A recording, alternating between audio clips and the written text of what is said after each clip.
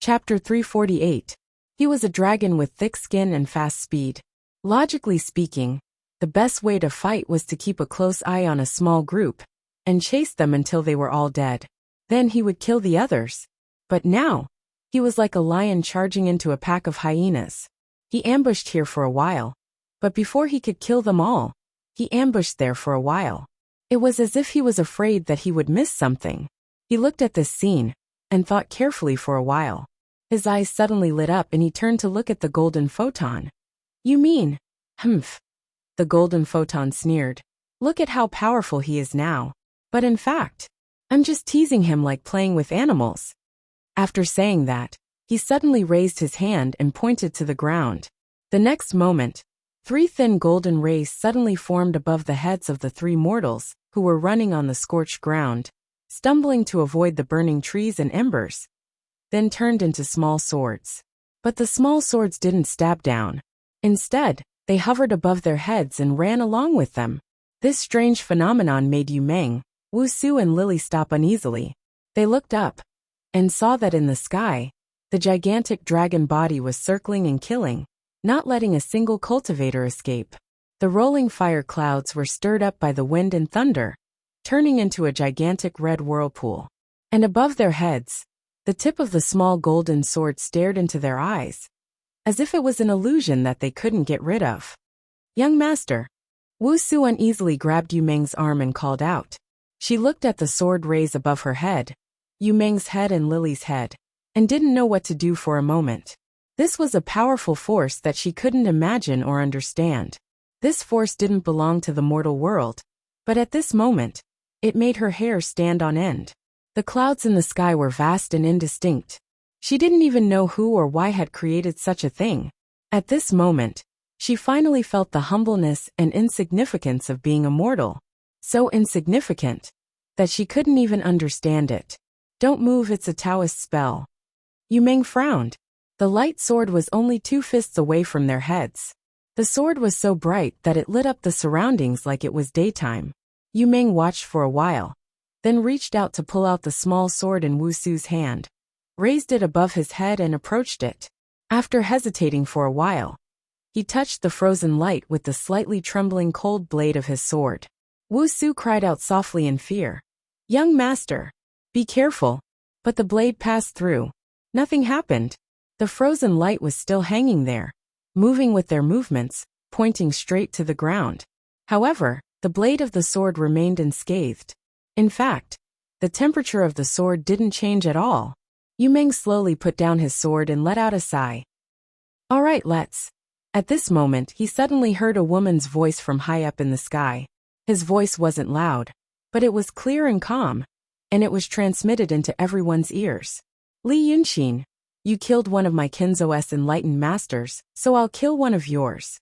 In the next moment, the world in his eyes seemed to have become very, very slow.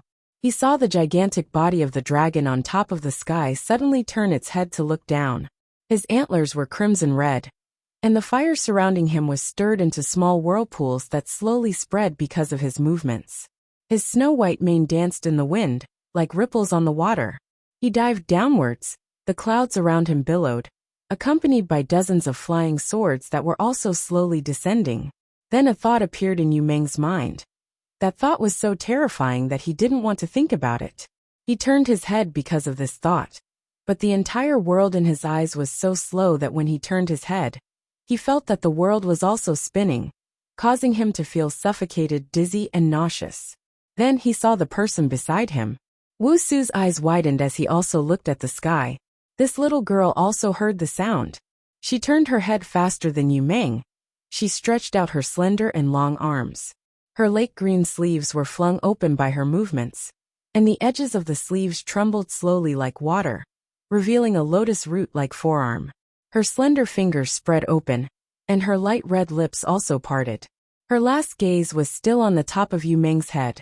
She stretched out her hand, trying to block for her young master the small sword on his head. Then, the world in Yu Meng's eyes returned to normal. The sword gleam on top of Wuxia's head suddenly disappeared. Then the girl's body, from head to toe, flickered extremely quickly for a moment. It was as if the dazzling radiance had retracted into her slender body, and then disappeared into the ground. She widened her eyes, stared at Yu Meng, and froze on the spot. Very quickly she also collapsed.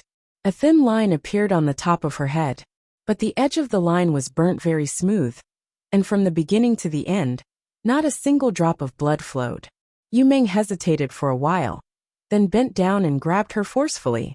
But her body had already become as cold as the sword gleam, as if all the heat had disappeared along with her life. Yu Meng seemed to hear Lily cry something, and heard the woman in the sky say something. As if through the top of his head, he saw the huge dragon's body sweep across and block the dozens of sword gleams that were rushing down.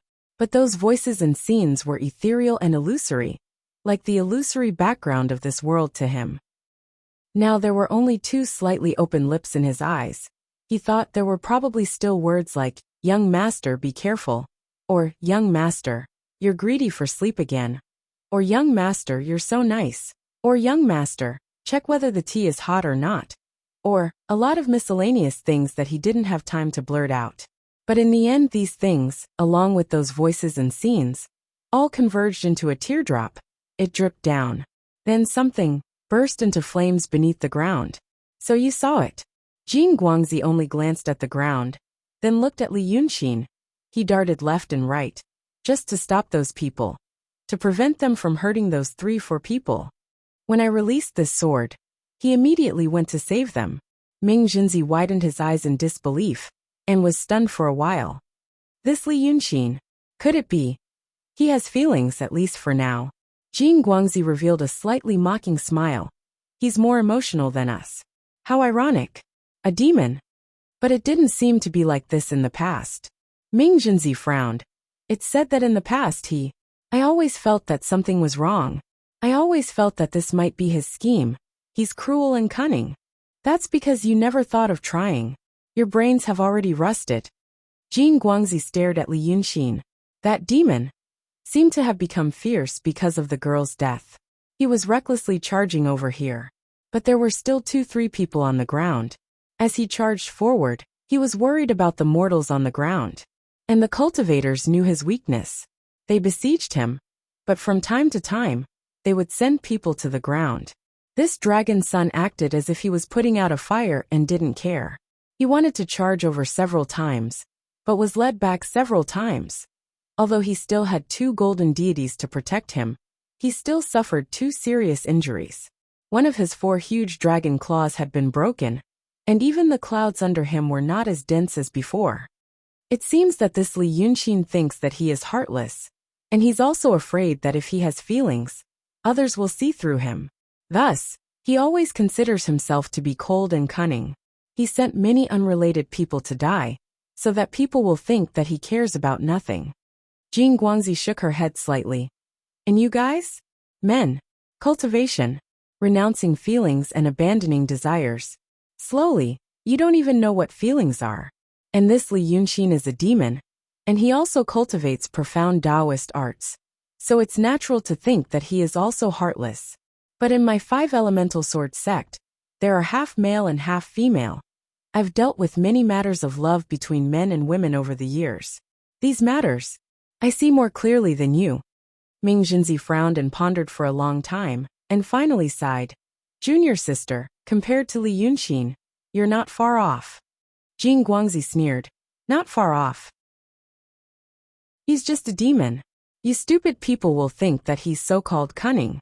As for now, this Li Yunxin has 2 treasures on him, 2 octagonal ancient scrolls. Look at what he's using to protect himself now. It's the along the river during the Qingming festival painting. The huge human figure that appeared just now is the divine lord in the misty giving slaves to Dakai Di Mao. Dharma name Wusong. He's a divine lord after all. That Jimren Chan's golden light deity Dharma has reached. And he was actually killed with 1 punch. The octagonal ancient scrolls are indeed powerful. Thus, if I don't ask Li Yunxin to use these methods first, how can I kill him later? Jin Guangzi looked at Ming Jinzi with a half-smile. Jimren Chan and his disciples died a worthy death, forcing him to invite that divine lord Wusong. As for next, ask him to invite the other item from the painting, and I can attack and slaughter him like slaughtering pigs and dogs. Ming Junzi opened his mouth, wanting to say something. But, while he vaguely felt that something was amiss, he still did not say anything. In the end, he only smiled. I hope it's as Junior Sister said. Our Ling Su sword sect has already suffered a great calamity. Now we can only sit and watch Junior Sister make achievements. I think when Junior Sister goes back to report, that treasure promised by the two sages can be considered to have a wise master. But Jin Guangzi turned around and faced Ming Junzi. Then she solemnly bowed and said calmly but sincerely, Senior brother, you don't need to be humble. Senior brother is a perfected Taoist. What kind of magical powers and methods do you have? And now that Li Yunxin. She stretched out her hand and pointed to the distant sky. There were fewer and fewer flying sword lights. Only a dozen or so people were still fighting with Li Yunxin. The Dharma of the painting sect was the worst at fighting, especially in encounters. Thus, after using the talismans that they had prepared beforehand, they could only rely on their powerful demon bodies. Now most of the small fries of the two sects had died. The remaining dozen or so people were all capable people with superb sword skills. Li Yunxin, on the other hand, seemed to be a little dispirited. He's already an arrow at the end of its flight, Jin Guangzi said. But we still can't let our guard down. They came prepared. 3 sects for perfected ones. They surrounded and killed a demon of the same true realm. They also used all kinds of schemes and spells. In the end, he still killed a perfected one within 15 breaths of time, and slaughtered 69 Kenzo sword cultivators within 15 minutes. Such a powerful strength is already enough to rank among the great demon kings of the present world. Truly frightening. Jin Guangzi sighed softly again and looked at Ming Junzi. Thus we must eliminate him this time. Otherwise, there will be no end of trouble. But there's still one thing in this demon's ancient scroll that hasn't come out. It's said that it's an extremely terrifying prehistoric beast that's extremely powerful. Now perfected One Bao and his disciples from the Spirit Light Sword sect are also showing signs of exhaustion. Thus, Senior brother, please go into battle. You must force that demon to bring out that vicious beast. Then Junior Sister can kill this demon. Ming Junzi was silent for a while and stared at her. The Divine Lord Wu Song that Junior Sister mentioned easily killed perfected Chan Junior Sister also said that vicious beast is even more powerful than Divine Lord Wu Song. Jin Guangzi looked at him. Yes, that's why Senior brother needs to assist perfected One Bao of the Spirit Light Sword sect. But I'll also be killed by that vicious beast, Ming Junzi said in a deep voice. Junior Sister wants me to die. Jin Guangzi suddenly smiled. This was the first time she showed such a smile. It was not a reserved smile, a mocking smile, or a cold smile. Instead, it was a smile that surfaced from the depths of her memories after thinking for a long time. Her voice had also changed. Previously, it was the dignified voice of a middle-aged lady. But now it had become much gentler, like the distant summer wind. 150 years ago, when Senior brother and I became Tao companions in private, he told me that he could die for me. She paused and lowered her eyes to think for a while. She looked like a middle-aged woman. The fine wrinkles at the corners of her eyes were covered by the distant shadows of her eyelashes. There was a little more of a young girl's aura. And this scene stunned Ming Junzi. 150 years ago. It seemed to be a very long time ago. He suddenly realized that he had only just connected this woman with the woman from 150 years ago. He had lost that love for a long time. Since he had lost it, why would he deliberately recall it? Later, when Senior brother severed his love in order to enter the true state, he didn't say anything. Jin Guangzi smiled and looked up at him in the fire cloud. But I still remember this. Now Senior brother can die for me. Ming Junzi was stunned. He frowned. He frowned and blinked. Because he suddenly felt that there was something unfamiliar, but familiar in his chest. However, this feeling made him afraid. It was as if something that he had abandoned suddenly ran out. Although it was familiar, it was cold and stiff. He suddenly felt a little cold on his face. So he raised his hand and touched it. His fingers were wet. Jin Guangzi looked at him pitifully. The fear of Li Yunxin has broken your Tao heart. It has also caused your love tribulation to come again.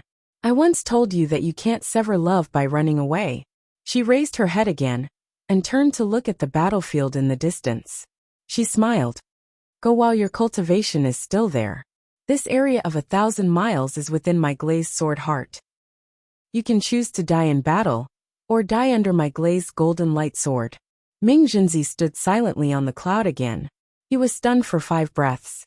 Then he used his hand to wipe the corners of his eyes, and looked at the transparent warm liquid in his palm. Soon his face was covered with tears. But he was like an ignorant child. For the first time, or after a long time, he knew the feeling of crying. But he didn't know why he was crying. After another quarter of an hour, he suddenly cried and laughed at the same time. He sang loudly, I have obtained the true immortal Tao and often recited the crepe myrtle scripture. I have received Emperor Keijin for 3,000 years.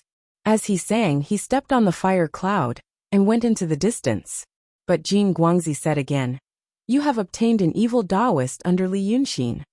Ming Junzi didn't stop. Instead, he waved his sleeve while singing. Lu Gongzan was thrown to the fire cloud beside Jin Guangzi. Then this perfected master who had broken his Tao heart pounced at Li Yunxin. Jin Guangzi sighed softly. Without looking at Lu Laodao, he put him into his sleeve. But at this time, the immortals and demons high in the sky didn't notice that the land under their feet was burning again. Chapter 349. Li Yunxin also felt that he was an arrow at the end of its flight. Daotong previously wanted to capture him, but they did not take it seriously. Later, when the 3 sects wanted to capture him, they took it seriously, but their strength was not enough. Now that the 4 sects came, he realized that he had finally met a serious opponent. That Jin Guangzi was a smart person. She was ambitious, cruel, and cautious. She was a difficult woman to deal with. It was also because of this that the limit became difficult to grasp. He was not sure how long he would have to fight like this. He was even unsure if the certain time he chose for himself was appropriate. Perhaps that Jin Guangzi had other tricks up her sleeves. She was too different from the other people of Daotong and Kenzo. She knew too many things. From the Octave Treasure's ancient scroll to the divine abilities, she seemed to be very familiar with them. Moreover, she actually had a treasure like the glazed sword heart. Li Yunxin did not know how many items personally made by the 2 sages were in Daotong and Kenzo, but just from Kuan Wuzi's point of view, it seemed to be a rare and precious item. Kuan Wuzi's Langya Grotto Heaven had the fog-locked toad palace. He even split it in half and gave it to the 2 spiritual masters under him. And the spiritual masters of the Grotto Heaven had high standards. But they also treated the incomplete treasure as a treasure. The premise of all this was that the fog-locked toad palace was not a powerful weapon of war, but something that was famous for its marvelous beauty. But Jin Guangzi's glazed sword heart was undoubtedly a terrifying killing weapon. She was a true realm sect master of a sect, and she actually had such a thing. Perhaps he could get more from her. Using the coldest and most rational way of thinking to consider a problem, this woman was indeed a surprise. But some kind of emotion that he had always suppressed was surging in his chest. Li Yunxin knew that if he released this emotion, it would be called hatred. Hatred had great power. It could turn a coward into a warrior, and turn a lamb into a beast. But this thing had a huge side effect. It would make people lose a part of their rationality while gaining great courage. Should he let this emotion go? Li Yunxin glanced at the ground for a moment. Yu Meng stopped moving. He bent over and hugged the body of the servant girl named Wuxia, slightly raising his head to look at the sky. In the swirling sword light, Li Yunxin could not see his expression clearly. However, he could see Lily holding the black cat and half-crouching beside him. She used one hand to shake his arm, probably saying something like, "Young master, wake up," or "Young master, hurry and leave." The ground around them burned again. The flames and high temperature came from underground. The scorched earth around the 2 men would soon be affected by the flames. If he didn't escape now, he would really be burned alive. This fire was related to Li Yunxin.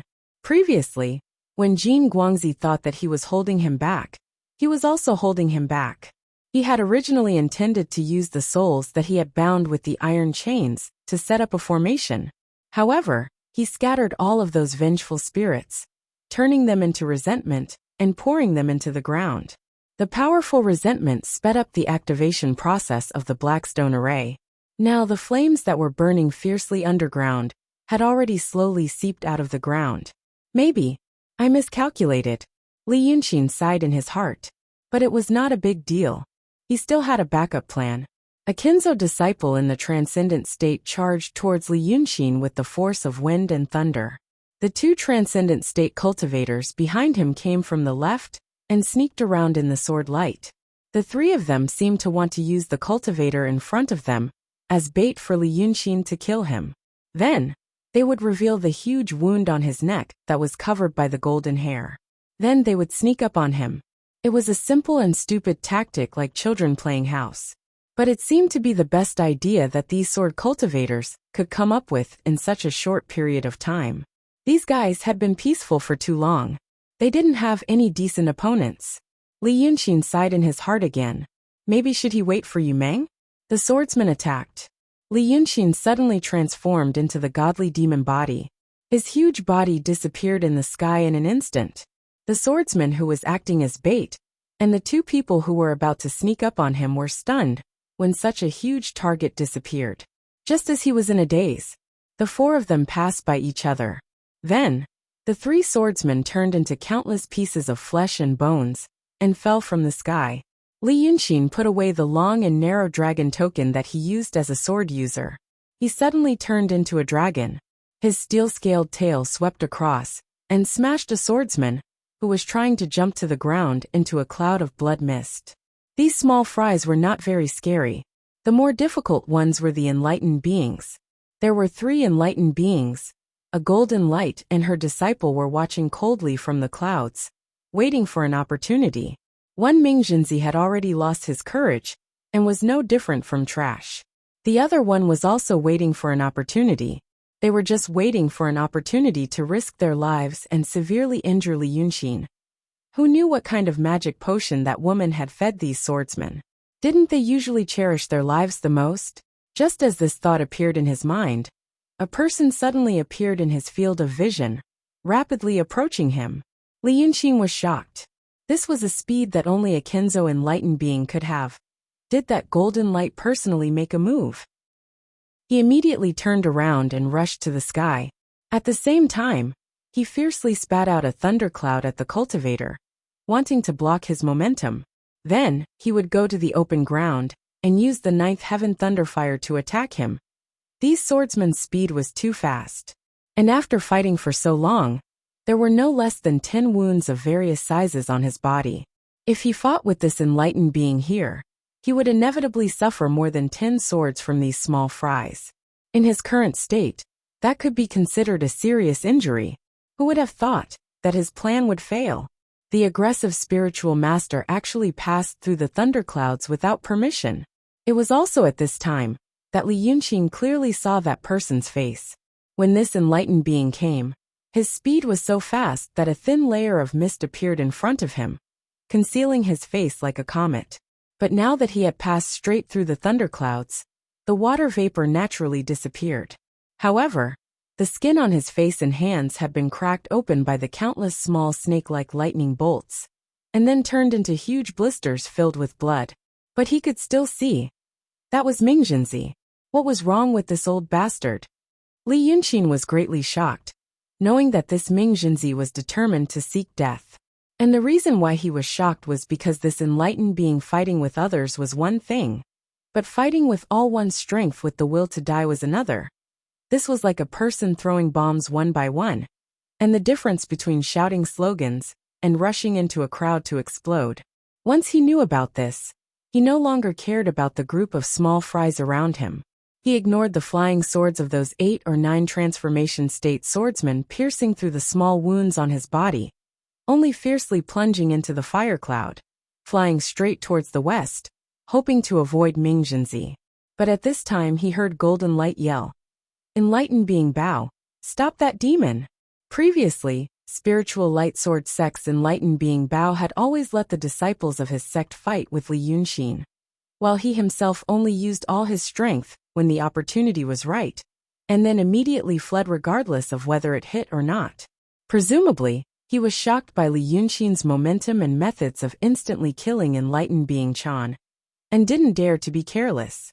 But at this time, hearing Golden Light's words, he was actually like a loyal dog, holding his sword and rushing out from the side.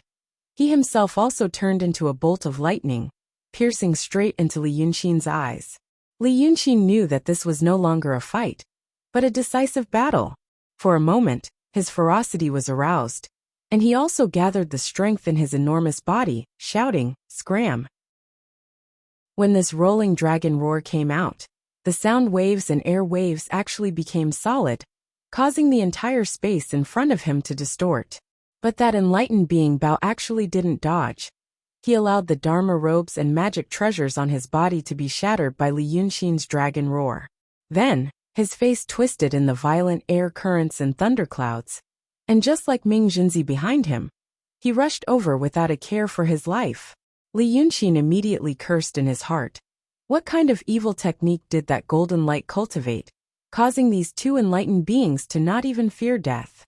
After he finished cursing, he heard Ming Jinzi's hoarse voice singing again. Heaven and earth as the furnace, all things as the copper, gold mansion as the sheath, life as the sword.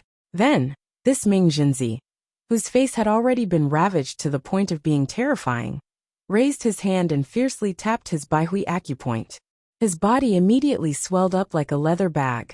An enlightened being's body was valiant, and his skin was tough and tough. But now, looking at this Ming Jinzi, his facial features were all gone, and his torso and limbs couldn't be clearly distinguished. His skin, muscles, and bones separated, forming a rolling circle with a bang. Then, tens of thousands of rays of golden light shot out from the cracks in his skin, as if this leather ball formed from his own skin and flesh hid a terrifying energy that was ready to be released in the next moment. And at this time, the same change happened to that enlightened being Bao in front of Li Yunxin. He swelled up into a circle with a bang, and then that sphere suddenly burst open. A small golden person broke out from the leather bag. But this person was neither a ghost nor a spirit. Its whole body was flowing with golden light, and it looked very much like Yang Jianzi of Chengdu. There was no sadness or joy on its face. Only its two eyes were wide open, from which two long rays of golden light shot out. This strange change happened in an instant. The next moment, even the small person disappeared. Only the two rays of golden light in its eyes were left spinning and intertwining, forming a thin golden sword.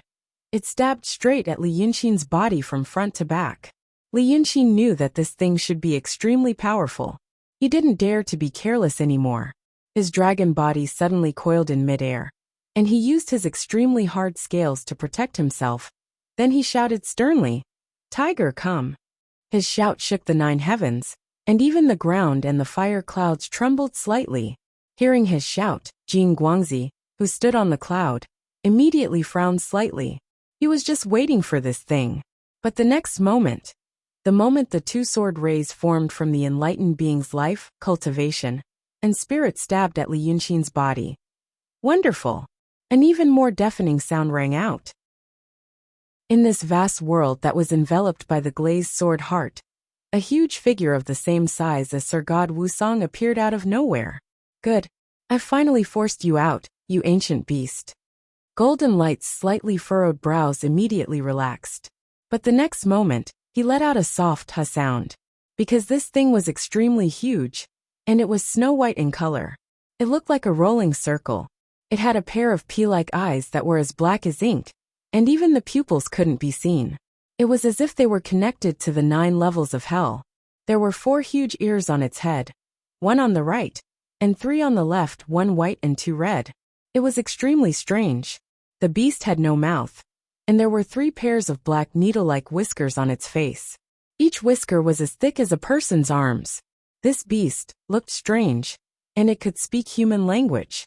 It was indeed an exotic beast. But to say that it was mighty and domineering.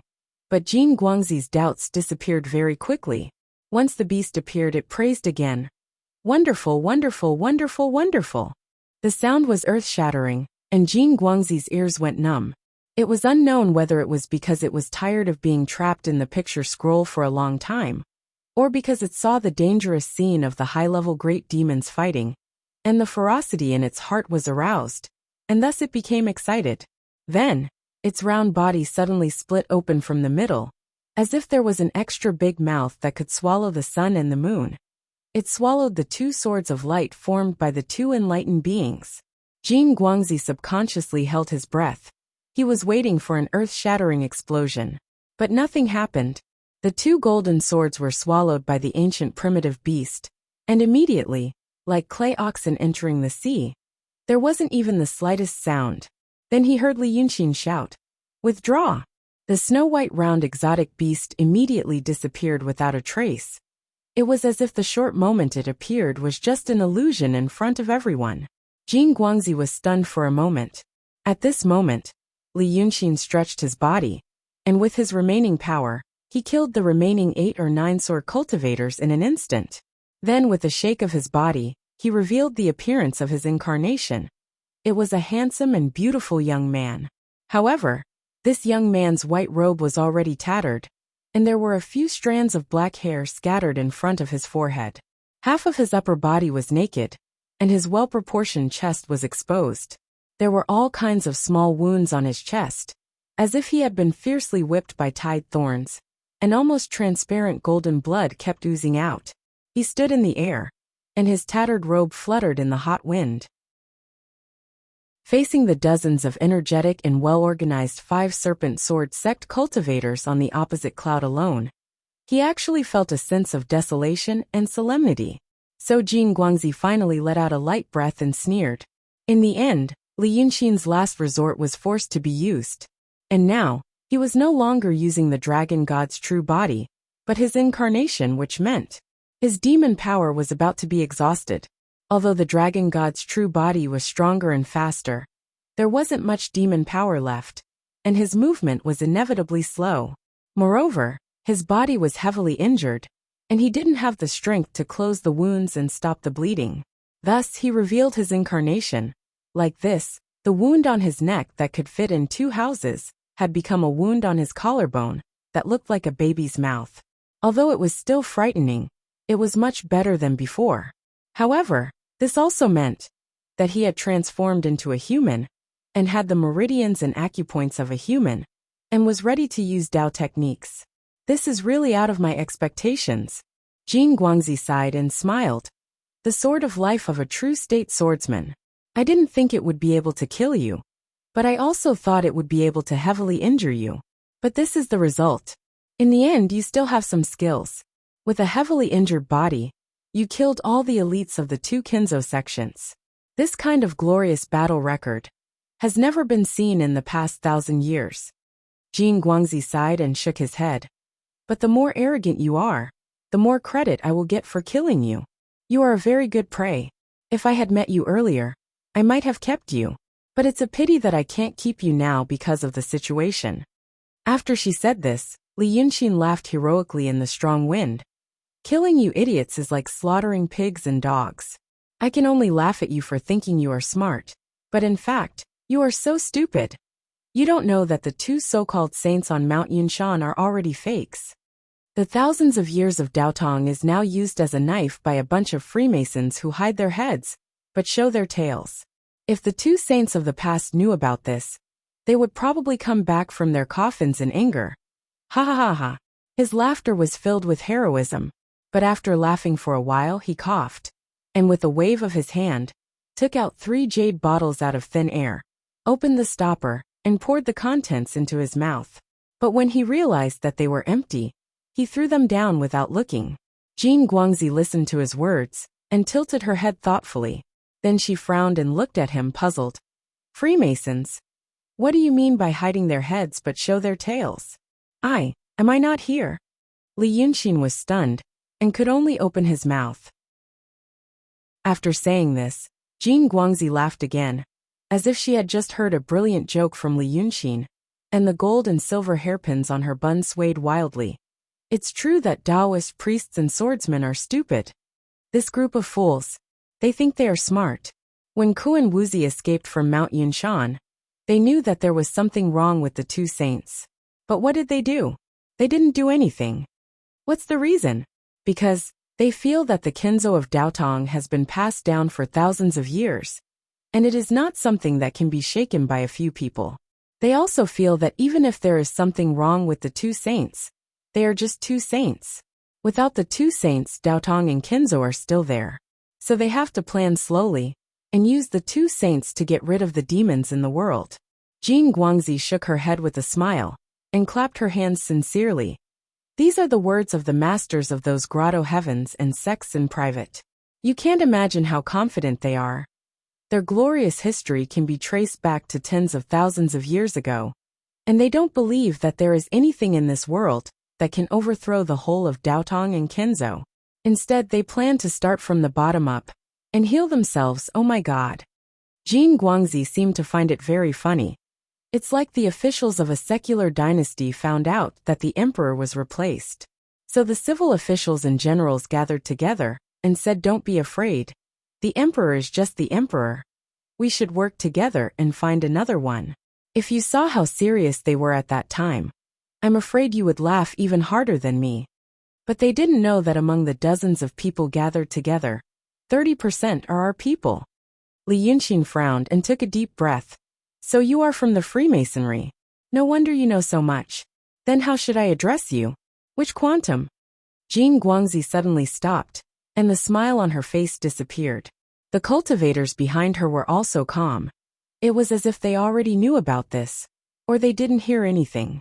The female cultivator stared straight at Li Yunxin for a long time, and then said, "Are you done?" Li Yunxin was slightly stunned.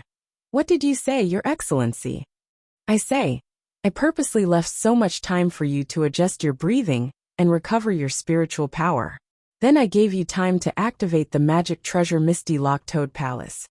Now I ask you, are you done? Are you ready to escape from this glazed sword heart array?" Li Yunxin's eyelids twitched. He stared at Jin Guangzi for a while, then slowly straightened his body and slightly turned his face. "I don't understand what you're saying." Jin Guangzi expressionlessly raised her hand and pointed at his left sleeve. "I think that treasure is in your left sleeve. And you, before I set up the glazed sword heart array, you had already set up the Misty Lock Toad Palace. After all, that treasure is known for its agility and speed, and can imperceptibly make people fall into an illusion. It should be when you and I were fighting against that black cat demon, and you fought bravely before, and wholeheartedly protected those people on the ground. Not only for their safety, but also for me to think that you really care about them. And then, let me tease you like a cat playing with a mouse, so that you have enough time and space. In this way, you can exterminate those two sects while I'm watching. This way, since you can hide the feelings in your heart, and also lure them into the trap, why not? This is also your usual method, to make people think that you're using people's hearts. In fact, you're just using this method to not let people know that you care about that thing a lot. Then at this time, when you really can't hold on anymore, you'll use this Misty Lock Toad Palace to escape." Jin Guangzi lightly exhaled and said with a bored-in sound, "This kind of strategy can be used to deal with those Daotong Kenzo idiots. But you and I are both smart people. Using it to deal with me, isn't it looking down on people? Li Yunxin, what you don't know is, my Azure Glaze Sword Heart is specially used to break your Misty Lock Toad Palace. Once the Azure Glaze is formed, the Sword Heart will be illuminated, and all illusions in the world will be broken. Try it now. Can that Toad Palace of yours still be used?" Li Yunxin was silent for a while, and flipped his left sleeve. Thus, a ball of faint golden mist appeared in his hand. There was also a small bright moon supported by the clouds, emitting resplendent rays of light. He turned his head slightly, and looked at the bright moon. Then he was silent for a while, and kept it back. After a long time. "Good." Li Yunxin laughed coldly. "After dealing with the Daotong Kenzo Freemasonry for so many days, I finally met a decent smart person. But you talk too much nonsense, making this old man's head hurt." Jin Guangzi looked at him calmly, and a very cold smile appeared on her lips. "Isn't the thing you like to do the most? The pain in the skin of the body is not pain. The pain in the depths of the soul is pain. Blast your body into pieces, blast your self-confidence and self-esteem into pieces, and then blast your spirit and soul into pieces. This is killing into pieces. While you're thinking about it, I'll shatter your illusion. Who asked you to not forget at the last moment? Jin Guangzi looked at him. Aren't these the words you said to my senior brother Qing Liangzi? Since you like to play so much, I'll return them to you now. Do you think it's fun, interesting?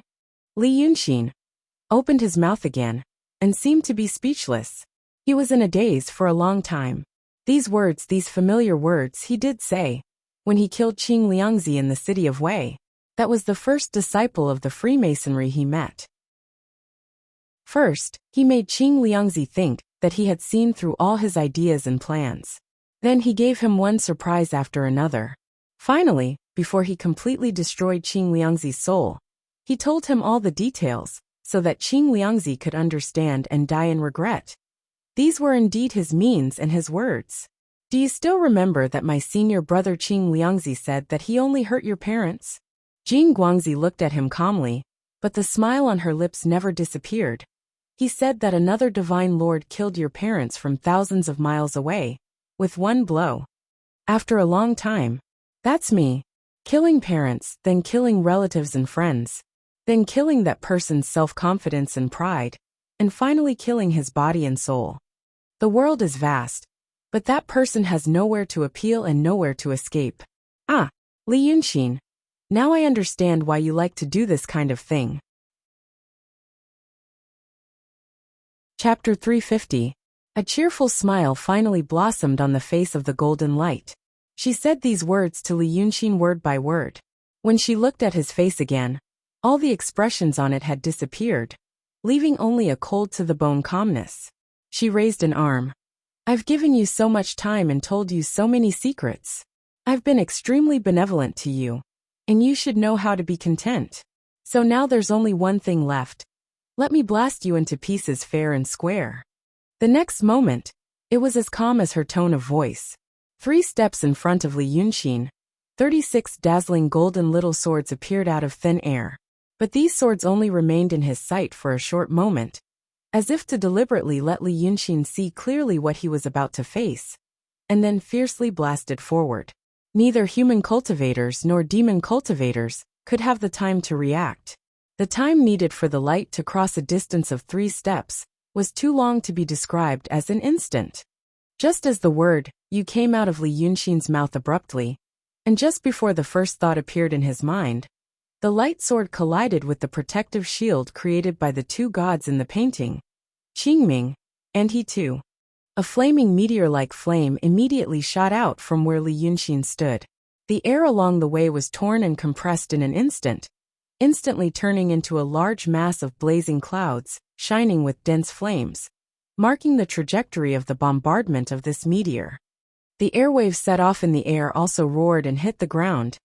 There, the flames that were already as tall as a person were immediately extinguished, as if the celestial beings in the sky opened their mouths wide and forcefully puffed out all the wildfires in an instant. Rumble, rumble, rumble, a series of loud noises.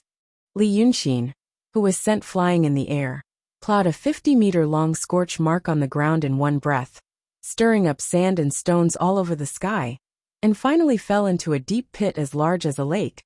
This deep pit should have been Changji Town's. But now everything had disappeared.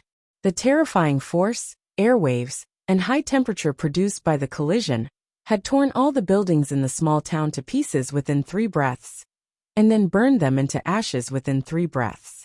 At the bottom of the several meters deep pit, Li Yunxin's entire body was ablaze with flames. It took a full 3 breaths of time for the flames to dissipate. When she saw him again, his hair was disheveled and hanging down messily.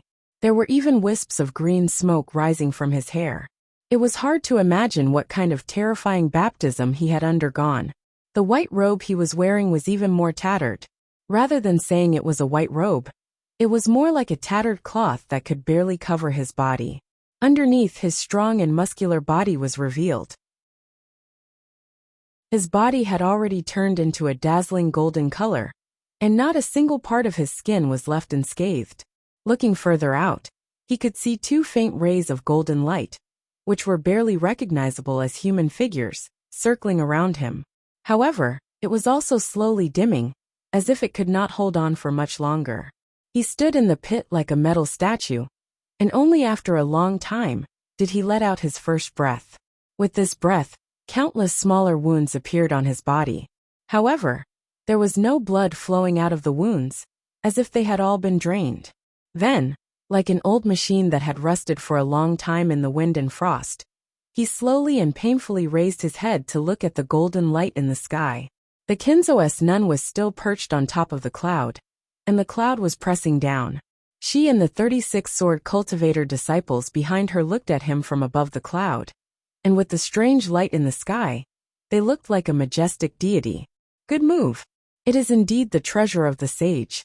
Li Yunqin spat out the bloody foam that was mixed with broken internal organs. It's better to die in your hands than to die in the hands of those stupid Taoists. The golden light with a blurry face smiled slightly. There is no need for this kind of pretense. Who are you acting for? You are obviously regretful to death, but you still want to show such a heroic and open-minded attitude. You and I are both smart people. How can I not know what you are thinking in your heart? You think that if you die so heroically, after I kill you, I will have some feelings of appreciation, and then disappointment. I am not those stupid Daotong Kinzo idiots, so naturally I will not think that way, and it will greatly reduce the happiness in my heart. The golden light let out a sigh of relief, and closed her eyes slightly, as if she was experiencing this moment of absolute happiness. But Li Yunqin said in a low voice, "So I have made a mistake." His voice was very hoarse, as if there was a leak in his throat, but the magical power of the golden light allowed her to hear Li Yunqin's words. So she opened her eyes. "You have made too many mistakes. Which one are you talking about?" Li Yunqin took a step forward.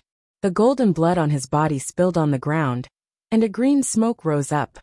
"Now it seems that it is not effortless for you to use this golden glazed light sword. You also used resentment." The golden light smiled happily. "And then? So you brought a group of minions to die, and asked me to kill them first. The spiritual energy in the body of a cultivator is not comparable to that of a mortal. I have killed enough. You used resentment as a primer, and then triggered the sword array." Li Yunqin squinted his eyes slightly, and raised his head. "I also used this method in City of Wei. Why didn't I think of it?" The golden light raised her eyebrows regretfully. "Yes, what you said is all true. What I can tell you is, I am now talking nonsense with you, because I am also adjusting my breath, so that I can launch the next attack to kill you. And I also know." She raised her hand and waved it in the air. "You transformed into a Shinryu body, and did some other things in the sky. They were fighting with you, and did not pay attention. But I saw it clearly from the side. When the flying sword of the Kinzo came to kill you, you either dodged or counterattacked, and there was a burst of light around you. You took advantage of the burst of light to draw an array in the sky with the golden light. You are indeed a brilliant painting Taoist. You can actually set up an array in such a dangerous environment, in such a chaotic flow of spiritual energy. But it is still the same mistake." The golden light shrugged. "Don't think of me as stupid as those people in Daotong and Kinzo. I have practiced Kendo for 100 years, and I know very well what the golden light of the Kinzo's sword looks like. You and I are both people who pay attention to details. You can't hide it from me. I told you to kill cultivators with resentment, didn't you? The array you set up in the sky also needs resentment as a primer, right? But your array is too slow." The golden light sneered. "You can't be faster than the flowing light." Finally, after she said this, Li Yunqin's body seemed to be pulled out of something. Before, he was injured badly, but after all, his body was still upright, and he still had some heroic spirit at the end of his life. But at this time, his body became exhausted. The heroic spirit on his face slowly disappeared, and finally became completely calm. It was a kind of calmness that lost vitality. He couldn't help but take a step back, and finally sat on the ground, putting his arms on his knees.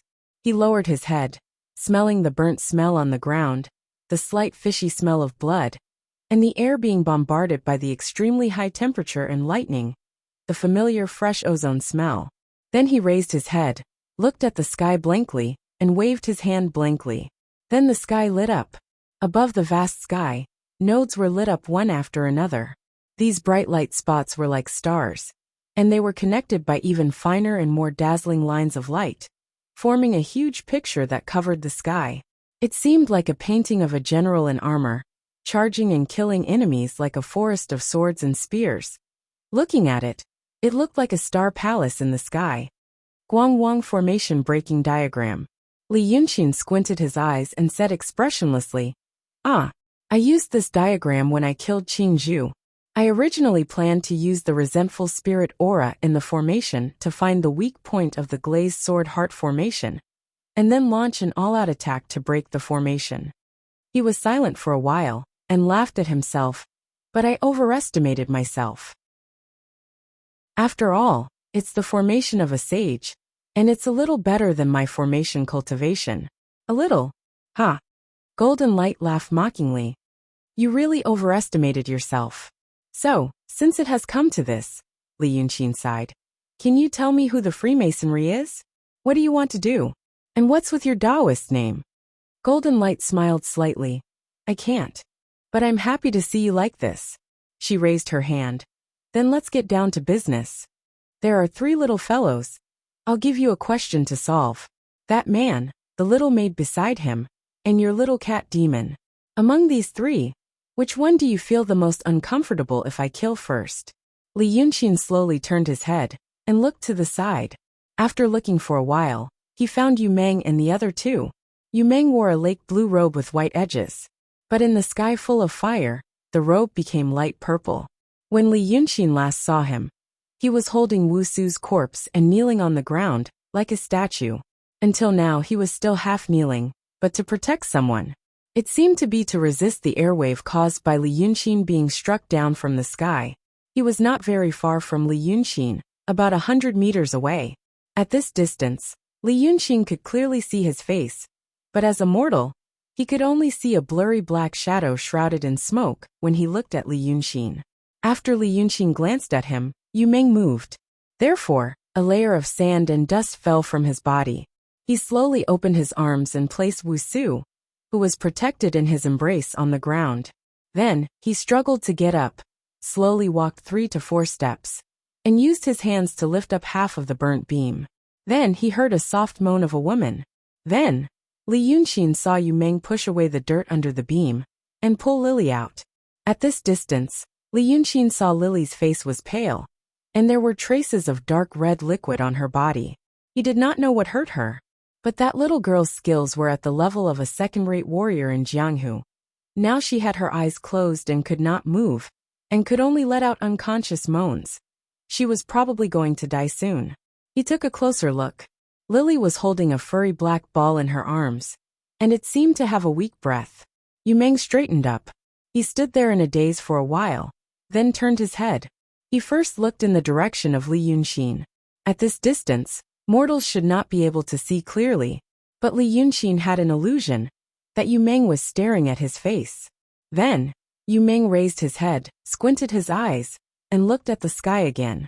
Li Yunqin realized he was looking in the direction of Jin Guangwen. The fight continued for a long time. The sky had long brightened. Not sure if it was because the temperature of the flames had dropped, or because the air waves from the fight had rushed to the sky. The fire clouds, which were originally tightly covering the sky, and even the sun and moon, suddenly split open. Then the bright sunlight shone down from the sky like a sharp sword, directly onto Yu Meng. Even Jin Guangwen let out a soft ha at this strange scene. But then she looked at Li Yunqin, shook her head slightly and laughed coldly. Don't waste your effort. I don't want to waste my effort. Since you don't want to choose, then kill them all. After saying this, she stared at Li Yunqin, not letting go of any changes in his expression, and casually waved her hand.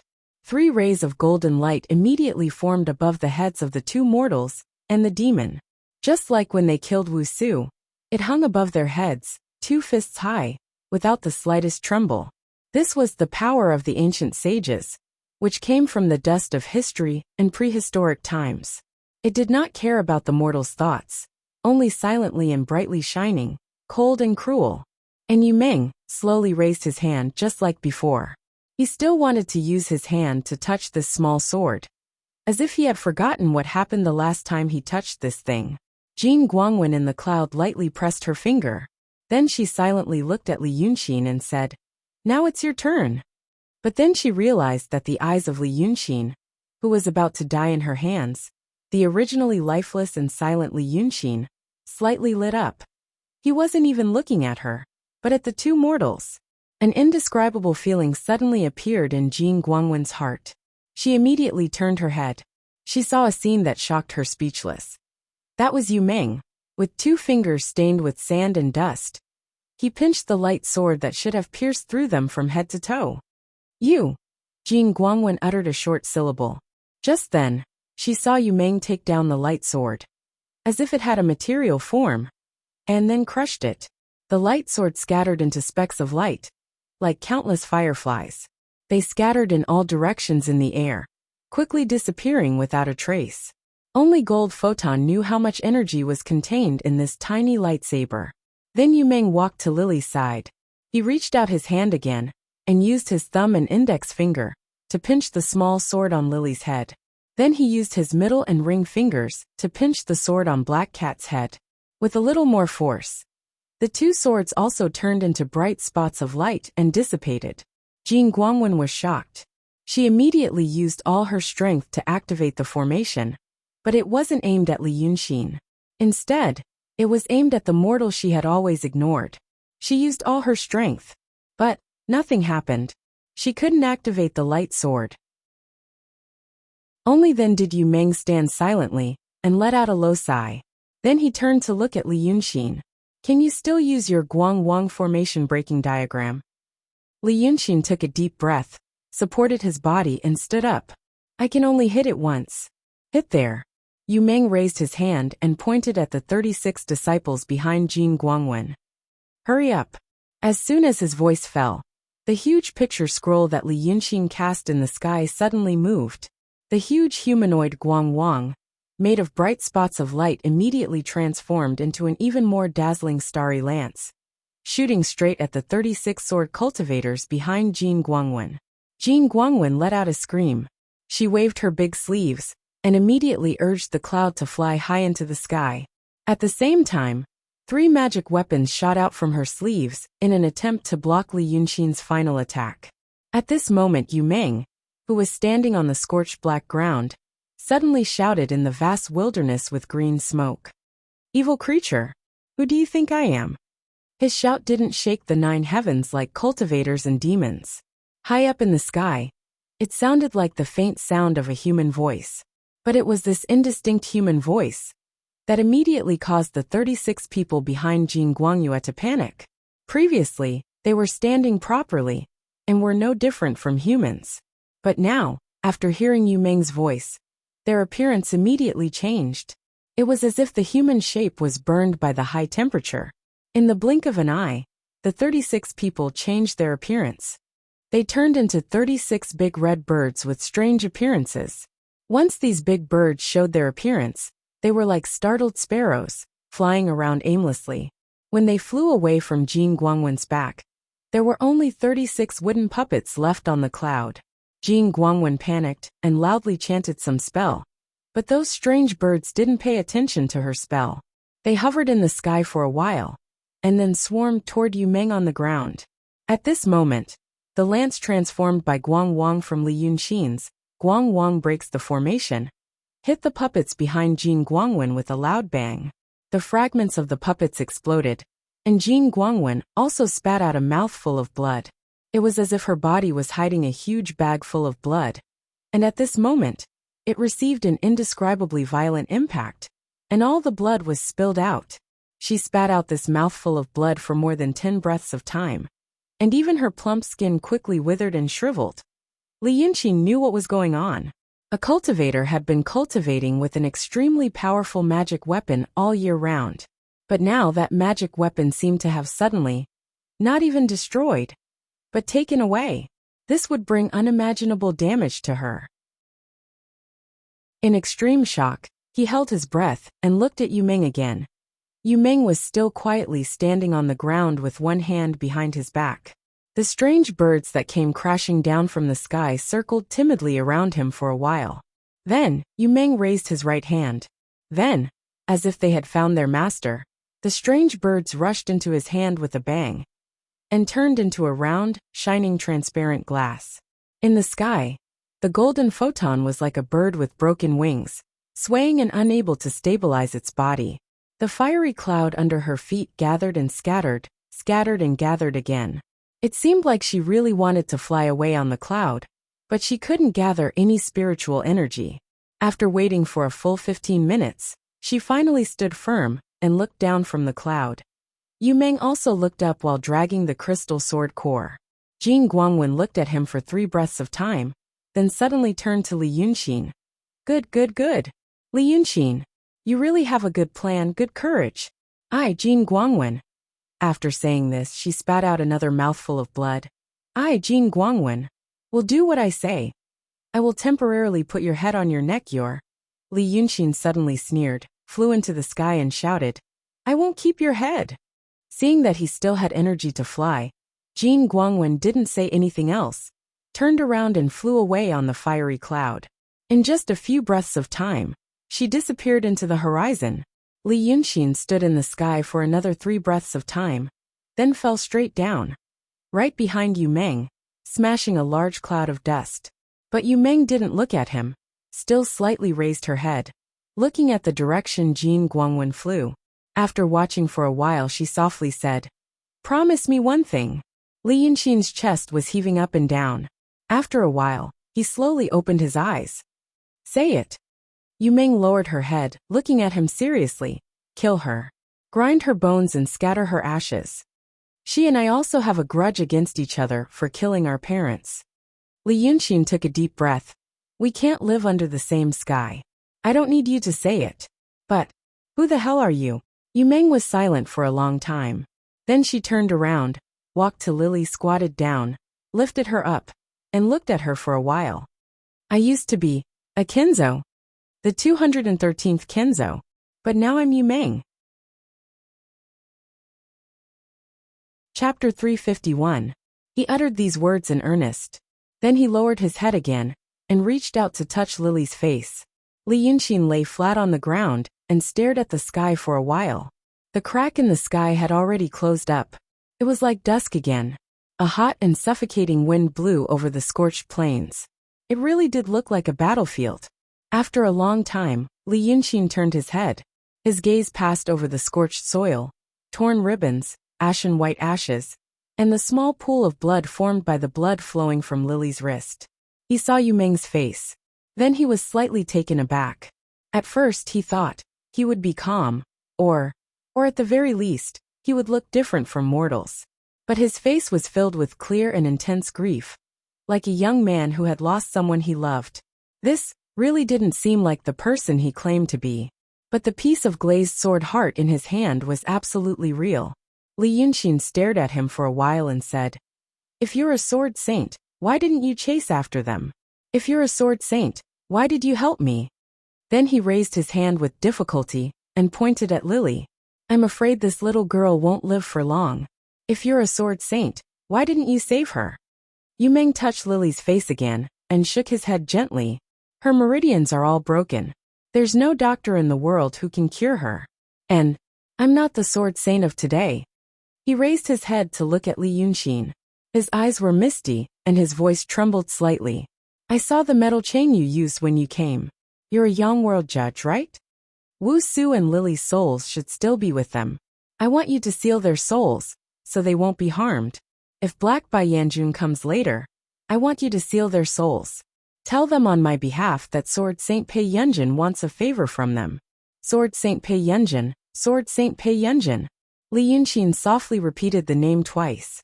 He slowly propped himself up and sat up. The 213th Sword Saint. So you're not the Sword Saint of today. The current Sword Saint is the 214th generation. Li Yunxin thought for a moment and said, All right. If those two really come, I am waiting for them too, you know. But sigh. He sighed softly as he slowly got up. There was not a single part of his body that did not hurt. In fact, every inch of his skin had been torn apart. Now his ocean of qi and mountain of snow was almost dried up, and the remaining spiritual qi was barely squeezed out. However, if this sword Saint Pei Yunjin wasn't a fake, then this place could still be considered safe. Even if the people of Daotong and Kenzo did not recognize him, based on his ability to catch the golden sword with his bare hands, no one would be able to do anything to him, as long as this guy did not attack him. Li Yunxin slowly moved to the side of Wusu's corpse and took out a talisman from his bosom. He took a drop of his saliva and placed it on her forehead. Slowly he moved to Yu Meng's side, took out the same talisman and stuck it on his body. Yu Meng looked at the talisman and frowned slightly. Evil suppressing talisman. Why did you seal this? Li Yunxin was silent for a while and sighed helplessly. Lord Sword Saint, you better prepare yourself. Those two bastards, they haven't appeared for a long time. I am Yu Meng. Yu Meng looked at Wu Su and Lily, then at him. Two bastards? Who are you referring to? Oh, you. He was startled and seemed to realize that the bastards Li Yunxin was referring to was Black Bai Yanjun. How dare he say that? You saw it too. When I came here, I had a long string of them in my hand. Other than using it to create a formation, it was also to lure them out. So many souls were tied up by me, but I didn't send them down. They should come and see what's going on, right? Li Yunxin frowned. But they really didn't come. Up until now, Wu Su has not come even after 15 minutes. Maybe something happened. He hesitated for a while and carefully looked at Yu Meng's expression. But I can help them change their bodies. But I can't for the time being. Take it. Yu Meng suddenly raised his hand and threw the magic treasure in his palm, the glazed sword heart, to Li Yunxin. Li Yunxin was shocked and hesitated for a while before catching it. He almost dropped the treasure on the ground. What did Yu Meng mean by this? Just like that, he gave him such a treasure? He was a little confused about the current situation. Yu Meng was the Sword Saint, one of the previous leaders of the human world, one of the two leaders of the orthodox Xianmen, and one of the archenemies of the demons. And he was a great demon. Just now in front of him, killed so many disciples of the Kenzo. They were all his disciples and grand disciples. Their positions should be opposing each other. But Yu Meng was emotionally, the golden light of the Kenzo killed his maid. And from his behavior, he seemed to care a lot about that maidservant. However, sages, didn't they abandon all emotions and desires and forget all emotions?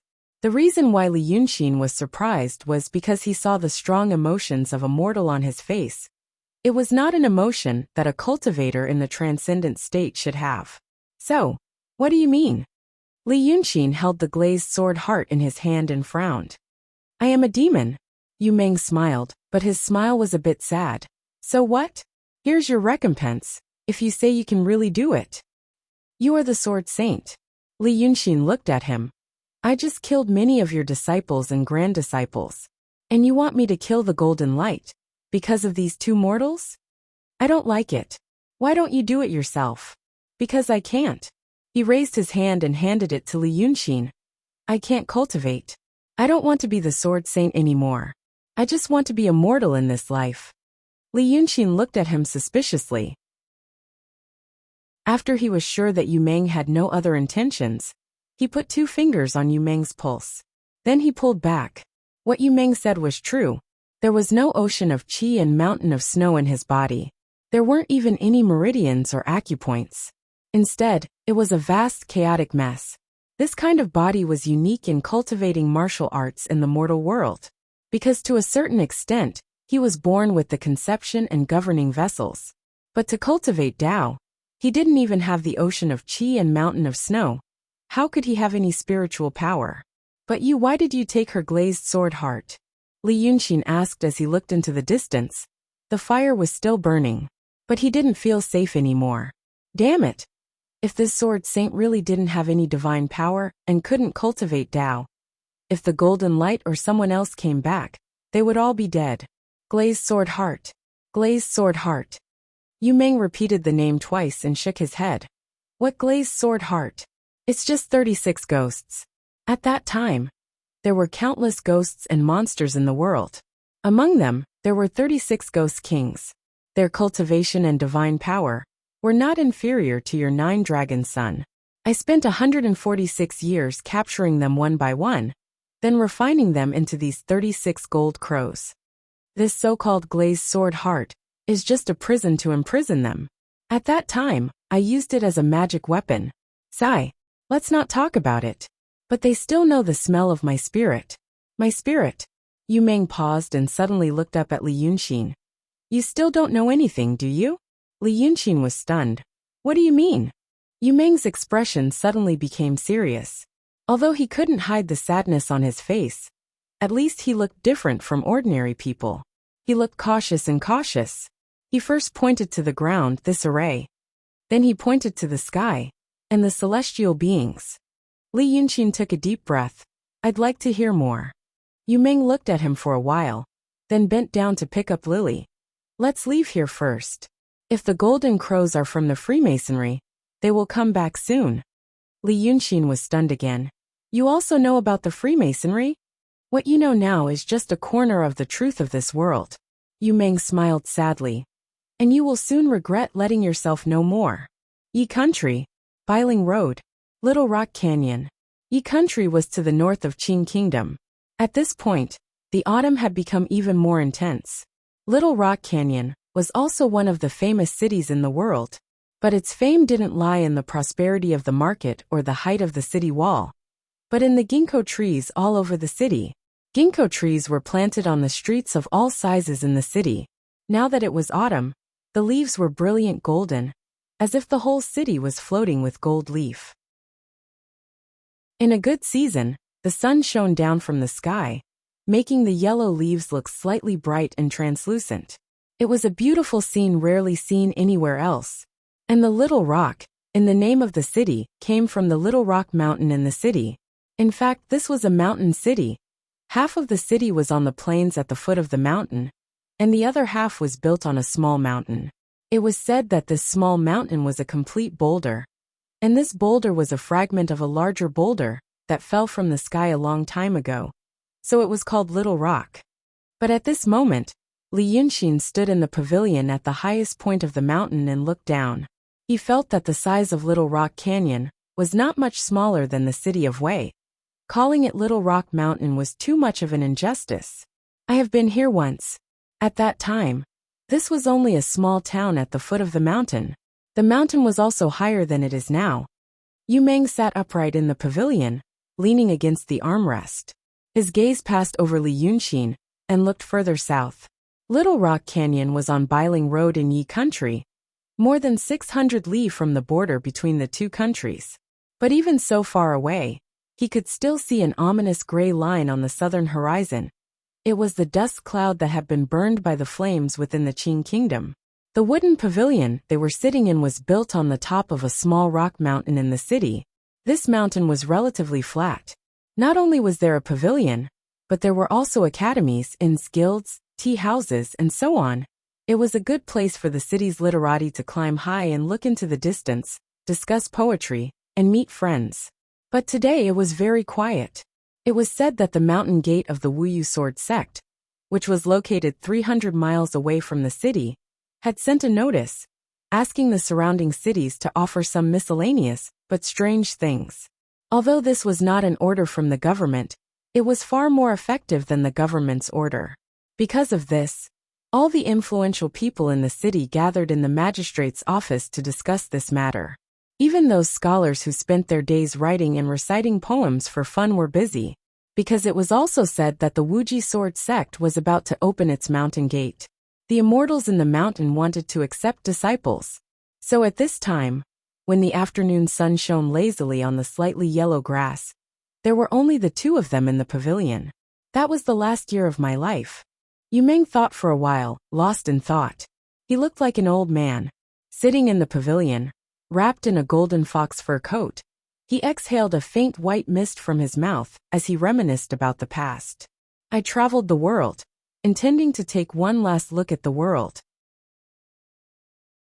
I practiced in Yunshan for 1,640 years, probably the longest and most strenuous of all the saints in history. He narrowed his eyes slightly and paused. But when I really saw the world, I felt that there was nothing left to live for. Mountains are not mountains and water is not water.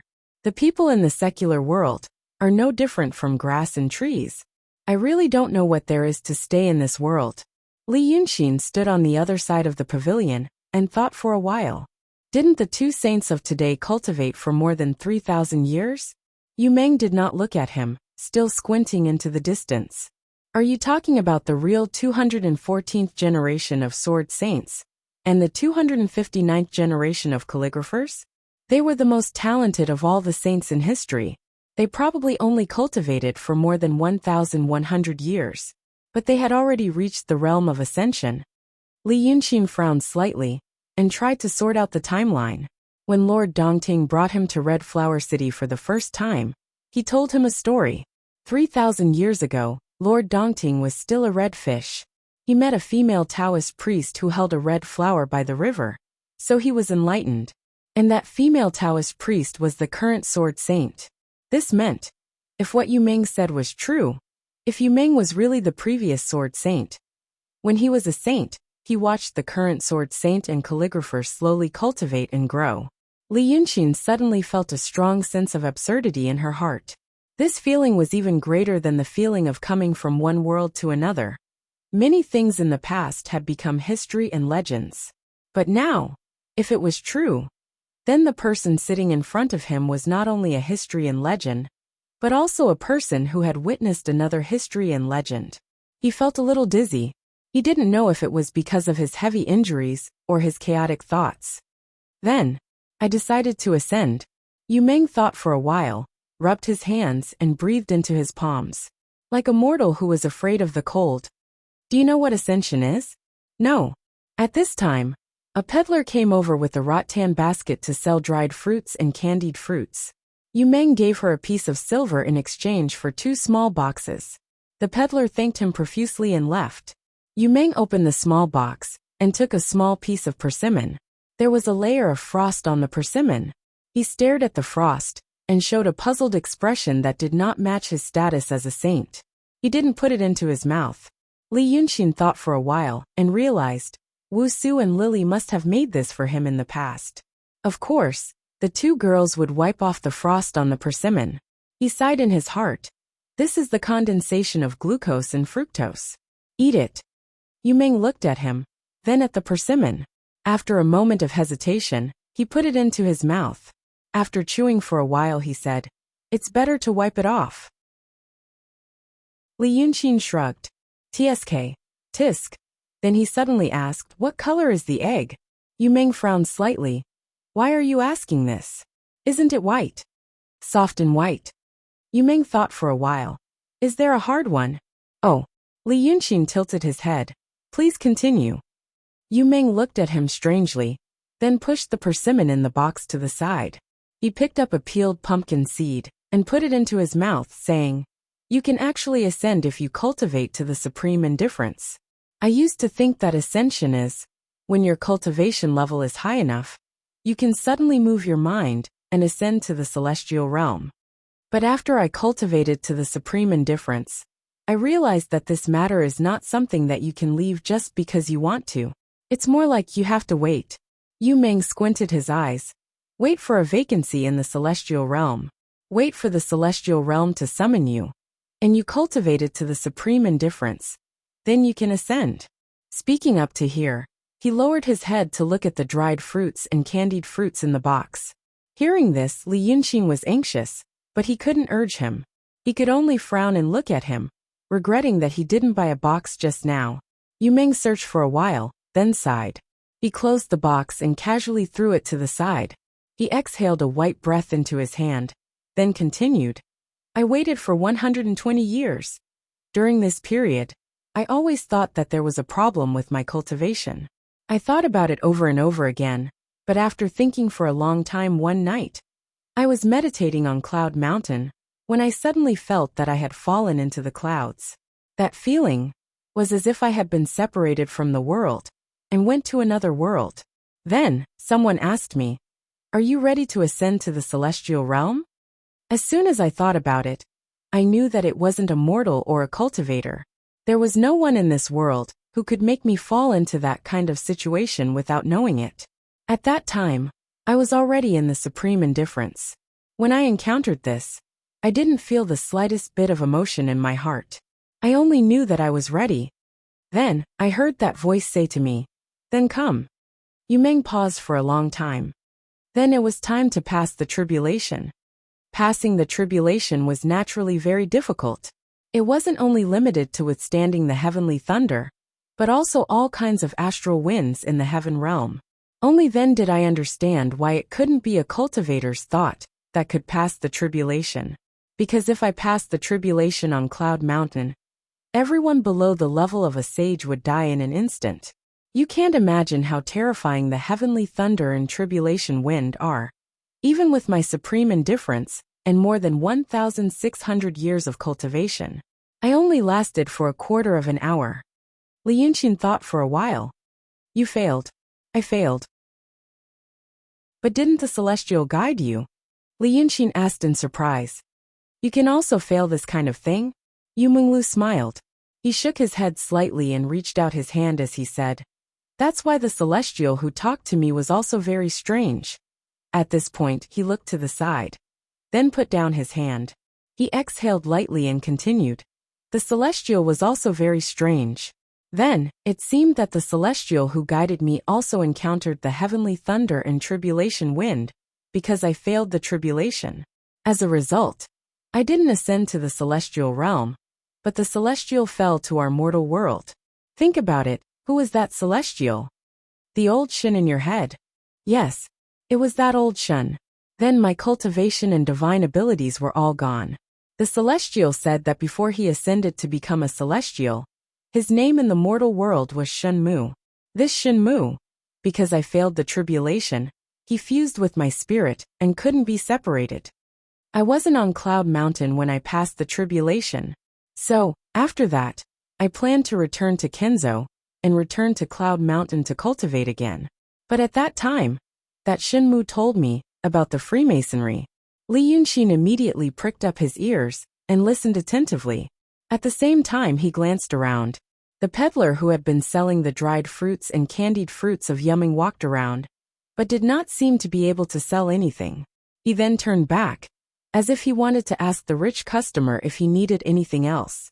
But Li Yunqin immediately glared at him from afar. Scram. The peddler was so scared that he ran away like a wisp of smoke. Yu Meng turned around and looked at the peddler. He sighed and said, "He told me not to go back. He told me that Daotong and Kenzo had actually died out before my generation. That didn't mean that the sects and grotto heavens were gone. But the Freemasonry ran into these sects and took control of many inconspicuous, but important positions.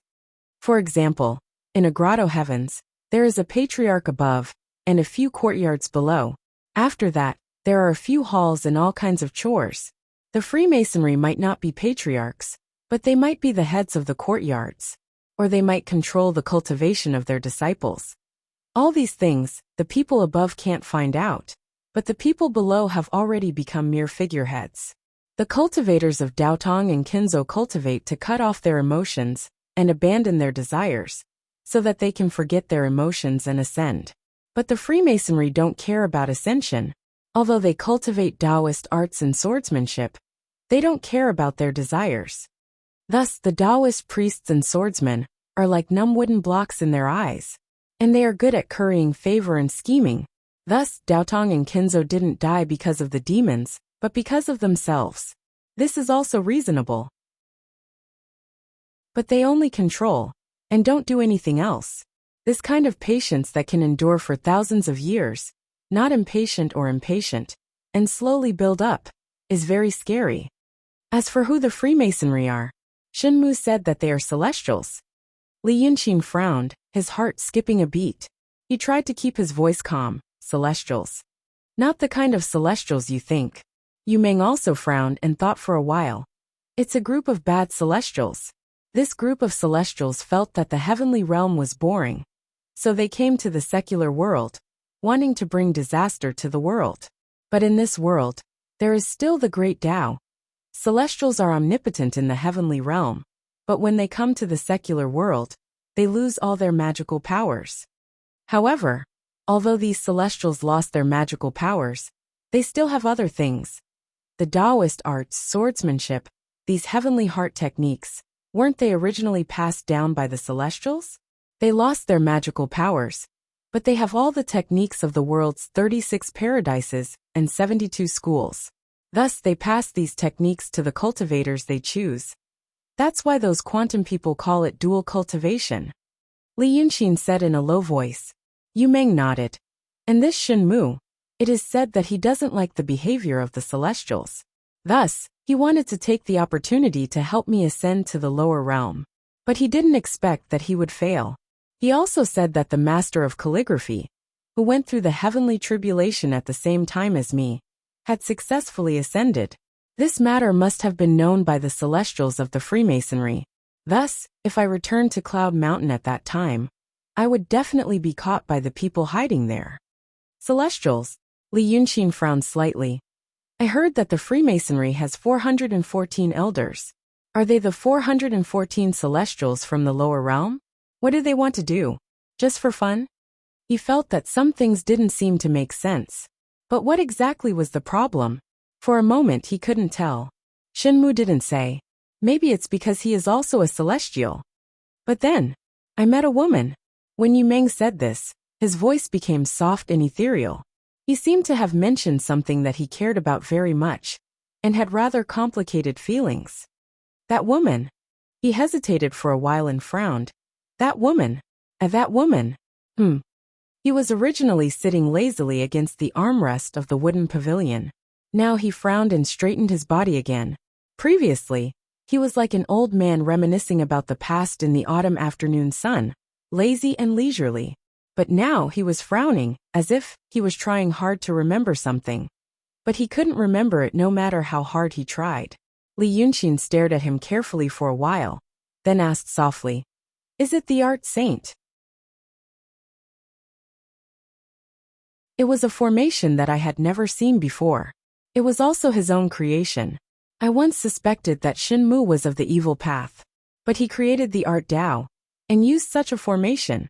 Other than a celestial, who else could have such a thorough understanding of the Tao of heaven and earth? That star formation had no other use. It only helped me recover some of my memories. Yu Meng sighed miserably.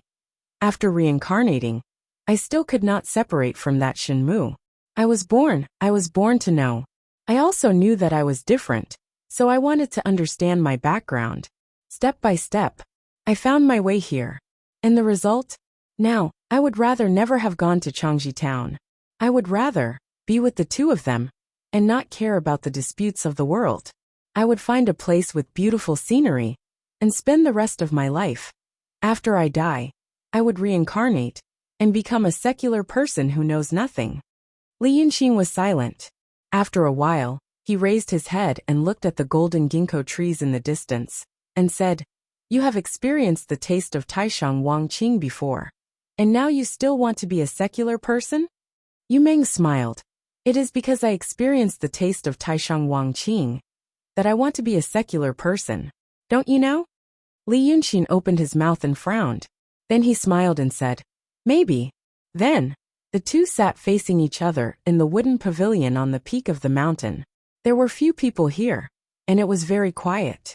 The autumn wind blew through the row of ginkgo trees beside the pavilion, and the golden leaves rustled, sending some fallen leaves on the green stone floor of the pavilion. Li Yunxin put his hands on his knees. Seeing the leaves come to his feet, he stretched out a finger and gently drew a circle. So the leaves on the ground were rolled up by the small whirlwind, and also gently drew circles.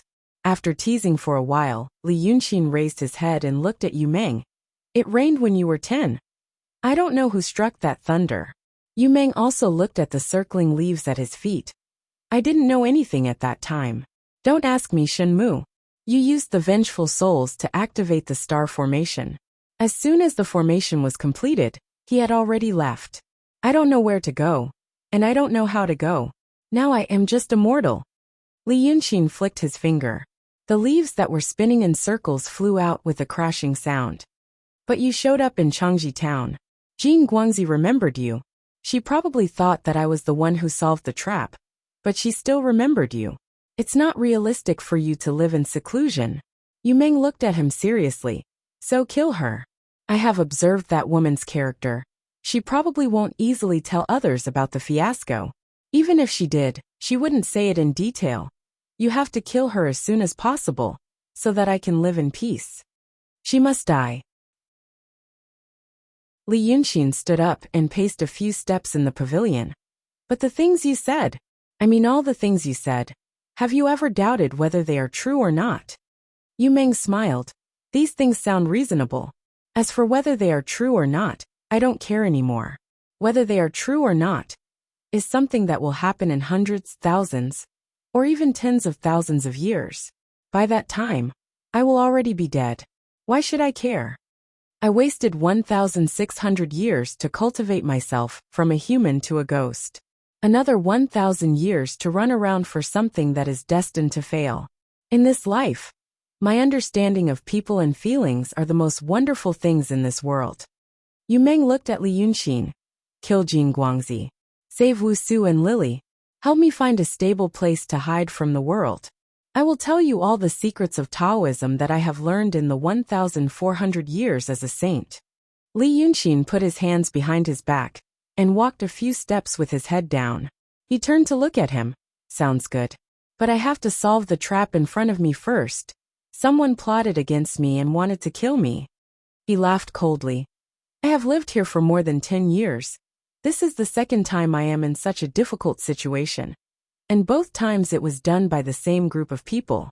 If I don't vent my anger, I won't be able to think straight. Now I can finally breathe, and it's time to let them know their regret. Why don't you help me first kill a few people's families, destroy a few people's families, then do your thing? What do you think?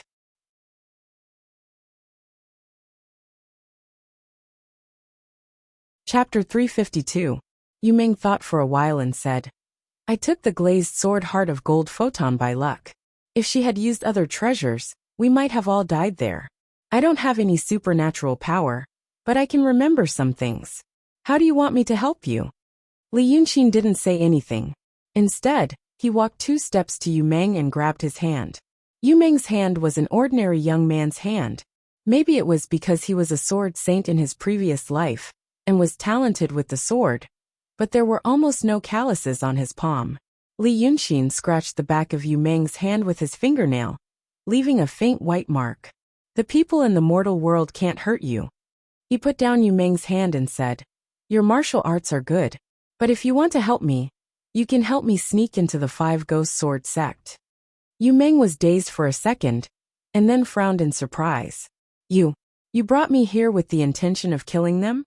Li Yunxin humphed and said, Quick revenge. It's all about speed. Plus, I told her that if she touches one of my messengers, I will destroy her entire family within a month. How can I survive in the Jianghu if I don't keep my word? But your injury is beyond serious. Yu Meng shook his head and said, It's only been 2 days. Now, you can only use some tricks, but it's hard for you to show your true body.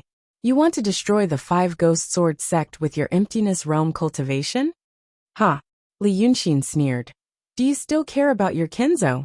I'm afraid that if you die, they won't be able to help you. Yu Meng lowered his head and thought, I don't know everything. I know a little about Yunshan and Daotong Kenzo, but after I reincarnated and stayed in the mortal world for a long time, some things might have changed.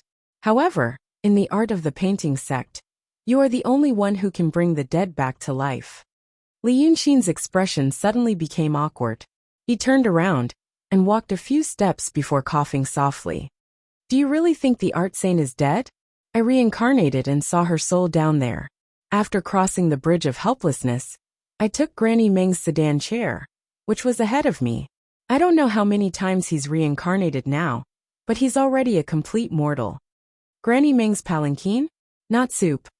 Yu Meng thought for a while and said, Ordinary people naturally drink the soup. Don't ask me why, but those with high cultivation have to sit in a sedan chair. I don't know the rules of the underworld hall. All right. Li Yunxin pondered for a while and hesitated. He still asked, Now can we find her reincarnation? Yu Meng looked at him thoughtfully. Look for her? Why was he looking for her? Even if you could find it, what use would it be? After reincarnating a few times, He had completely forgotten about his past. Do you think she's still the art saint? Well, back then, she was famous for her beauty, but you have to know that after reincarnation, she might turn into a man or a woman, or she might turn from beauty to ugliness. After seeing what she looked like in the past, no one would have the heart to see what she looks like after reincarnation. Because no matter what she looks like, she's no longer the same person. Li Yunxin remained silent. After a while he turned around and said, "All right, I'll help you, but you do have a way to help me. Since Jing Guangzi is a member of the Freemasonry, then there's a way to try." A dangerous smile appeared on his face as he stared at Yu Meng. "You said that the elders of the Freemasonry are bad celestials who came to the mortal world and don't have any magical powers. Besides, there used to be a celestial living in your head, so you must know some unimportant details. So, how about you pretend to be an elder of the Freemasonry and go to the Five-Line Sword sect with me?" Yu Meng was stunned, as if he didn't know what to say. Then he laughed. You, he thought for a while and said, "Are you joking? Apart from the celestials who came to the mortal world, we know almost nothing about the elders of the Freemasonry. Now you want me to pretend to be an elder and go there? How confident do you think I am? Can I even have 10%? Li Yunxin, on the other hand, laughed happily. "Look, right. Even you think it's a fool's dream. People with a normal brain wouldn't do this. Then Jing Guangzi won't think of it." Yu Meng was stunned for a while and realized that Li Yunxin wasn't joking. This lunatic was really going to do it. He frowned. Of course Jing Guangzi won't think of it, because it's impossible to succeed. What the elders look like, what state they are in, what the structure of the Freemasonry organization is, what level it is, whether there's any special name, secret code or way of contact. I have no idea. This is no different from asking a secular person who has never seen the world to pretend to be a demon in a demon's nest. It's really, when I do things, I never think about how confident I am. Li Yunxin listened to him for a while, then walked to him and sat down. He reached out and patted his shoulder. There are only two states for one thing: success or failure. It's possible to do it with 10% confidence, but it's also possible to be seen through with 90% confidence. It's better to divide every step into success and failure. If it succeeds, continue according to plan 1. If it doesn't, change to plan 2. I've dealt with those quantum people before. He pressed on Yu Meng's shoulder again and said in a more serious tone, "Those guys, every one of them is arrogant. They think they're the best in the world, and are extremely arrogant. For example, that gold photon. Before she killed me, she rambled on and on about a bunch of nonsense. She had to express all the emotions in her heart before she felt that her thoughts were clear. But it's this kind of people. Guess what I found in common?" He raised a finger. When they were talking nonsense and showing off, they never mentioned the elders of the Freemasonry. Not even a hint. You told me that the elders were celestial beings, so I thought about it. Did they say anything like, "Haha, how can you imagine the origins of the elders?" Or something like that? There are so many quantum people, all of them with their eyes on top of their heads, but none of them mention this. So I suspect that they don't know the true identity of the elders at all. It's more likely that they haven't even seen them. Yu Meng sighed in a low voice. "Just because of this guess of yours?" Li Yunxin stared at his eyes for a while, then suddenly laughed. "Then let's find a quantum person to ask, okay?" It wasn't the same as Yu Meng speaking. He flipped his palm. A misty cloud and a small bright moon immediately appeared in his palm. This was the misty Lock-Toad Palace. In Chengdu, 2 quantum people chased after Kuan Wuzi. Yang Jinzi killed one, and I took the other. The one I took is called Fu Yangzi, an old acquaintance. Li Yunxin took out a talisman from his sleeve and stuck it on the magic weapon. Previously, he had fought a fierce battle and was exhausted. It would be very hard to activate the magic weapon with monster power directly, so he used talisman. After arranging the magic figures, he points with his fingers. When I was in Dongting, he was tricked by me. Now he is in my hands again. Then he blew on it gently. In the bright moon, a small person appeared. This little person jumped up and down in the moon halo, seeming to want to go out. But no matter how he walked, he just staggered in the same place, which looked funny. Li Yunxin stared at him for a while, and then looked at Yu Meng. Now my monster power is almost exhausted. It was very strenuous to activate this treasure. If he were to borrow these talismans, he could only give it a try. But the Fu Liangzi in the moon halo is attached to a real person in Daotong. You used to be a sage, so you should understand the risks, right? It was still afternoon, and the sun was still golden. But hearing Li Yunxin's words, Yu Meng sucked in a cold breath. I understand. He pursed his lips and kept silent for a while. If something goes wrong and you lose control of this treasure, it will unfold in the same place. At that time, the entire little rock canyon will probably be wrapped in its illusion. But it's okay. The illusion is not much different from this moment. When my monster power is restored, I can put this treasure away. But if the person inside comes out because the illusion is out of control, you and I can't defeat him now. Yes. Li Yunxin nodded and looked at him. Now I will try to open this illusion. He raised his hand. But Yu Meng also raised his hand and grabbed him. What do you mean? What do you mean by taking such a risk? Yu Meng looked at him seriously. You are doubting me. Li Yunxin slightly lowered his head and smiled. Taking a risk. In your eyes it's a risk, but in my eyes it's exciting. Now you probably don't know me very well. So sometimes you think I do things very strangely. But if you know me better in the future, you will call me a madman. Yu Meng took a deep breath and breathed it out. There's no need to wait for the future. Now, and what you said about sneaking into the Wuyu sword sect. Just these two things, I already know you are a madman. But a madman also has a reason to be a madman. Why are you going crazy now?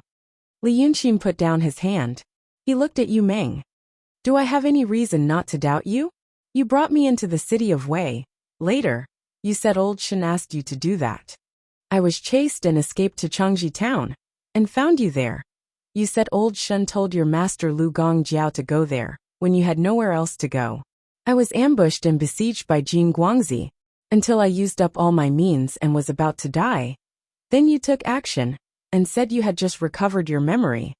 Furthermore, the magic treasure used by the golden photons just so happens to be the one that you can take. Now your master Lu Gongjiao is long dead. The old Shin you said is also gone. Everything is just what you said.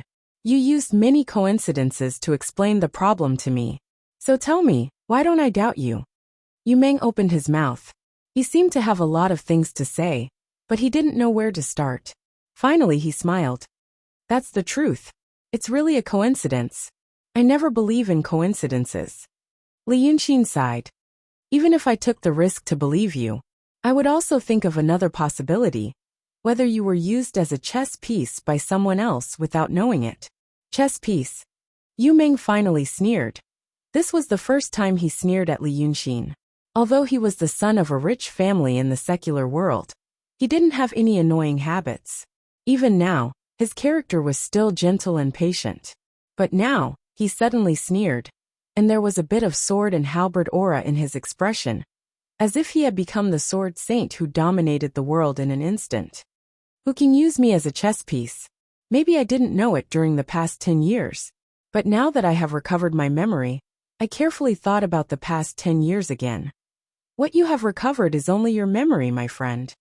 Li Yunxin interrupted him, slightly lowered his head, and looked at him seriously. Only your memory, and those memories of your past. No matter how wise and calm you were in the memory, you have to know one fact. At that time, you had cultivation, and you had supernatural powers. Most importantly, you cultivated to the level of supreme indifference. This means that for a long time, you were cold and heartless enough. This kind of person can indeed deal with problems very rationally, and do a lot of beautiful things. But now, you are just a secular person with those memories. He paused. You will make mistakes. You are not the only one in the world who has the experience of having the past. I know how you feel. Don't mistake memories for reality. Yu Meng frowned slightly and blinked. Li Yunxin slowed down his speech, and at the same time raised his hand to point into the distance. For example, Wuxia and Lily. These two little girls are very good to you. and you are also very good to them. Because of them, you told me many things, and you even planned to find a place to live in seclusion. What do the decisions you've made have to do with your past memories? Yu Meng said again. So please think about it carefully, Li Yunxin said. Is it possible that the art saint is not dead? After saying this, he stood up and walked to the opposite side of Yu Meng. Then he covered the moon with one hand. Then I will think about whether I should try to open this thing now, or open it a day later. Yu Meng was silent for a while, and also raised his head to look at Li Yunxin. So this is what you have been thinking all along. You didn't completely believe what I said. Completely believing this kind of thing is very extravagant, Li Yunxin said without batting an eyelid. Yu Meng thought again and lightly sighed. Then in Changji town, you were exhausted at your wits' end, and you were almost killed by the golden photon. In this matter, in reality, you were not really at the end of your road, right? You had one last trick, but because of me, you did not use it, right? Li Yunxin grinned, revealing his snow-white fine teeth. Then he used his finger to brush the talisman on the magic weapon. Guess. Chapter 353. But Yu Meng shook his head. There's nothing to guess. I haven't had much contact with you. But now that I think about what you did in the city of Wei, even though I don't know the details of your plan, I can imagine that it must be a meticulous plan. People like you are too smart. It's normal that you don't trust others. But you should know that not everyone in this world is as smart as you.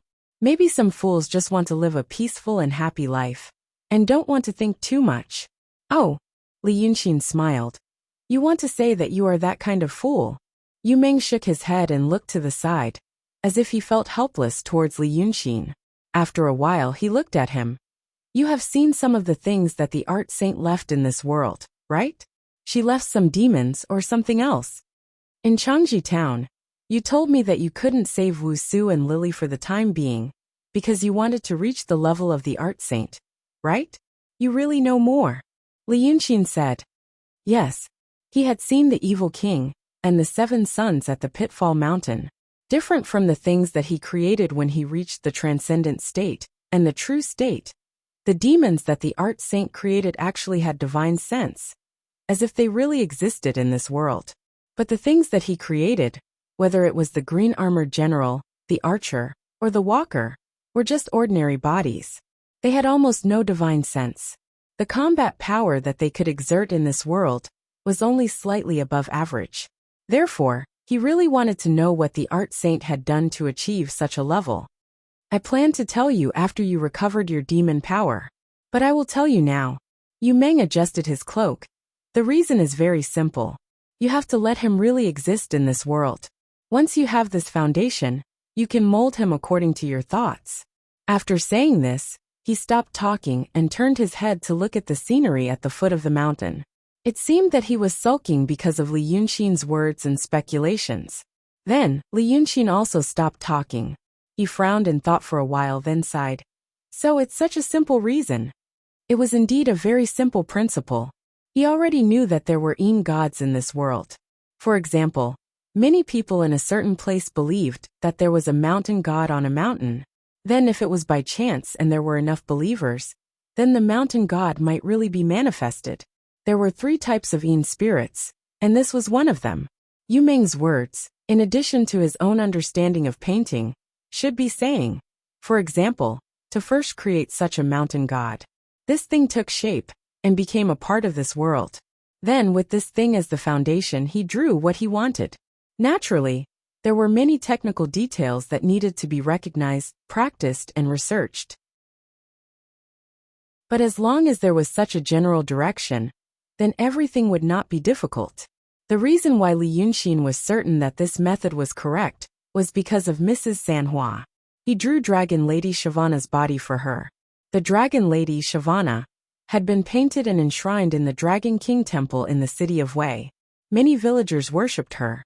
The power of faith and prayers of those people were naturally not enough to create a spirit out of thin air. But according to Yu Meng's words, it could be considered as having some foundation in this world. Therefore, he made that body for Sanhua. Although it could not transform into a real dragon, It had the ability to use flames. This kind of supernatural ability was not something that could be achieved with pure physical strength. Li Yunxin had been thinking about this matter. But the reason was so simple. Yu Meng smiled. The reason for many things is very simple.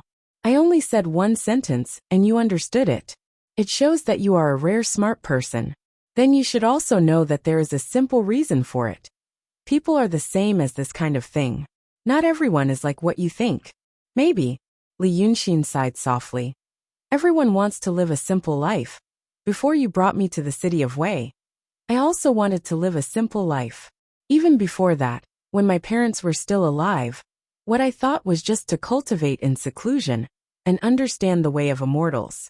But now, people in Jianghu have no choice. He murmured this sentence, then turned around and looked at the foot of the mountain outside the pavilion. At the foot of the mountain was the bustling market of the city of Little Rock, with people coming and going. He had good eyesight, even if he was a little melancholy and absent-minded, but the scene of the bustling secular people living in an ordinary autumn afternoon was still vivid in his mind. He repeated the sentence "people in Jianghu have no choice" in his heart again and chuckled. This sentence was only said before, but now I have experienced it. In fact, there is another saying it's hard to explain. In the past, I didn't know what it felt like to be hard to explain. But gradually I know. You told me not to think of people as so complicated. It's hard to explain. At this point he suddenly stopped talking, because he saw a person, no, 3 people. The thinking pavilion, at the top of the Little Rock Mountain, was facing the market in the city. It was a huge market. Apart from the business district, at the top of the mountain, most of the inns, restaurants, libraries, and all kinds of stalls and hawkers were gathered there. It was 3 streets long and wide, and its scale was 3 or 4 times the size of Changji town. Usually, it was almost crowded, and today there was still a lot of people coming and going. With so many people, it was not easy to notice anyone. But as he was talking and looking, he happened to see a commotion. At the center of the commotion were 3 girls. One was dressed in red, and the other was dressed in white. There was also a young maid with her hair tied into 2 buns. The girl in white was riding a shiny white donkey with one leg to one side. The reins of the donkey were held in the hands of the maid. When Li Yunxin noticed them, they stopped in front of a soup cake shop. They seemed to be attracted by the aroma, and stopped to take a look. But this shop was actually nothing more than a trolley. It stopped on the side of the street, and put down a table and a bench. Then it lit the charcoal fire in the iron cylinder, took out all kinds of spoons and opened the shop. 3 girls and a little donkey took up a lot of space. The girl on the donkey refused to get down, so the donkey blocked the whole cart. But the 3 girls didn't leave after buying. Instead, they began chattering away. The most talkative one was the maid with her hair tied into 2 buns. She stared at the dozen or so spoons on the chopping board of the cart, slowly sniffing them one by one. After sniffing, she asked the stall owner, "What is this?" Then she turned around and told her young miss. At first, the stall owner saw that the 3 girls were very beautiful, like fairies descending from heaven. So he was very attentive. Not only did he tell them the names of the spoons, but he also told them how they were made. From their clothes, he knew they were young misses from rich families. Maybe if he made them happy, he would give them a tael of silver. But when he said that, the maid became more interested. As if there was no one else around, she began to chat with her young miss about the local conditions and customs along the way, such as what tasted good in which city, and what interesting things they saw in a certain place. Her young miss also pursed her lips and smiled faintly, replying casually. In this way, the 3 girls blocked the customers, but soup cakes weren't something rare. Since this place was blocked, there were naturally other places. So people slowly walked past them, occasionally taking a few greedy glances at their beauty, which was also a pleasure. The stall owner wasn't in a hurry. Because they spoke softly, they should really be well-educated young misses. In Little Rock Canyon, he had seen a lot of gifted scholars and beautiful women, so he knew that among these young misses and young masters, there were many who were kind and good-natured, and few who were arrogant and domineering. As the saying goes, a servant knows etiquette. With such young misses standing in front of him, They blocked a lot of business. And they seemed to be in a good mood, so they probably gave him a lot of money. It wasn't the first time he encountered this kind of thing, so he actually felt a bit happier. Entertaining these three was better than being busy for more than half an hour. In this way, the two girls chatted and laughed for nearly half an hour. The girl in red next to them didn't say anything, but her pair of beautiful big eyes looked around, as if she couldn't get enough of the novelty of this market. Girls love to chat, so the stall owner gradually became a bit impatient, because he had asked for more than 10 kinds of spoons, but he had never ordered a bowl of soup cakes to try. The stall owner was a middle-aged man with a family, so he thought he should ask if he could order any of the dishes. Then he could ask for some money. So while the two girls were smiling, he asked with a smile, "Miss, do you want to try some soup cakes?" But the young miss in white on the donkey only glanced at him, then turned around and talked to the maid about that dumb scholar in Luzhou City. The stall owner thought that the young miss didn't hear what he said clearly, so he waited for a while, until they giggled again. Then he dared to raise his voice and said, "Miss, my soup cakes not only satisfy hunger but also quench thirst. It's a rare taste." But unexpectedly, the maid with 2 buns of hair, who looked obedient and smart, suddenly changed her expression. The smile on her face disappeared in an instant, and she turned around to stare at him. "Noisy! If you make any more noise, I'll eat you." How could the stall owner expect the little girl to change her expression so quickly? He was stunned for a moment. But then he heard the young miss in white on the donkey smile slightly, raised her hand, and pretended to hit her. "You're just a shell. Why are you so scary? If you scare people, how can the taste be good?" Then she looked at the stall owner. "Since you're so anxious, I'll just eat a little." The maid stuck out her tongue and giggled. When the stall owner heard this, he was slightly relieved. He was most afraid that his master was as unreasonable as the maid. Then he would have wasted half an hour. So he hurriedly smiled. It's okay. But halfway through his words he was dumbfounded, because he saw the young miss in white reach into her left sleeve. He thought she was going to give him money. However, when she really took out the item, it was actually a bloody heart. The stall owner was so shocked that he almost fell to the ground. He even forgot to think about how the bloody thing in the sleeve of the white dress didn't get wet. The next moment, the young miss raised her hand, and there was a cracking sound. Such a bloody, hot, and steaming thing was thrown on the chopping board of the stall. Then, she smiled warmly at the stall owner. "Cut this and heat it up.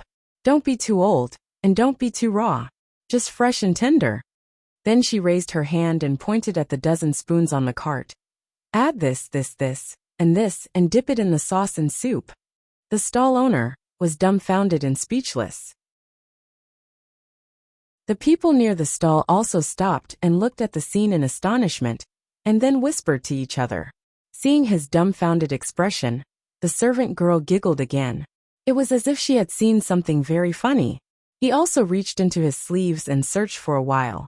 Unexpectedly, he found a big shiny gold ingot. She casually threw the big ingot on the chopping board, and with a dong sound she said, "My young miss is hungry.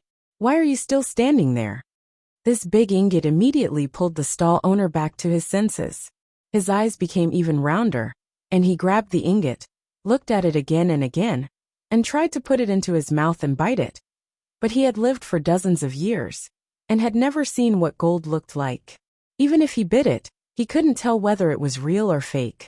But seeing a group of people on the street stretching their necks to stare at the ingot in his hand in disbelief, he hurriedly put it into his pocket. Then, trembling with fear, he forced himself to pull himself together. Yes, I'll give it a try." He had been making soup pancakes for more than 10 years, and had never really taken care of meat. Usually, he could only cut a few tails of meat on New Year's Day for a sumptuous meal. How would he know any exquisite cooking methods? But fortunately, the young miss in white only said heat it up. So he first tried to wash the heart and liver, and then carefully cut it with a knife. But perhaps because this thing was bloody and scary, he felt his heart palpitate as he cut it, and secretly looked at the 3 girls with his eyes. The more he looked, the more flustered he felt. When he boiled water, under the watchful eyes of the crowd, He scalded the heart and liver pieces until they broke, and then put them in a big pot. Then he used a big rough porcelain bowl to mix the sauce and soup according to the young Mrs. instructions. But at this time, when he smelled the heart and liver pieces, he still felt a fishy smell. So for some reason, he first used his finger to pick up a piece, dipped it in the sauce, and put it into his mouth, wanting to taste it. But he couldn't taste anything. He only felt that he had chewed something in his mouth, and felt satisfied after the food went down. But when he asked about the fishy smell, the taste faded out of his mouth, as if he was chewing wax. He looked up and saw the young maid frowning, as if she wanted to hurry him, but he was more worried that the gold ingot in his arms would be taken back. He hurriedly smiled. I don't know why, it doesn't taste good. However, the young lady suddenly covered her mouth and giggled. Her eyes were sparkling as she said, You idiot! How can there be any taste when you eat your own heart and liver? Hearing her words, the stall owner was stunned. After a long time, he suddenly felt a sharp pain in his chest. He looked down again, like a ball breaking. There was a pu sound. His clothes were neatly torn in the middle. Not only were his clothes torn apart, but his stomach and chest were also neatly split open. He opened his mouth and felt his whole body suddenly lose strength. He subconsciously reached into his stomach and chest. He wanted to check if his heart and liver were still there. But he only felt that his body was as empty as his consciousness. With a bang, he fell on his back, and a stone that looked like an ingot in his clothes rolled far away with blood. The dead silence only lasted for a breath's time. The next moment, all the people on the street let out terrifying screams, like a group of frightened chickens, ducks, pigs, and dogs, running in all directions, trampling on each other, and flipping the wicker baskets of the stalls on the street. They all ran for their lives with their hands over their heads. And this sound seemed to make the young miss in white feel that it was too noisy. She suddenly frowned, and took a slight breath. And then, suddenly, there was a crane cry that was so sharp that it was like a sharp knife scratching the eardrums, and it went straight to the sky. But after this sound, all the other sounds stopped. The people on the 3 long streets, the people in the whole market, all bled from their 7 orifices, fell down, and died in an instant. Then, she lightly jumped off the little black donkey, walked 2 steps, kicked away the stall owner, whose stomach had been cut open, and leaned on his little cart. Using her slender white fingers to play with the scalded heart and liver, she ate it in a gentle manner. After a quarter of an hour, the sound of chaotic footsteps could be heard. 5 swordsmen holding long swords appeared at the end of the street. They first looked at the corpse-strewn street, and then looked at each other. Gritting their teeth, they slowed down their steps and slowly approached. Then, the first swordsman shouted sternly, The 5-sword sect has stationed cultivators in Little Rock City. Where did you demons come from, and how dare you commit murder here? But the woman in white and her servant girl did not pay attention to them, and only focused on enjoying the food. Instead, the woman in red, who had been silent all this time, opened her mouth. She frowned slightly, and in a sweet voice she shouted back, 5-sword sect? I'm looking for stinky Taoist priests like you who don't know life from death. Where is your sect leader? Get out here for me. The swordsman laughed coldly, hee. And you're actually demons who have come to our door? You're the one who doesn't know life from death. Our sect leader just killed a big demon in the Qing kingdom a few days ago. And now you little demons have come to our door. Hearing this, the woman in red was slightly stunned, and looked at the woman in white. Then, the woman in white stood up straight, suddenly raised her hand, and pointed 4 times at the 5 swordsmen. After these 4 points, except for the swordsman who had spoken, the heads of the 4 people behind him suddenly flew up into the sky. With a few splashes, a large amount of blood sprayed out, covering the swordsman's entire body. The swordsman was immediately stunned. When he came to his senses, he wanted to run away. Among the 5 people, his cultivation was the highest, and he was already in the transcendent realm. But that demon was right in front of him, and with a raise of her hand, she killed 4 people. She was a terrible big demon. But how could such a terrible big demon appear in Little Rock City, the gate of the 5-sword sect? In one breath he ran 4 steps, and then made a sword sign, and was about to fly away on the sword light to escape. But the three terrible demons behind him did not catch up. He could only hear the female monster in red shouting from afar. "Let your sect leader know. The Princess of Dongting is here. Tell her to hand over my husband. If even a hair is missing, I'll kill your whole sect."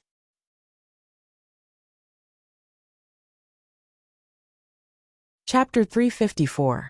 All of this is seen by Li Yunxin standing in the pavilion at the top of the mountain. So he is stunned.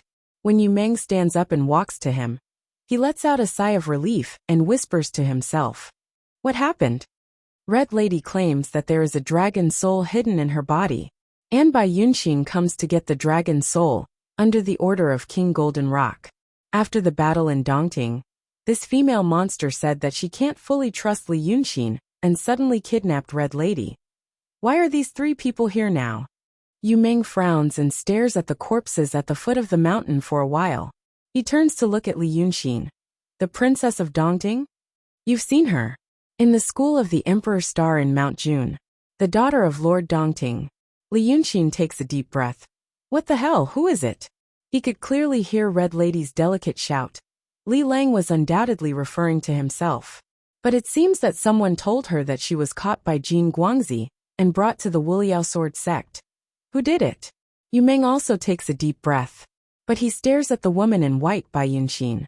"Demons," he whispers, "thousands of innocent lives. If it was in the past." Li Yunxin is silent for a while.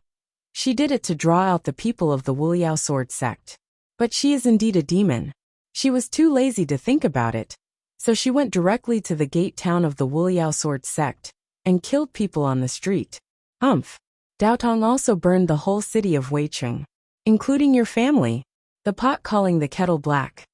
Today, it is not the Daotong and Kenzo in the past. It is a disgrace to these two words. Yu Meng swings his sleeves angrily. He is now a mortal, so he has the feelings and thoughts of mortals.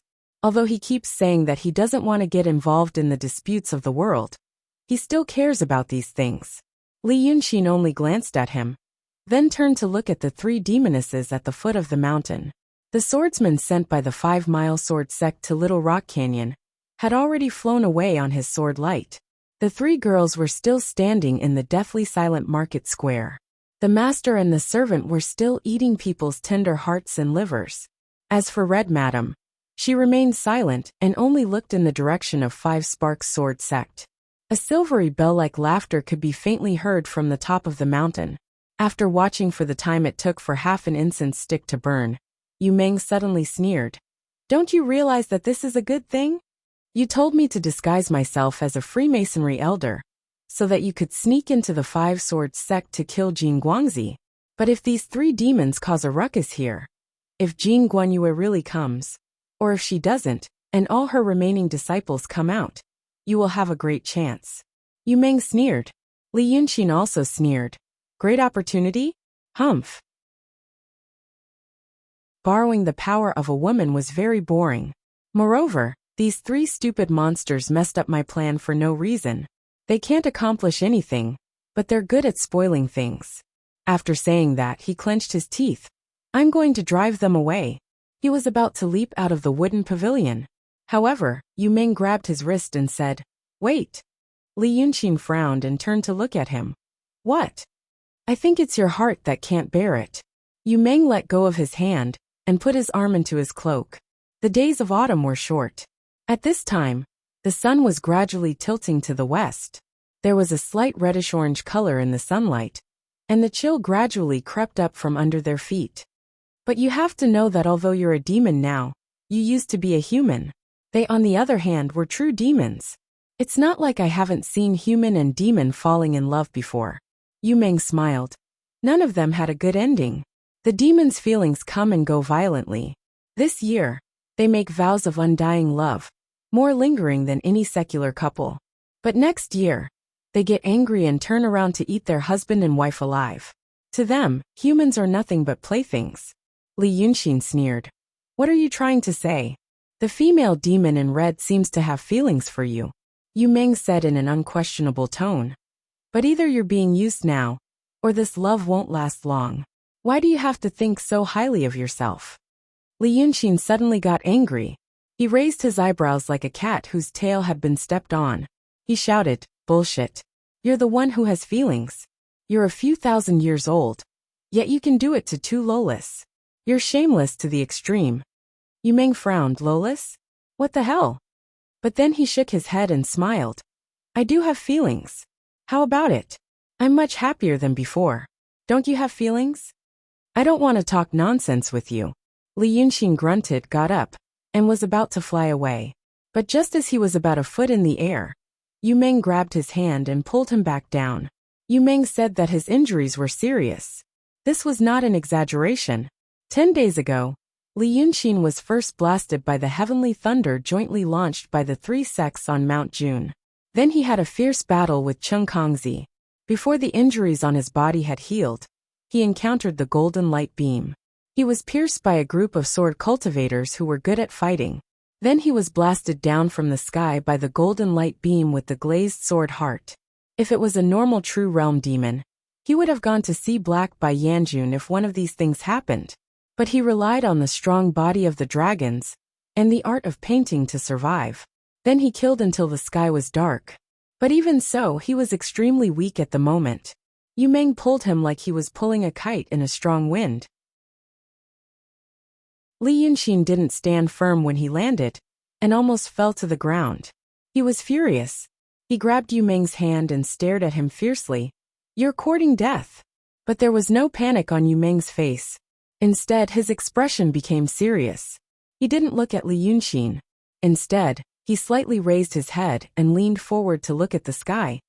"If you really fly out, you're courting death." After saying this, he shook off Li Yunxin's hand. "A profound realm has arrived." Because of this sentence, Li Yunxin was stunned. But after 3 breaths, he suddenly jumped up. "How did you know?"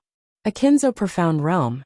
Yu Meng slightly frowned and narrowed his eyes, as if he was comprehending something subtle and hard to grasp. "He is cultivating the way of rushing sword." "Oh, it's a method I created before. The way of rushing sword goes against yin and yang to rush to the sky. Look at the sky." After saying this, he clasped his hands behind his back and took a step back. He seemed to be thinking about something. Li Yunxin frowned and looked at the sky. He found that the clouds in the sky formed a huge circle. There were a few wisps of light clouds floating in the originally autumn sky. Right now, those clouds were being pushed away by some invisible and magical force with Little Rock as the center. They retreated to a very, very far away place. And only now did Li Yunxin notice that the whole world had become quiet. This meant that the sound of the wind had disappeared. Because the sound of the wind had disappeared, the trees also stopped shaking. The trees no longer shook, and the whole city was silent. Li Yunxin gradually began to feel stuffy in his chest and a slight palpitation. It was as if there was a very important decision waiting for him in front of him that would affect his future. He realized that this feeling was called coercion. He had experienced it once at Shinryu's place, but he didn't know if it was because he was too injured or too weak. This Kenzo profound realm swordsman mentioned by Yu Meng hadn't even appeared. But he already gave him a more imposing coercion than Shinryu's. As a great demon of the true realm, he could feel this almost tangible pressure, let alone a city full of mortals. No one dared to make a sound. They had all become trembling ants. Yu Meng's voice came from behind him. It was very low, as if he was afraid of disturbing something. He probably came to put out the fire, and happened to pass by here. Or he came to search for you, and saw the demon aura in the city and rushed over.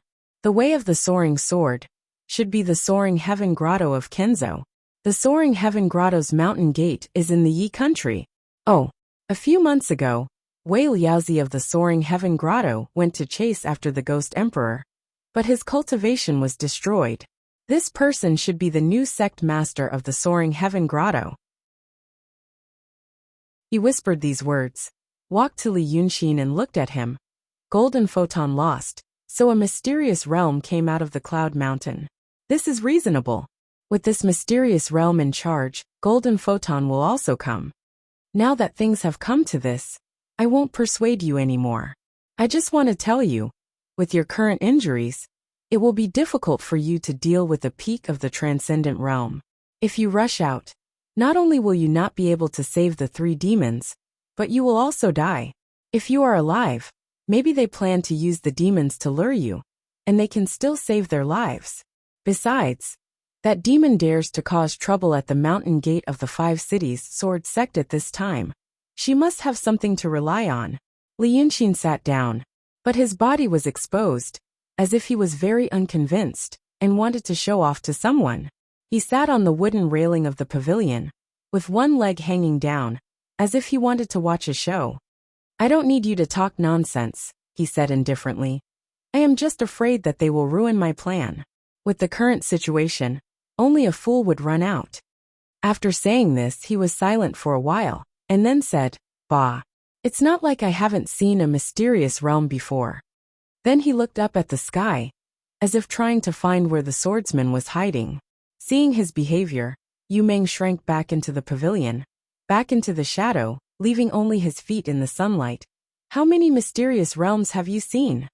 You have seen the mysterious realms of the demons. But you are dragons, and you are born with the power of dragons. If you see the ordinary mysterious realms of the demons, such as Lord Dongting, or the evil king, you won't feel too much pressure. If you see the mysterious realms of the dragons, you will feel a sense of intimacy.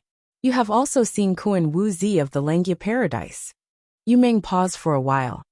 Kuan Wu Zi was to you at that time, like you were to the swordsman who just escaped with the sword light.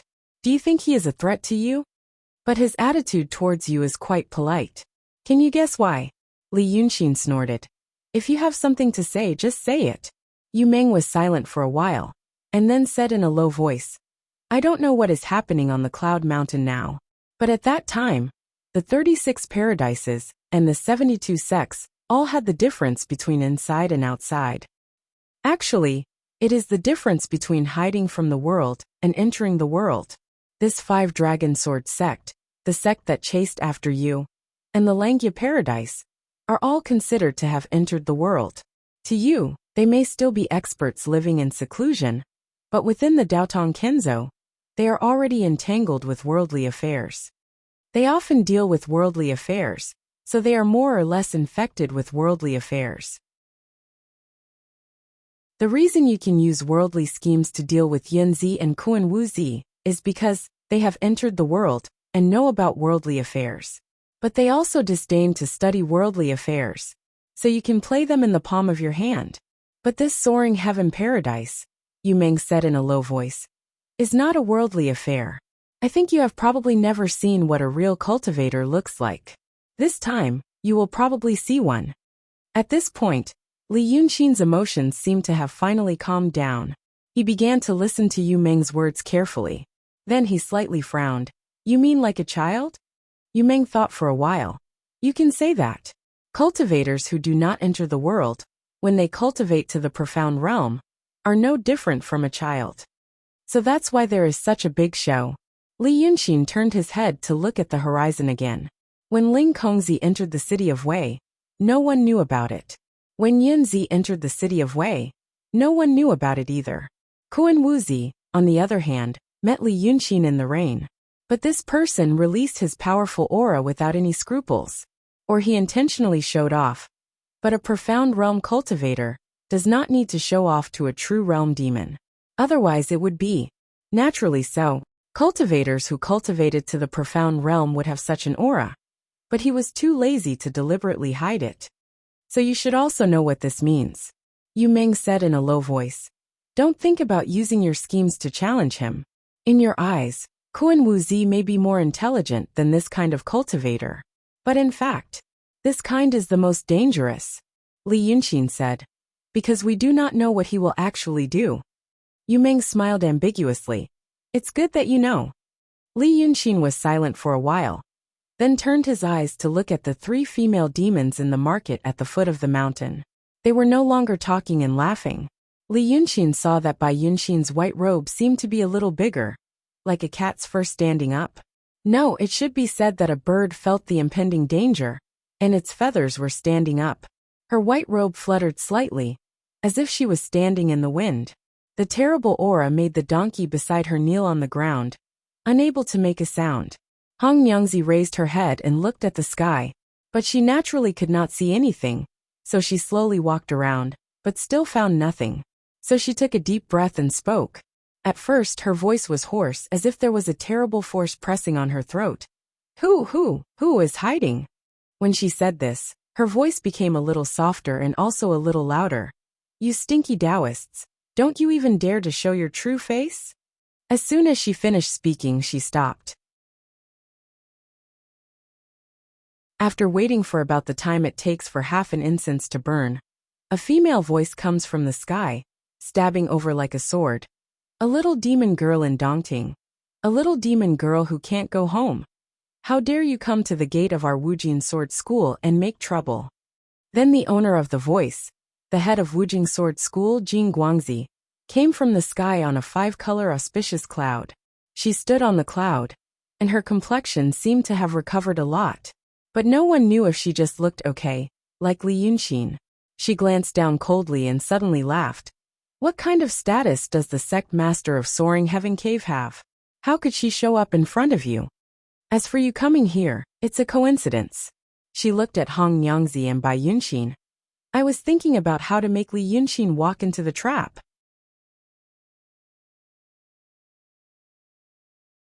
Chapter 355. Hearing her words, Red Lady and Bai Yunxin look at each other again. Then she turns around and says loudly, You kidnapped my Li Lang, but now you don't dare to admit it. Hearing this, Jing Guangwen laughs again. Zhongyan descends a little bit, so that she can see the faces of the 3 female monsters more clearly. You're Li Lang? Heh, our Xianmen Orthodox sect caught a demon. Even if we beat and killed him, why don't we dare to admit it? Little female monster. Where did you hear the rumor that Li Yunxin is with me? Red Lady is stunned for a moment, and then turns around to look at Bai Yunxin. The daughter of King Rock has been silent, and only let the princess of Dongting negotiate. At this moment, she finally frowns and raises her head to look at Jing Guangwen. Is it true? Then what about Li Yunxin? Humph. He was seriously injured by me and fled in panic. Jing Guangwen sneers. But it's fine now. After capturing you two, he will definitely come to save us. I'm not afraid that he will escape to the end of the world. But Bai Yunxin turns a deaf ear to her words. She lowers her head and thinks for a while. Then she looks at Red Lady. This Taoist priest should be telling the truth. She doesn't have Li Yunxin. Then she doesn't need to save him. Let's go. After saying this, she turns around and leaves. The little maid next to her glares at Jing Guangwen. Then she pulls up the black donkey, who is kneeling on the ground and shivering, and follows them.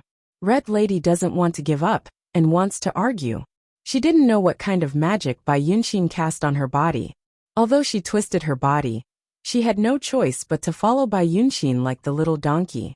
Bai Yunxin's actions this time showed that she didn't take Jing Guangdian and the profound realm sword cultivator seriously at all. She really came and went as she pleased. How can Jing Guangwen listen to her? She immediately shouts. Evil demons came to my little rock town and killed people. Do you think you can get away? But after she shouted, the 3 demonesses did not pay any attention to her.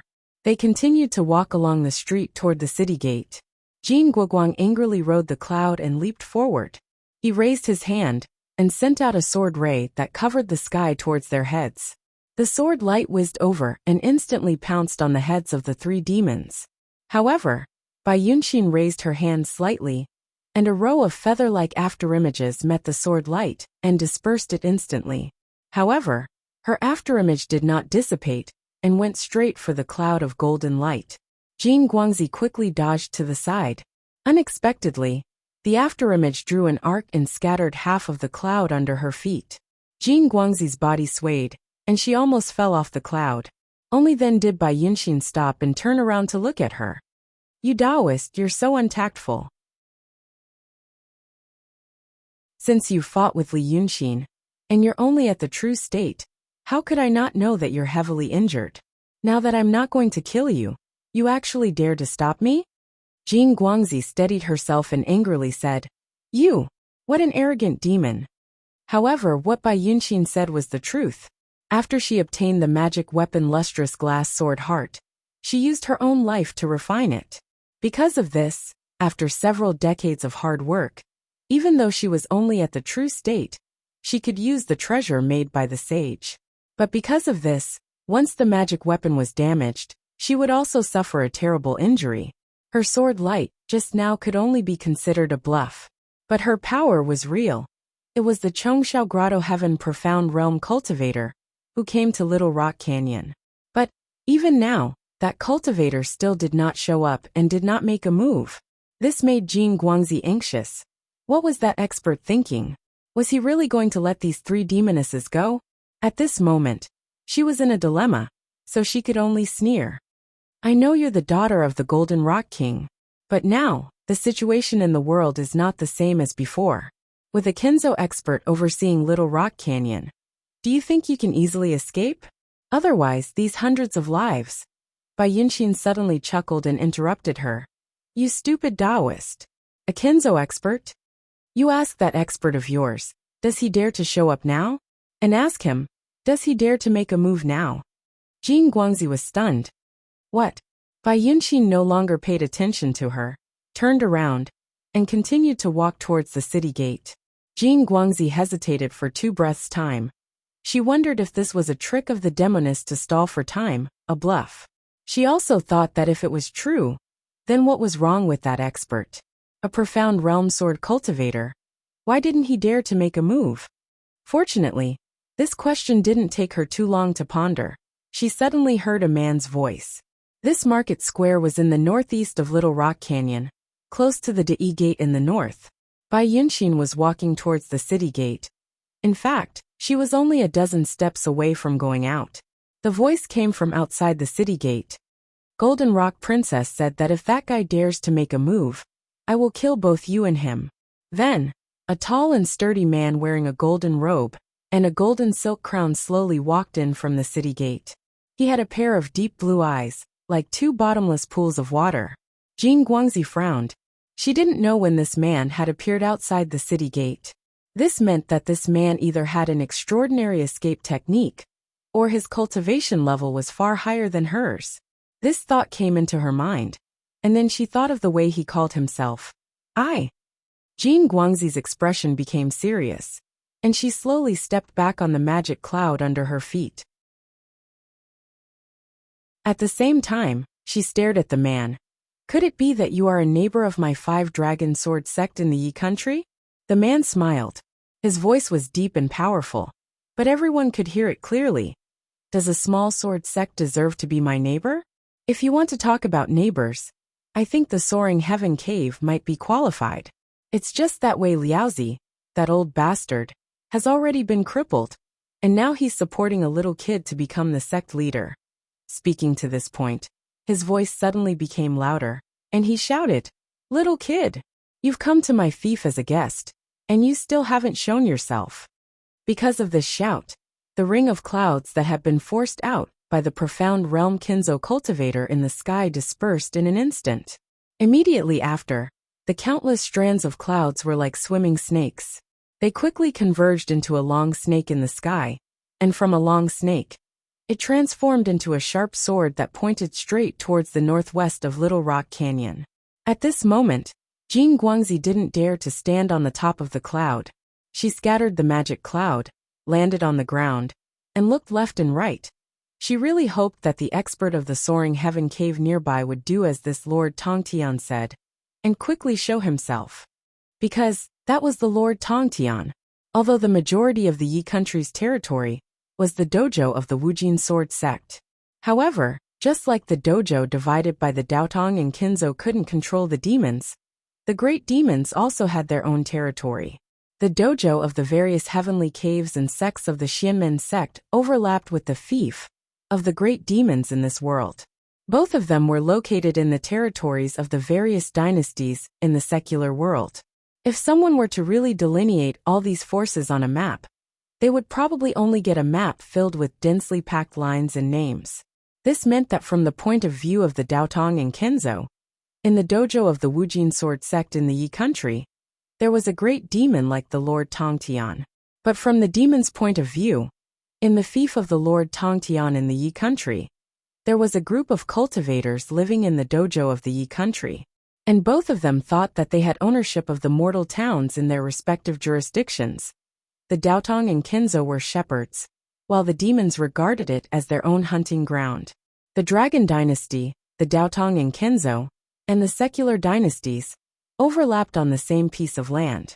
And now, the great demon lord Tongtian, who occupied more than a quarter of the Yi country's territory in the Tongtian swamp, suddenly came to Little Rock Town. Jin Guangzi knew that he had another name, hatred. At this moment she, who was already weak, didn't want to have a conflict with hatred at this critical moment. Therefore, she was more eager than the Lord Tongtian for the expert of the Soaring Heaven Cave to show up, so that the great demon's attention would be diverted to him. After Yazi shouted like that, he stopped his footsteps. He blocked the path in front of Bai Yunxin, with his hands behind his back. He looked at her for a while with a faint smile, and said, "Princess Jin Peng, why are you in such a hurry to leave? You're going to marry into the dragons, and you're an old acquaintance of my 9th brother. Now that you know that my 9th brother has been captured by the Kinzo, it's not good for you to stay out of this matter." Bai Yunxin looked at him coldly. "You told this stupid fish that Li Yunxin was captured. But he didn't. Coming here has already wasted my time. If my father wants to blame me, I'm afraid even 10 Lord Tongtians can't afford it." Jin Guangzi heard the conversation between them very clearly. Although the headmaster of the Wuji sword sect didn't know the inside story between the Peng King's daughter and the son of the Shinryu, he knew that it was best not to get himself into trouble for the time being. Therefore, he immediately said from afar, "Princess Jin Peng is telling the truth. Li Yunxin is not in our Wuji sword sect." Hatred slightly tilted his head, and his gaze passed over Bai Yunxin's body, and stared at Jin Guangzi. "If I say he's in your hands, then he's in your hands." With just this one glance, Jin Guangzi suddenly felt a violent and terrifying murderous aura rushing towards her. She was only in a trance for a while, and then she immediately felt a splitting headache, and her vision turned black. It was as if she was hit by a raging bull, and her soul was about to be thrown out of her body. She screamed, and used all her remaining strength to take out her magic treasures to defend herself. As for himself, he retreated hundreds of feet in a row. Then, he heard those magical treasures exploding into balls of mystic light in the air. And all this was just because the Lord Tongtian stared at her. This demon, when did he become so terrifying? But there was a hand on her back. She immediately stopped flying backward, and her whole body was wrapped by the gentle Howren sword chi. It was as if she had come from the raging sea to the gurgling stream. The injuries in her body were cleansed by the sword chi, and she immediately felt that her strength had recovered by 70% to 80%, and the stagnant chi in her chest had also been cleared out. Jin Guangzi hurriedly turned her head to look behind her. She saw an old man in white with white hair and beard move his hand away from her back and slowly walk past her. She had never seen the new headmaster of the Chongshao cave, and the brief contact she had had before was through voice transmission. Now that she saw the old man, she realized that this should be the mysterious realm sword cultivator from the cave. The old man was dressed in white, and his feet were bare. He held a thin and green bamboo in his hand, and there was a thin branch sticking out of the bamboo joint, with a narrow bamboo leaf hanging on it. When he walked, his clothes fluttered, but there was no wind under his feet, and not even the dust on the ground was stirred up. Jin Guangzi thought for a moment, took a deep breath, and said, "The Venerable Lord is here in person. Thank you, Venerable Lord." But the mysterious realm swordsman didn't say anything, and continued to walk forward. When he was more than 10 steps away from the Lord Tongtian, he stopped. Then he quietly looked at the 4 monsters in front of him, without moving or speaking. At this time, the Lord Tongtian also saw the newcomer, but he just glanced at them, and then continued to say to Bai Yunxin, "King Peng blames me? You must be joking. If King Peng knew that I was walking around the world with the 2 princesses, I'm afraid that he would be eager for me to go to him. How could he blame me?" The conversation between the 2 people was like a riddle. However, Red Lady finally took advantage of Yazi's pause to speak. "If I say I will do it." She looked at Bai Yunxin, and then looked at Hatred, and her eyes were filled with the spirit of risking her life. Finally Yunxin, and I will give you the dragon soul in my body. Whoever saves him, I will go with him. I know that you too have high cultivation, but my dragon soul was sealed in my body by my father with a secret method of the Shinryu. I can scatter the dragon soul with me with just a thought. If you too. Don't worry, little girl. Hatred laughed. He took a few steps forward, stretched out his hand like a loyal big brother, and gently rubbed Red Lady's head. Ninth brother is my ninth brother. As a big brother, how can I not save him? Then he paused, stared at Red Lady with a smile for a while, and then said, But your father has been killed by the Shinryu, don't you know? Red Lady slightly opened her mouth and her eyes widened. After a while, What? The Shinryu wants to declare war on the Xuanzong, but it is said that your father tried to remonstrate. When he failed, he tried to remonstrate to death. The Shinryu pitied his sincerity and simply fulfilled his wish. Hatred smiled and sighed. It is said that when he died, his real body was revealed. The blood that flowed out from his real body dyed half of the Ruoshui red. The corpse was eaten by millions of demons in the Ruoshui for 7 days and 7 nights. What a big fish. Red Lady was still in a daze. She seemed to only know how to say one word, then said, What? Hatred sighed. So, your father, who gave birth to your ninth brother with the Shinryu, has been killed. Who would dare to doubt the determination of the Shinryu to declare war on the Xuanzong? Therefore my ninth brother was not captured by the Kenzo, but was also captured by the Kenzo. As for the Golden Rock Princess, quickly persuade this little girl to give me the dragon soul, and then I will speak to the Shinryu on your behalf, and ask her to reject the marriage with your adoptive father. Isn't that the best of both worlds?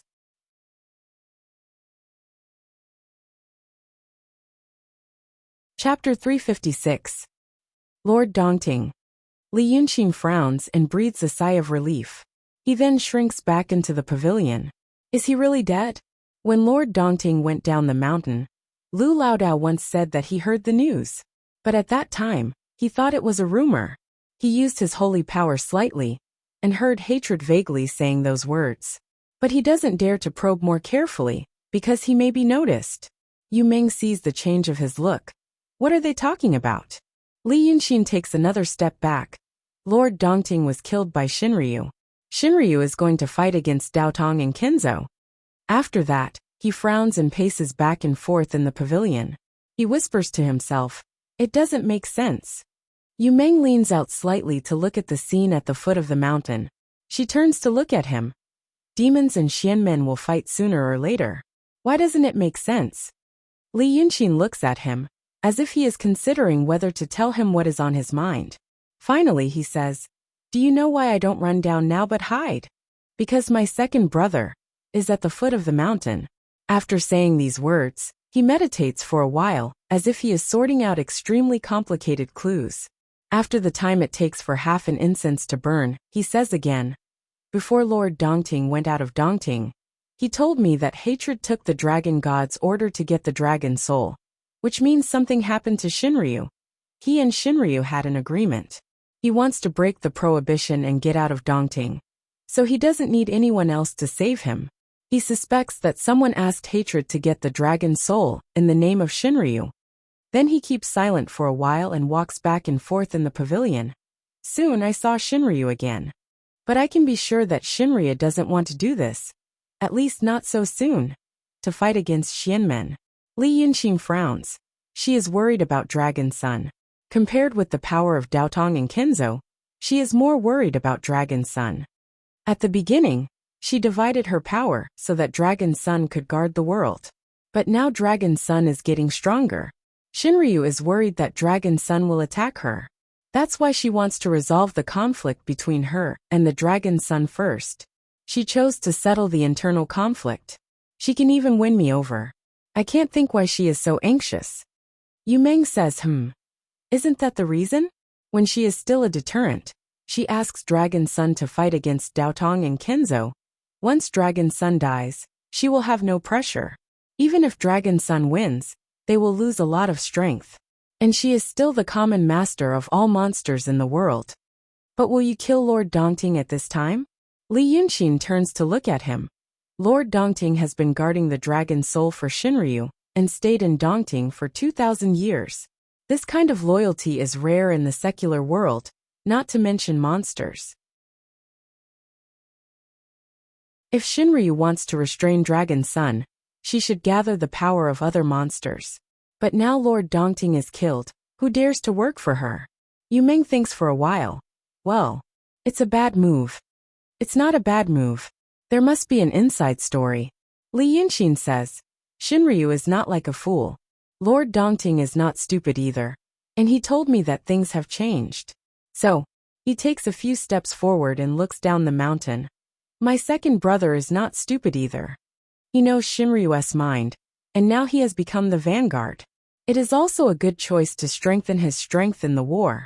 It just depends on who is more scheming and clever. Yu Meng nods. So I can't show up. Li Yunxin frowns. He didn't kill me before because Shinryu is still there. Now I don't know what happened to Shinryu. But I have to prepare for the worst. If Shinryu is gone, he will swallow me if I show up now. Each of the 9 dragon sons wants to combine the 9 portions of dragon chi into one. They even want to get the true dragon's portion and the Dongting's portion. Li Yunxin sighs.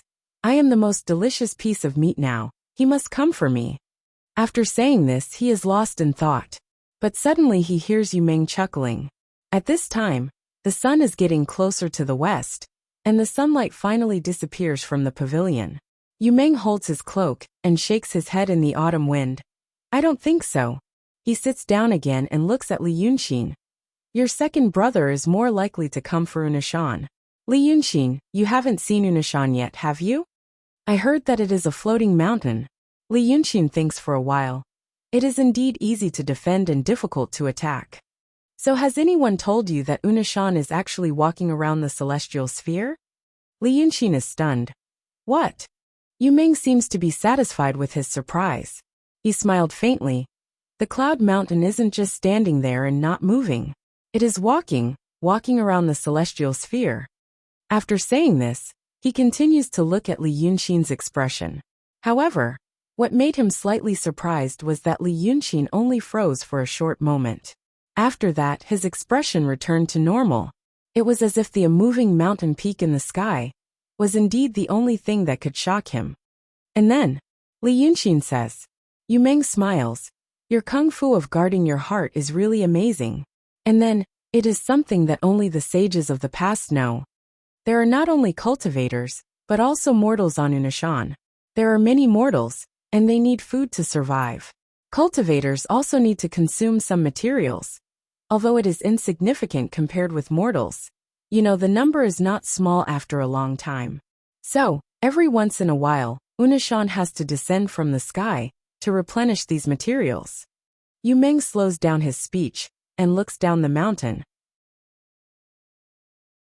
They don't talk for a long time, so the demons at the foot of the mountain haven't acted yet. Hatred seems to be arguing with Bai Yunxin about something. But seeing that Li Yunxin's expression doesn't change, he knows it should not be something important. But he still looks out of the city. Little Rock is very big. At this time, the sun is not as bright as at noon. A large area of land outside the city is shrouded in the shadow of the tall city wall. Some low woods and houses also lie low on the yellowish-brown field, looking like dormant demons and monsters. He takes back his gaze and lets out a sigh. But in fact, it is not like this. It is just an excuse to replenish something. You should have seen what Kuan Wuzi can do. It is said that he once overturned the entire Dongting. When a Xian realm cultivator makes a move, he changes some rules. So if there is really a need to replenish something, Unishan doesn't have to descend. Therefore, the real reason for Unishan to descend is... He pauses and looks at Li Yunxin. Do you want to know? Li Yunxin thinks for a while. I promise you. I will save Wusu and Lily. And I will save them as soon as possible. Yu Meng slightly tilts his head. What else? Li Yunxin snorts softly. As long as you don't ruin my business for the time being. No matter who you are or who you are being used by. I will not care about your business for the time being. Yu Meng nods silently. Then he says, Because I need to rest. Unishan is driven by the huge magic circle hidden in the mountain. It is said that the magic circle was given by the devas tens of thousands of years ago. Disciples, leaders, and heads of all the caves and schools in the world stay in Unishan all year round for this matter. The Reiki cultivated by cultivators can drive this magic circle. But it doesn't look like hard labor in the secular world. These cultivators meditate and occasionally spar. The Reiki they emit is enough. But this magic circle needs to be maintained. Yu Meng thinks for a while. The foundation of the magic circle is the power of the 5 elements. Because it stays in the sky all year round, the Reiki of earth and wood are used up the fastest. Every 500 years, it needs to descend. It doesn't need to replenish the daily consumption of food and drink, but these things. But Unishan is like the last fortress to Xianmen. If the worst happens, the demons become enemies with Xianmen. Then at the most critical moment, they can rely on Unishan. Therefore, this point can only be known by the sages of the past. This is to prevent it from being leaked. Possible enemies know that Unishan is the only weak point. Oh, Li Yunxin frowns and thinks for a while. Replenish the Reiki of earth and wood. So when you replenish these things, the magic circle needs to stop working. Yu Meng nods. Yes. Tell me more. Yu Meng smiles. There is nothing to tell me in detail. The core magic circle in Unishan is enchanted by the celestials. Even the sages can't pry into it. It is a secret of the celestials, more profound than the 3 schools of Daotong, Kenzo and painting. They won't allow us to practice it. Every 100 years, when Unishan falls, the soil and stones have to be transported from Yu country, and the trees can be harvested from anywhere. This process will last for about 10 days. 10 days. Li Yunxin thinks for a while. 10 days or 10 years. 10 days. Li Yunxin paces a few steps and looks down the mountain.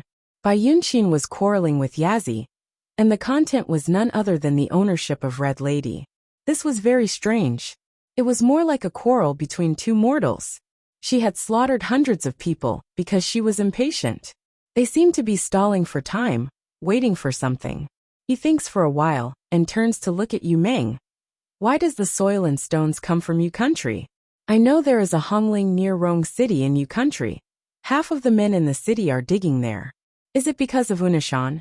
The earth chi in Yu country is strong. Yu Meng answers him. Hongling? That should be the case. Yu country is a crescent, surrounding Pitfall Mountain. The earth chi in the whole Yu country is very strong. So it is best to use the soil and stones from Yu country. Earth chi. Li Yunxin frowns. 5 elements chi. I practice painting. But there is no such thing as 5 elements chi in painting. But the swindlers in Jiang who like to use the 5 elements to fool people. As for earth and stones to supplement the earth chi, you used to be a sage. You should know that the earth in the 5 elements is not the soil on the ground. Is there such a saying in the Daotong and Kenzo? Yu Meng smiles. Of course not. It also doesn't make sense. But you have to know that this is a magic circle set by the celestials. It is fine to fool people with a few words. If you really explain it in depth, won't you also reveal the crux of the problem? Don't worry about this for now. I want to say something else. He becomes serious. I just thought about it and calculated. So I know this year is probably the time when Unishan will fall. Let me calculate where the cloud mountain will land. Guess where it will land? Yi country. Yes. Yu Meng says seriously. Unishan is an inverted triangle. If it wants to fall, it needs a huge space to accommodate its lower half. In this 500 years, it is walking in the territory of Yi country. And in this Yi country, which place can accommodate Unishan? Guess again? Li Yunxin looks down the mountain and takes a deep breath. I am not familiar with Yi country. But since it is a landlocked country, Tongtian Swamp? Tongtian Swamp. Yu Meng nods slightly. Since it is called swamp, there are not many deep places. However, in the depths of Tongtian Swamp, there is Tongtian Lake. It is the residence of your second brother. If it wants to fall, it will fall there. Now that you know this, think about what is happening now. Can you think of anything? Li Yunxin is silent. He walks a few steps in the pavilion. suddenly claps his hands and sighs in a low voice. If you put it this way, it probably makes sense. An opportunity that happens once in 500 years. It can explain why Shinryu wants to go to war. And it has to fall in Tongtian Swamp. It can explain why hatred is so active. Since it is something that happens once in 500 years, it is not strange that Shinryu knows about it. If you can calculate it, the demons should also be able to calculate it. Yu Meng smiles but does not say anything. But Li Yunxin looks at him again. But you told me something that only the two sages know. Now I know that Yunshan won't be able to ascend to the sky for the next 10 days. You have kept the secret for 1,000 years, and now you say it? Yu Meng snorts and laughs. Is Unishan now still the Unishan of Daotong and Kenzo? I think it is already the Unishan of the Freemasonry. It is not a pity to destroy such a Unishan. Moreover, I am not a saint anymore. I am just Yu Meng. I have already told you. I only want to be a secular person now. No matter what kind of earth-shattering event will happen in this world. The time before is enough for me to reincarnate as a secular person several times. What do I have to worry about? Li Yunxin is silent for a while, then sighs. I actually believe you a little. Yu Meng calmly shakes his head. In the next few days, there will be more profound realm Taoists and swordsmen coming to the Yi Kingdom, near Little Rock Canyon and Tongtian Swamp. They can catch you, and also drive away the big demons in the Yi Kingdom in advance. But I think for Unishan to come to this world, catching you has become a secondary matter. I guess there will be more big demons gathering in the Yi Kingdom. If they can kill some profound realm and true realm cultivators before Unishan comes to this world, they will have an advantage. There will also be people who want to take the soil and stones from the Yi Kingdom.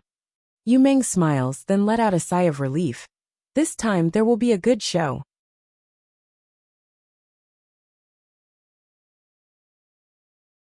Chapter 357.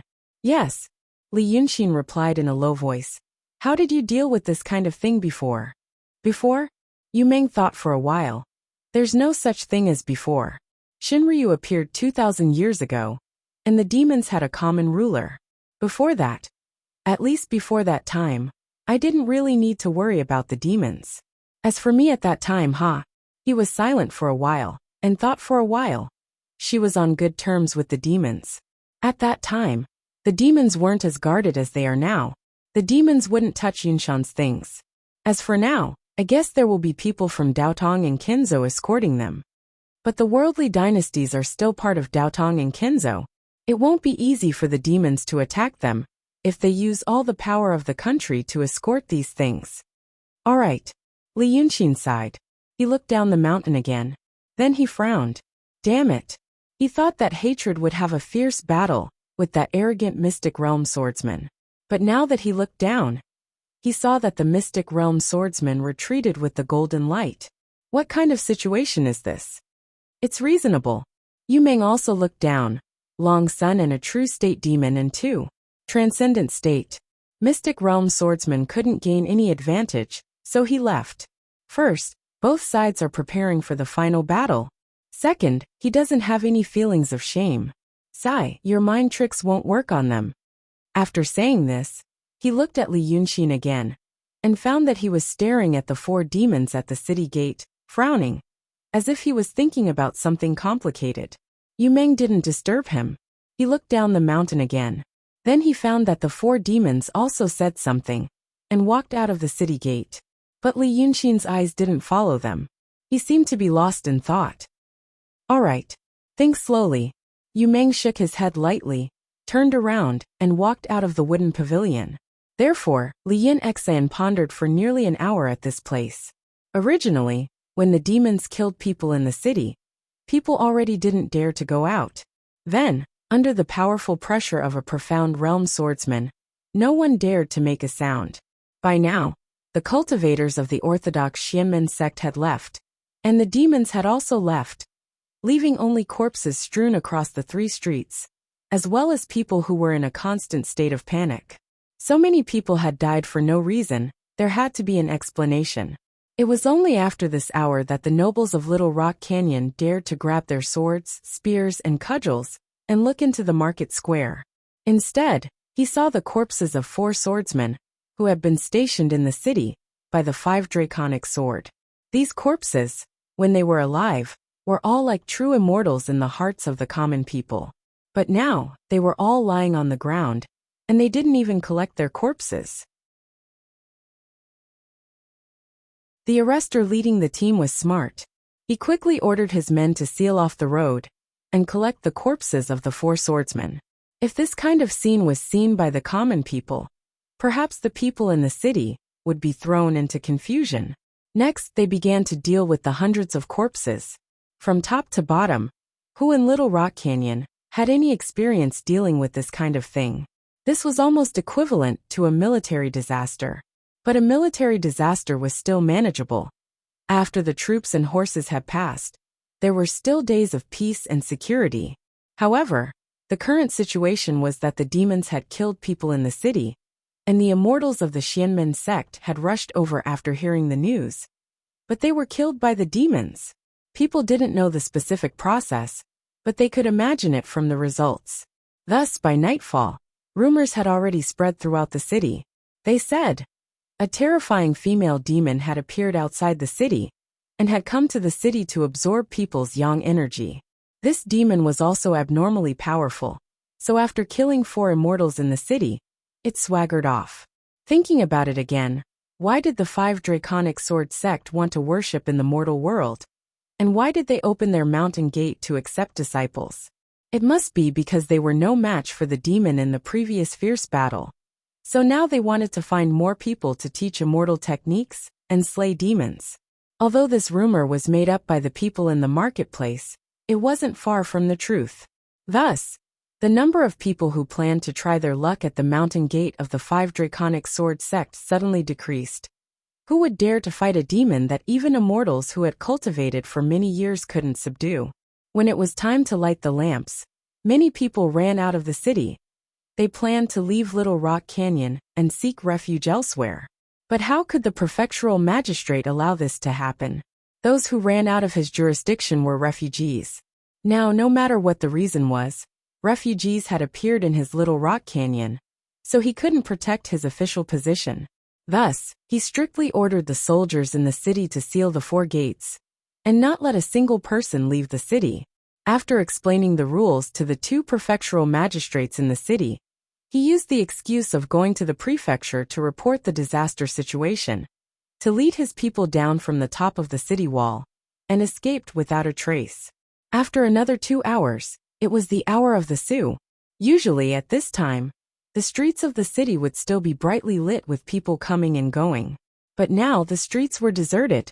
Those who couldn't leave the city hid in their homes, and those who wanted to leave the city were still entangled at the 4 gates. The bright moon of early autumn rose, and its moonlight sprinkled on the bluestone streets, making it exceptionally deserted. In the pavilion, Li Yunqin slightly relaxed his brows and let out a soft sigh. Just like that, he thought for an hour and a half. For him, this was a very intense mental labor, and what he was thinking about was the current situation of the world, as well as his own situation. The situation of the world was very chaotic. The demons, the celestial sect, the Freemasons, and the disciples left behind by the art saint. Their forces were tangled together, and there was me and you, and there was you and me. Pulling one hair could affect the whole body. Many of his plans had deviated because of this complicated situation. The more complicated the background, the more variables there were. In the past, he really wanted to muddy the water and fish in troubled waters. But now that he knew more, he realized that he was in a small pond and felt that the water wasn't muddy enough. Now that he jumped out of the pond and into the big river, he realized that the Jianghu was actually a terrible turbid current. How was it not muddy enough? It was too muddy. Because of these turbid currents, the net he had set was washed away. Therefore, he had to do one thing: clear the turbid currents. The demons, the celestial sect, the Freemasons, and the art saints' forces had to be cleared up. Only after clearing them up could the situation be clear, and he could use his fists and legs. But at this moment, if someone knew what was in Li Yunqin's mind, they would definitely think that he was crazy. Because of his own current situation, He suffered serious injuries one after another. Even his realm was about to drop. Besides, the Daotong Kinzo wanted to catch him, the Freemasons wanted to catch him, and his brother's dragon son probably also wanted to catch him. Except for his own cultivation, he was almost the same as when he first entered the city of Wei. But in this situation, he began to think about clearing the turbid currents of the world. What a fool's dream. As for Li Yunqin, she had been thinking about this lunatic's ravings for a full hour. Then he smiled. At least he was not the same as when he first entered the city of Wei. At least he knew that he might be in a trap. Maybe he had broken it, maybe he hadn't. But no matter what, it must be beyond the expectation of the person who set it up. The night was getting darker, but the moonlight was getting brighter. Li Yunqin paced a few steps in the pavilion, exhaled a puff of white mist and walked out. He and Yu Meng came to the city of Little Rock on this day, and checked into an inn on the mountaintop. After walking along this deserted street for a quarter of an hour, he saw an old locust tree. Behind the old locust tree was the inn.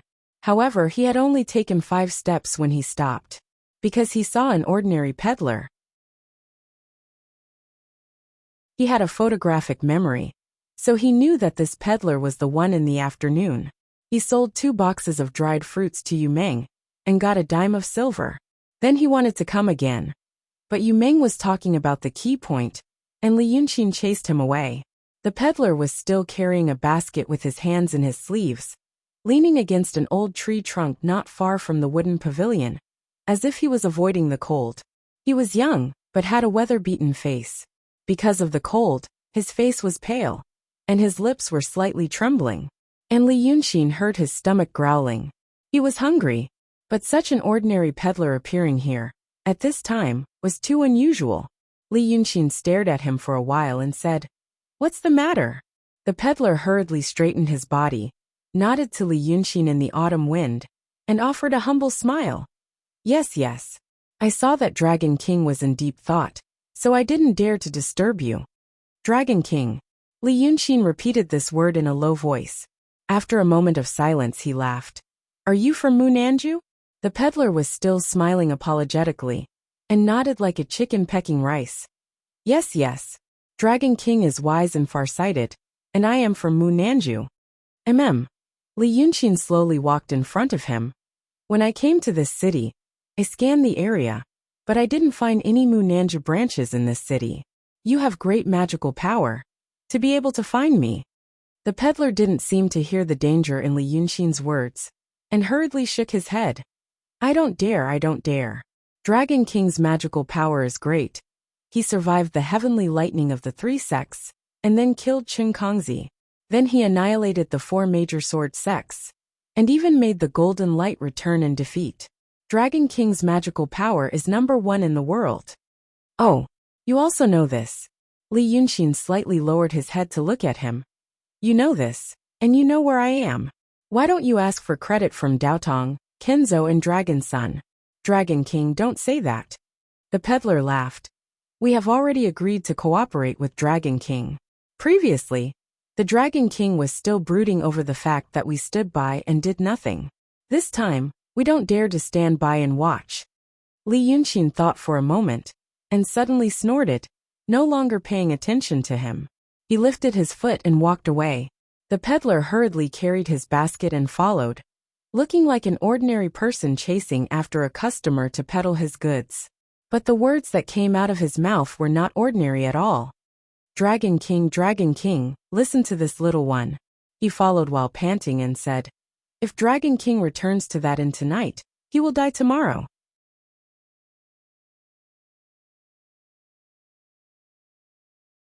Chapter 358. Li Yunqin stopped and turned to look at him. "Do you know what happened to those who thought I would die?" The peddler stopped and waved his hand. "Dragon King, you misunderstood me. I don't dare to be an alarmist, but what I want to say has to be told in detail, from the beginning. I can't say it on the street." Then he turned his eyes and glanced at the street. "I think we can go there to talk. We can also avoid the wind and cold. To tell you the truth, Dragon King, I haven't eaten or drunk for 2 days and 2 nights in order to bring this message to Dragon King." Li Yunxin glanced at the place he was looking at. It was a wine shop. This mountain peak was actually similar to the high-end business district in Little Rock Canyon. The wine shop in this area was beautiful, but the taste was really mediocre. But on such a night, the shop had long been closed. The owner of the wine shop was not the kind of poor person who lived in the shop with his family. Perhaps he had already gone down the mountain and returned to his own house to hide from the disaster. Therefore, only one waiter was left in the shop. When Li Yunxin glanced over, he found that the waiter was leaning against the window and peeping at the street. He seemed to think that it was very strange for two people to stand and talk on the street at this time. One was a tall and handsome young man dressed in white, and the other was a wretched and stooped pawn peddler. These two people should not have any interaction. Seeing Li Yunxin's gaze, he quickly shrank back from the window, as if he was afraid of getting into trouble. Li Yunxin turned to look at the peddler again and smiled. "You're really brave. Let's go." After saying this, he walked a few steps to the front of the shop. The waiter was doing something inside, and there was a clanging sound. But Li Yunxin waved his hand, and the door of the shop opened. Then he saw a bean-sized oil lamp on the counter. A waiter was standing next to two big tables with bedding on them. When they saw him, their faces turned ghastly pale, and they were dumbfounded. You, who are you?" Before Li Yunxin could say anything, the peddler had already made up a story. "This Taoist master has come to the city to slay the evil. He has been eating and sleeping in the open all the way here. Why don't you go and prepare some good wine and dishes for him?" After saying that, he kicked the door shut and ran to a table by the window. First, he used his sleeves to wipe the table and the stools. Then he pulled out the stools and bowed to invite Li Yunxin to take a seat. He was acting exactly like a mortal in the secular world. Li Yunxin thought about it and sat down.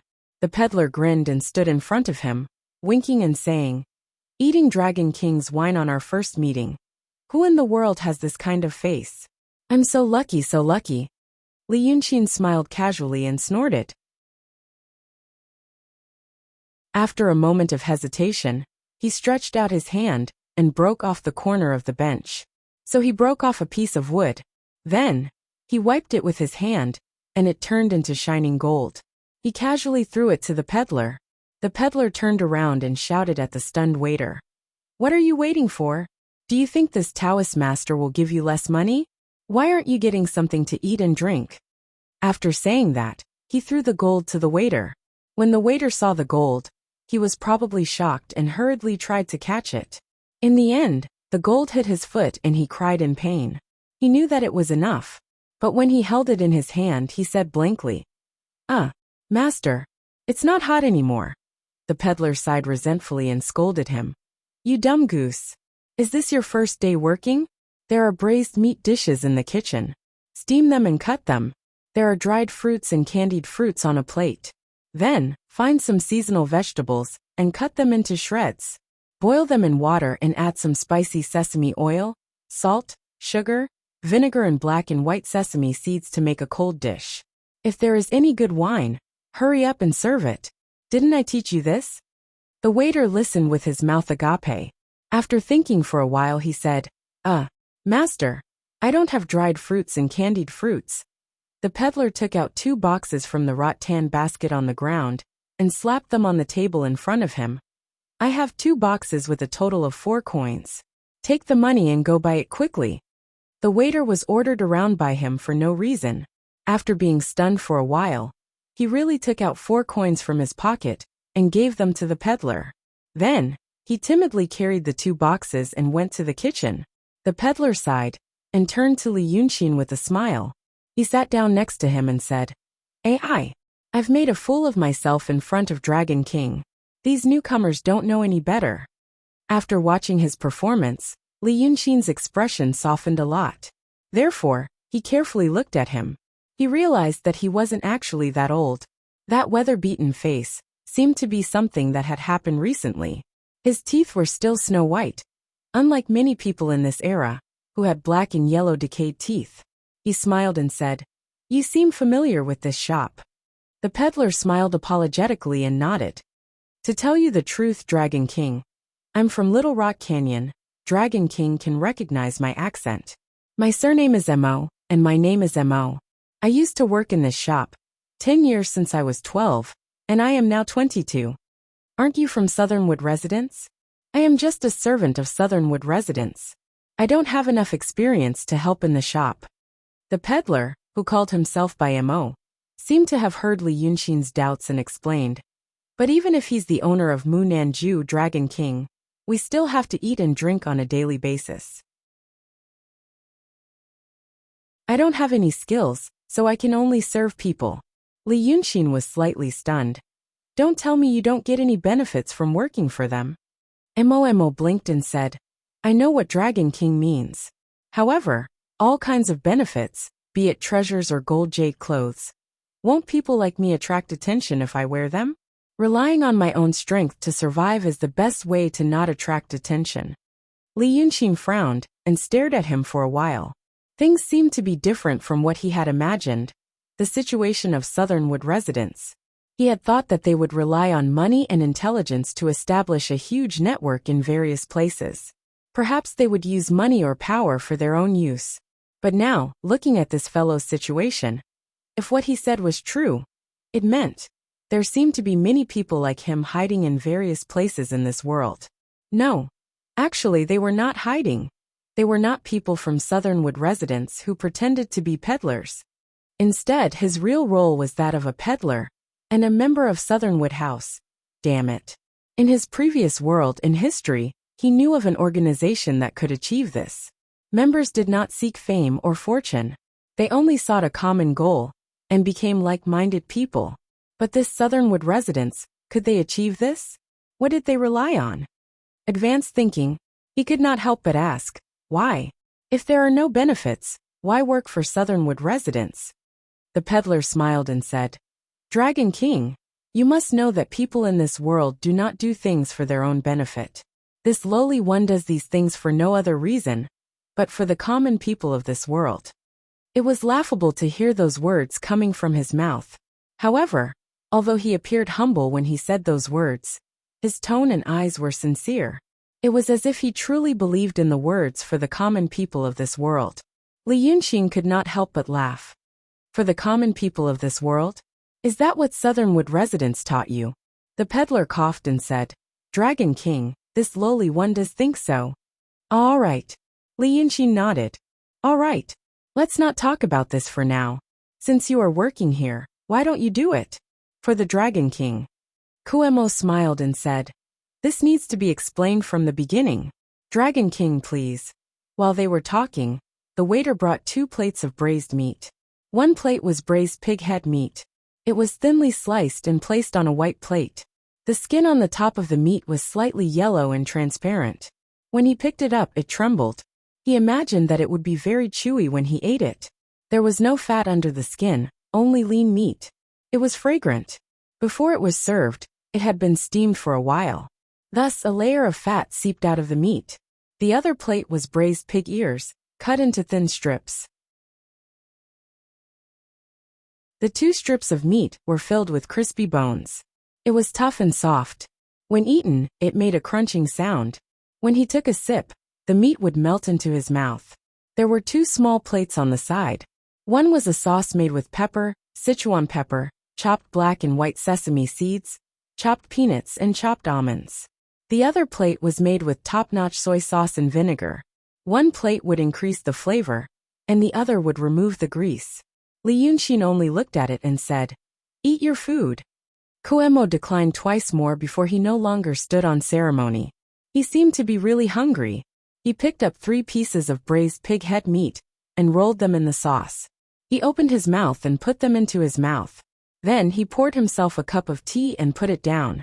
He picked up another 3 pieces and dipped them in the vinegar.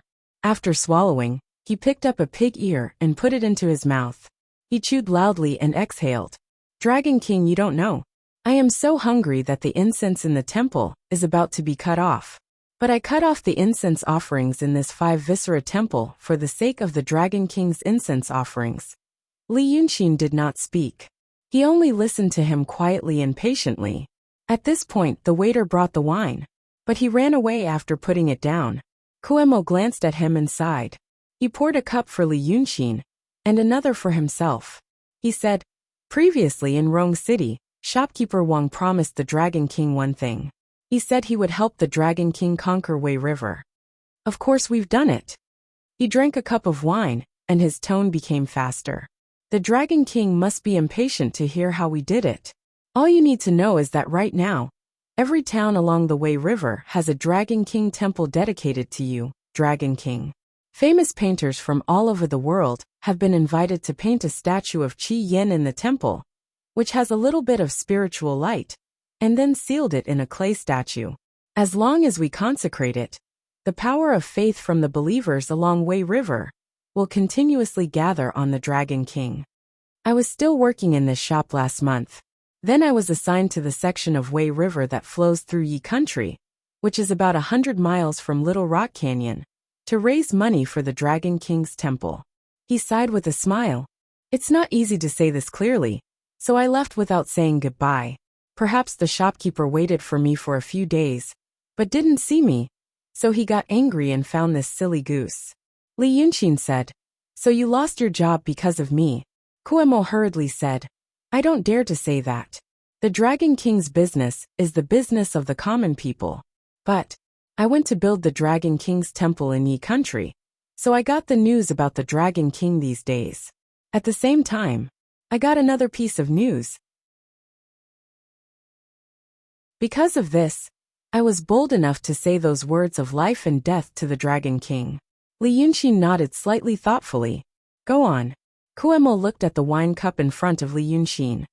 "Dragon King, you're not used to this wine?" Li Yunxin glanced at the stool he was sitting on, and the corner that was missing. "I don't want to drink it." "Ah."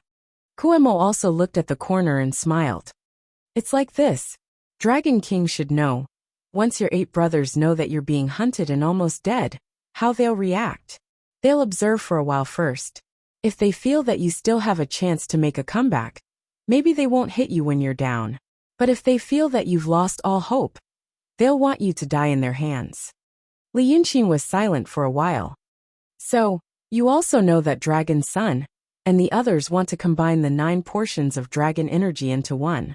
"Not only do I know this, but I also know that after learning that the Dragon King was seriously injured and the Lord Dongting died, your 8 brothers and many great demons came to Yi Country and Little Rock Canyon under the pretext of Shinryu starting a war against Xianmen. Right now, this country was almost completely surrounded by the celestial sect of wonders and the demons. Now that the Dragon King has appeared in Little Rock Canyon, although it can be hidden for a while, it can't be for long." He leaned slightly closer to Li Yunxin and lowered his voice. "The Daotong Kenzo and the monster Freemasonry are looking for the Dragon King, intentionally or unintentionally.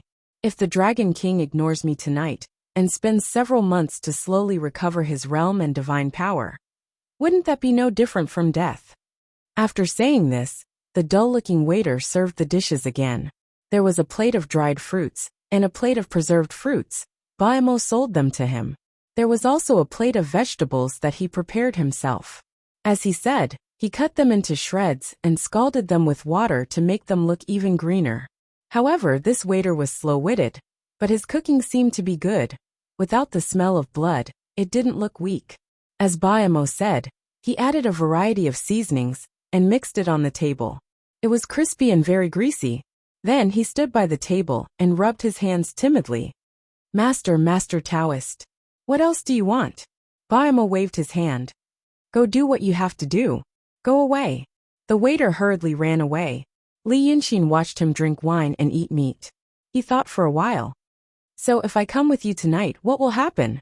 "Naturally, it will be to open the spiritual light of the temples along the Wei River for the Dragon King, to let the believer's power of faith gather in the Dragon King's body, and quickly recover his divine power." Yes, this seemed to be good news, very good news. However, Li Yunxin only grunted. He placed his hand on the table and slowly tapped the table with his index finger. He watched Baimo eat and drink in silence, but Baimo was also relaxed. He ate and drank for 15 minutes without stopping. The wine and dishes on the table were swept clean by him. Then he burped, poured 2 cups of cold tea and calmed down.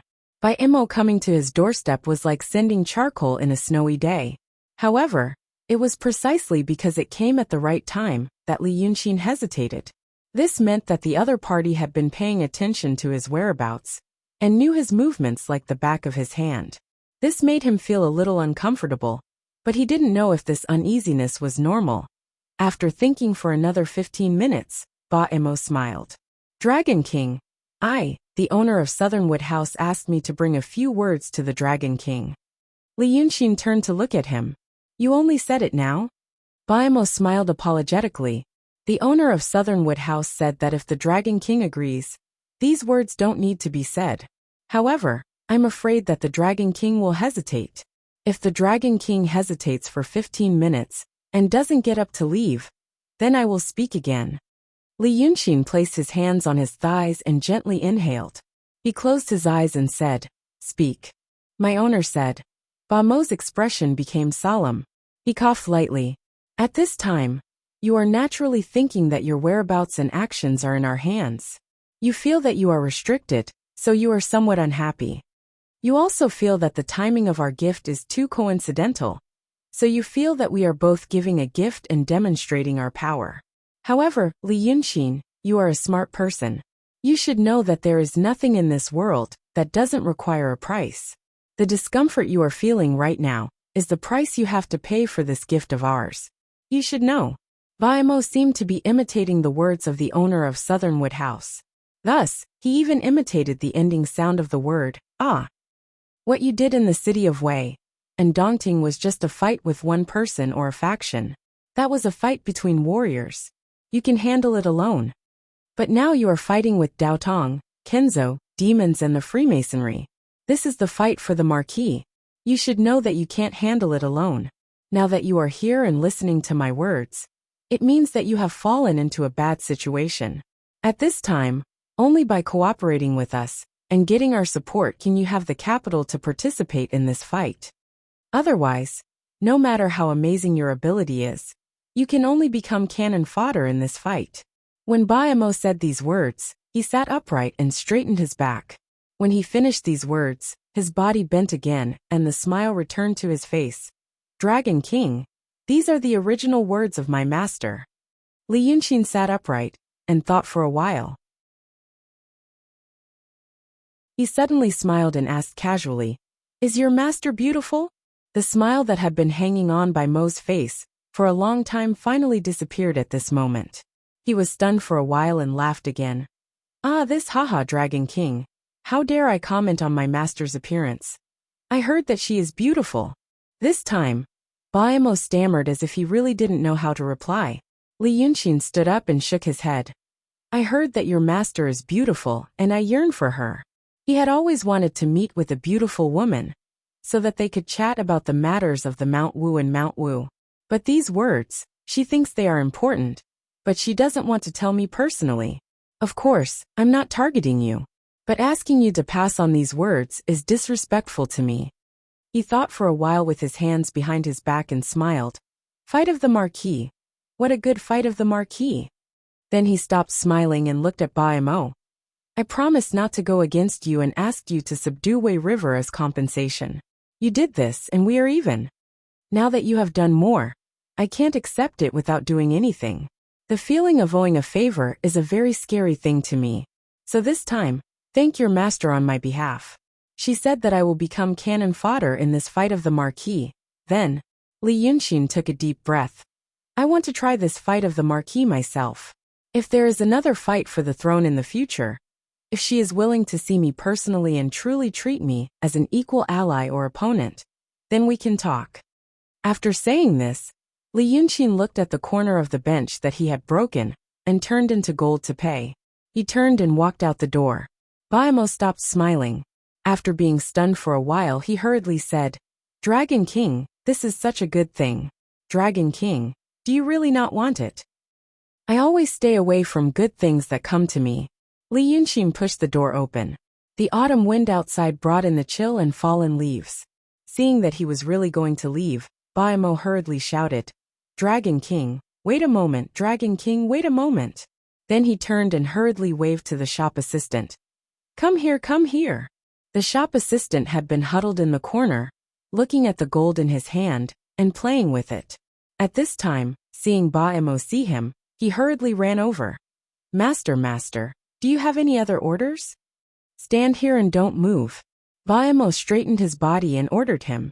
At the same time, he strode to the shop assistant's side and raised his hand, right hand on the shop assistant's forehead, left hand supporting his chin.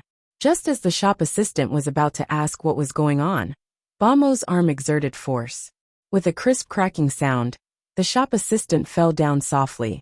Then, Ba-Emo rushed into the kitchen like a gust of wind and ran out again. He threw the 2 empty boxes into the shop assistant's rattan basket. Then, he took out 4 coins from his bosom and threw them on the shop assistant's corpse. Then, he lifted the basket and raised his head to look at Li Yunxin.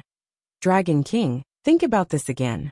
My master really didn't mean to disrespect Dragon King on purpose.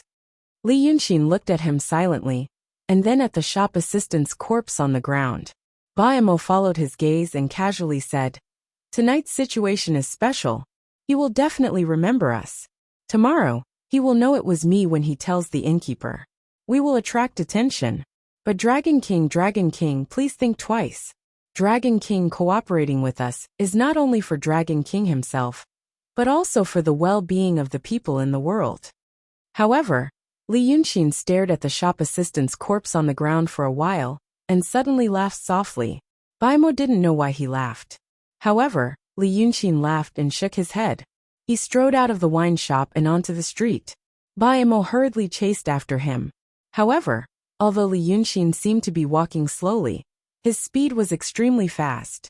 In just 2 or 3 breaths, he disappeared at the end of the street. Afraid of alarming the people on the street, Ba-Emo didn't dare to shout loudly. He could only run a few steps silently, and finally gave up. On the long street, the night wind whimpered. In the wind, he heard Li Yunxin mutter something.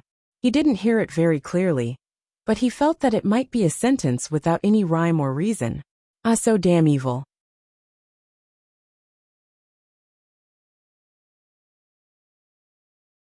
Chapter 359. Just these 2 words. Really dark? The woman reclined on a comfortable and soft recliner. Her fingertips, which seemed to be carved from jade, slowly moved across the colorful fruits on the fruit plate on the small table beside her. Then, she picked up a plump red fruit and brought it to her mouth, gently biting it with her pearly white teeth. The dim yellow candlelight reflected the color of her red lips and the red fruit. It was so beautiful that it looked like blood was about to drip out. Ba-Emo lowered his head and stood at the door of the room. His back was against the closed door, and he stared at his toes. There are some other words. I'm just afraid that I'll disturb Master's hearing. Say it. The woman used her left arm to prop up her upper body. Her round snow-white shoulders and straight collarbone were faintly discernible under the gauze, and even revealed a soul-stirring arc below. In this quiet and warm room, Ba-Emo heard the rustling sound of the soft material of the clothes. He could imagine how beautiful the body under the material of the clothes was. But as soon as this thought appeared in his heart, he immediately extinguished it.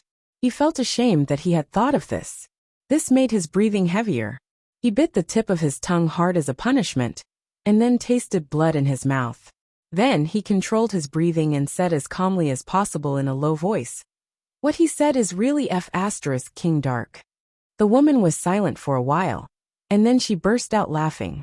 She sat up from the recliner, and like a young girl in her budding years, she put her feet together and put her hands on the chair obediently. Yes, this is what he should say. Her mood seemed to improve. So, she reached out and picked up a half-peeled pomegranate from the fruit plate. She tilted her head slightly to pick up the pomegranate seeds, and her black hair cascaded down the side of her face like a waterfall. She picked up 3 or 4 seeds and threw them on the table. She seemed to be talking to herself. So he's still staring at the corner of the chair? Ba-Emo waited for a while to make sure that the woman was talking to him. So he lowered his head again. Yes, but I don't understand. Sigh.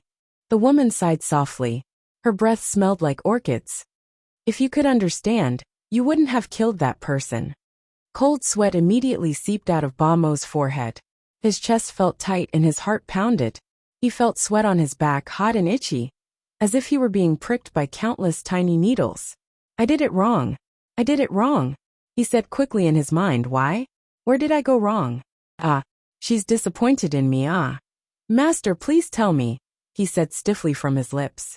But then he felt that his tone was too harsh, so he hurriedly added, I'll do my best to remedy the situation. There's nothing to remedy. The woman, or Taoist Qing Shui, or the owner of Southernwood Residence, narrowed her eyes and thought for a while. This added to her charm. But let me tell you something. The next time you see him, don't make the same mistake again. Next time. This word caused Wu Mo's heart to suddenly surge with an uncontrollable ecstasy. She is not completely disappointed in me. He spoke to himself quickly in his mind. He held his breath and said, yes. Taoist Qing Shui put down the pomegranate and stood up. She walked barefoot on the thick and soft carpet in the house slowly, as if she was taking a stroll on the fragrant grass. When he entered the wine shop with you, he broke the corner of the stool under his body and cast a spell to turn it into gold to pay for the wine, right? Yes. Then he didn't eat or drink. The woman smiled. It's so cold at night in autumn. You and I both know that he's a foodie. That's why you invited him to the wine shop, to make him relax, right? Yes. Then have you ever thought about the relationship between paying the bill with a deceptive piece of wood and not drinking? Ba Mo was stunned. He quickly blinked his eyes for a while, then said in disbelief, Master, you mean he didn't want to eat the food and wine that he didn't pay with real money? What do you think? Ba Mo was stunned for a while and murmured, but he's Li Yunqin. What he did in the past. Yes. What you're thinking makes sense. Taoist Qing Shui responded gently, he's a demon. He doesn't show mercy when it comes to harming people. And he doesn't show mercy when it comes to killing people. It's reasonable for you to be doubtful. But you should also be clear. A vicious bandit might be a filial son. A horse gang might kill an entire family for a few taels of silver. But it's also possible for him to pity a strange girl under the hooves of the horse. Ba Mo, a bad person won't be completely bad. A good person won't be completely good either. Some bad people have their own principles. She smiled. And he's not a bad person. He's just a shrewd person. He has his own principles and small bigotry. Mao Mo thought for a long time and said, in a daze. In fact, he still couldn't understand. You can't understand. Taoist Qing Shui sighed. It's not your fault. You were born at such a time. You didn't meet many people, so your vision wasn't broad. His emotions are hard to be understood by most people in this world. Ba Mo lowered his head even more. So if you understood his thoughts at that time, you'd know what kind of person he is. His personal feelings are very heavy, but not the personal feelings of a man and a woman. Taoist Qing Shui walked silently to the table on the other side of the room, picked up the silver hairpin on the table, and picked up the candle flower. Then you killed the waiter. She shook her head lightly. It's not your fault. Your view of good and evil is still very simple. You think what you're doing is for the future of the world, for the common people. So, you sacrificed this little person in front of you. You don't have any psychological burden. You're a smart person, but your vision is limited, you don't think much, and you can't come in contact with more progressive. She gave an inexplicable chuckle as she said the word.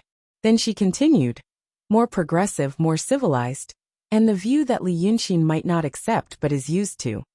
Ba Mo didn't make a sound. Looking at him, Taoist Qing Shui raised her hand and patted her forehead. Oh, you're getting more and more confused. Then let's put it this way. Li Yunqin thinks that demons don't treat humans as humans. He thinks that Daotong Kinzo doesn't treat humans as humans either. He thinks that the Freemasonry doesn't treat humans as humans either. Now that he sees you again, you say that you're doing it for the common people. But you don't hesitate to kill. He naturally thinks that Mu Nanju doesn't treat humans as humans either. So the so-called rulers and righteous in the world don't treat humans as humans. How dark is this world? Ba Mo sighed softly. He understood. So, don't kill people like this anymore. Taoist Qingshui turned to look at him. It's good to have a firm belief. But to do evil in the name of faith, isn't that a cult? Baimo bowed to the ground. I'll listen to Master's teachings. However, Taoist Qingshui didn't ask him to get up. She only asked him to continue bowing and put the silver hairpin back on the table. But he doesn't blame you for not wanting our help. No matter how careful you are, as long as he has that intention, he will still leave. This Li Yunxin is very arrogant. She smiled and shook her head, as if feeling helpless for a young man who didn't know the immensity of heaven and earth. In fact, in terms of age, Li Yunxin had only lived for a total of 16 years in this world. He was considered a proper young man. But to be arrogant at this time is willful. She thought again, and seemed to be talking to herself. He thinks that he can rely on his own ability. Under such circumstances, sigh, I'm afraid that even if he doesn't die, he will lose miserably. Baimo maintained the posture of bowing down and said with difficulty, I will go to him again tomorrow, to make up for my mistake. No need. Taoist Qingshui straightened his arms, put his hands behind his back, and took 2 steps. It's time to let him know the reality. It's time to let him taste the feeling of a crushing defeat. This time, we helped him in his hour of need, but he didn't want it. So let's wait for him to help him in his hour of need. At that time, we will really save his life, and he will want it. As for now, let's open up his temples. Taoist Qingshui blinked. We said that we will help him conquer Wei River, so these temples will also be included in the agreement. He wants to be clear about his own interests, so do we. Then, I can slowly watch the show. To see how his pride is slowly worn down in the difficult situation. Think about it, it's also very interesting. Taoist Qingshui showed a mischievous smile on his face. He wants to be an equal ally with me. He is really an imaginative child. When Li Yunxin returned to the inn where he and Yu Meng were staying, the lights inside and outside were almost out. 2 waiters were keeping watch in the corner with a small oil lamp, but they looked very nervous. It seemed that they would not be able to sleep tonight, so he did not show himself. Instead, he used some of the demon power that was very precious to him to transform into the body of Yin spirit and pass through the door. Their room was on the 3rd floor, facing the cliff on the side of the small stone mountain. There were only 4 rooms, and they were all booked by Yu Meng. When Li Yunxin arrived at the corridor on the 3rd floor like a gust of wind, he saw Yu Meng holding a candle and looking into his room. He appeared behind Yu Meng and asked in a low voice, What are you looking at? Yu Meng's hand trembled slightly when he suddenly heard such a voice behind him, and the candle swayed for a while. Then he turned around and saw Li Yunxin. He let out a sigh. I came to ask you, what are your plans for the next few days? Li Yunxin could vaguely hear the sound of the guests walking on the floor, coughing and spitting. He pushed the door open and said, Let's talk inside. In this era, even the best inns were not good at soundproofing. The 3rd floor was mostly made of wood. According to the standard of his previous world, it was like a window paper. The 2 entered the door. Li Yunxin drew an oval, a semicircle, and a line in the air. Then a small oil lamp fell on the table with a clang, whirled twice and lit up. The oil lamp he drew was much brighter than the candle in Yu Meng's hand, and there was no smoke. In an instant, the room was as bright as day. Yu Meng looked at the candle in his hand and blew it out. Then he slightly frowned. You better not use your demon power. You are a Yin god. Once your demon power is exhausted, your realm will drop. Li Yunxin only smiled and walked to the bed. He didn't put a quilt on it and sat cross-legged on it. It looked like he was going to breathe and adjust his breath. Yu Meng sat in front of the table and thought for a while. I'm not trying to rush you. I also know that it will consume a lot of demon power for you to use the method of turning illusions into reality. But I don't want them to have magical bodies. I just want them to be strong and ordinary people. So I'm asking you, what are your plans for the next few days? Right now, the demons and the people from the celestial sect have arrived near Little Stone City. Yi country will soon become the battlefield of the world. In my opinion, the safest and wisest way is to find a place to hide from the world. You should adjust your breath and recover your demon power. Then we can make a long-term plan. Then tomorrow, I think. Tomorrow I will go to my second brother's place. Li Yunxin closed his eyes and said softly. Yu Meng was stunned. When Li Yunxin said this, it was as if his second brother lived next door and was gentle and kind. He said it very casually. Why did you change your mind? He frowned. You should know your current situation. If you go to see your second brother, what will happen to you? Do you want to send a sheep to the tiger's mouth? Li Yunxin slightly raised the corner of his mouth, which could be considered as a smile. With his eyes still closed, he said, Tomorrow I won't be the same today. Maybe I won't be the same today in a few hours. After saying these words that sounded like a riddle, he calmly began to regulate his breathing. Yu Meng thought for a while and stood up. You said that tomorrow, your demon power will recover. A little, Li Yunxin said. You thought for a whole night outside, and thought of a way. Yu Meng sounded a little surprised. In fact, anyone who heard this news would be surprised. A true realm demon who was seriously injured, and had almost used up all of his demon power, could recover in one night. If he didn't know Li Yunxin, he would think that Li Yunxin had gone crazy. Yes, I thought of a way, Li Yunxin said lightly. But my way needs more time, more twists and turns, and is very risky. But tonight, someone sent me a good thing. Then, he told Yu Meng about the good news, that he could tell her in detail. Yu Meng frowned and thought for a while. You mean?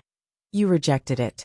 But now, I feel that they will definitely consecrate your Dragon King temple, at the Wei River, to help you recover your demonic power. So you gave up on the method you had thought of before, and decided to use this more convenient method. Yes, you can understand it that way. Since you have accepted it now, why did you reject it before? Li Yunxin smiled. It's a matter of attitude, of principle. As for accepting it, it's because I'm not a stubborn person. You can actually say this in such a dignified way. Yu Meng was silent for a while. Fine. That means this is only your speculation. And based on this speculation, you told me that you will meet your second brother tomorrow. However, he had never thought about what if his conjecture was wrong. For example, the owner of Southernwood Ju will take away your Wei River in a fit of anger? It shouldn't be wrong. Li Yunxin shrugged. I think I can guess what she is thinking. You have to let me calm down. I have to use my snow mountain and ocean of qi. If she opens the temple, and the power of wish rushes in, and hurts my meridians, it will be troublesome. Maybe it was because of the two girls. Yu Meng became a little impatient. He frowned. I mean, if you guessed her thoughts wrong, you should have a second plan. Now is not the time to take risks. Li Yunxin suddenly opened his eyes. So Yu Meng stopped talking. He saw a flash of golden light in Li Yunxin's eyes. And at this moment, a subtle change happened in the room.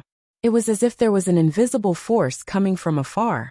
From the cracks of the window, from the door, and even from under the carpet. Then it merged into Li Yunxin's body. Yu Meng had a feeling. If the Li Yunxin of the past few days was a jar that looked fine on the outside, but was actually empty on the inside, then at this time, there were thousands of tiny streams of water converging into this jar. He opened his mouth slightly. You. Li Yunxin smiled calmly. I have said. I think I understand what she is thinking. She also understands me.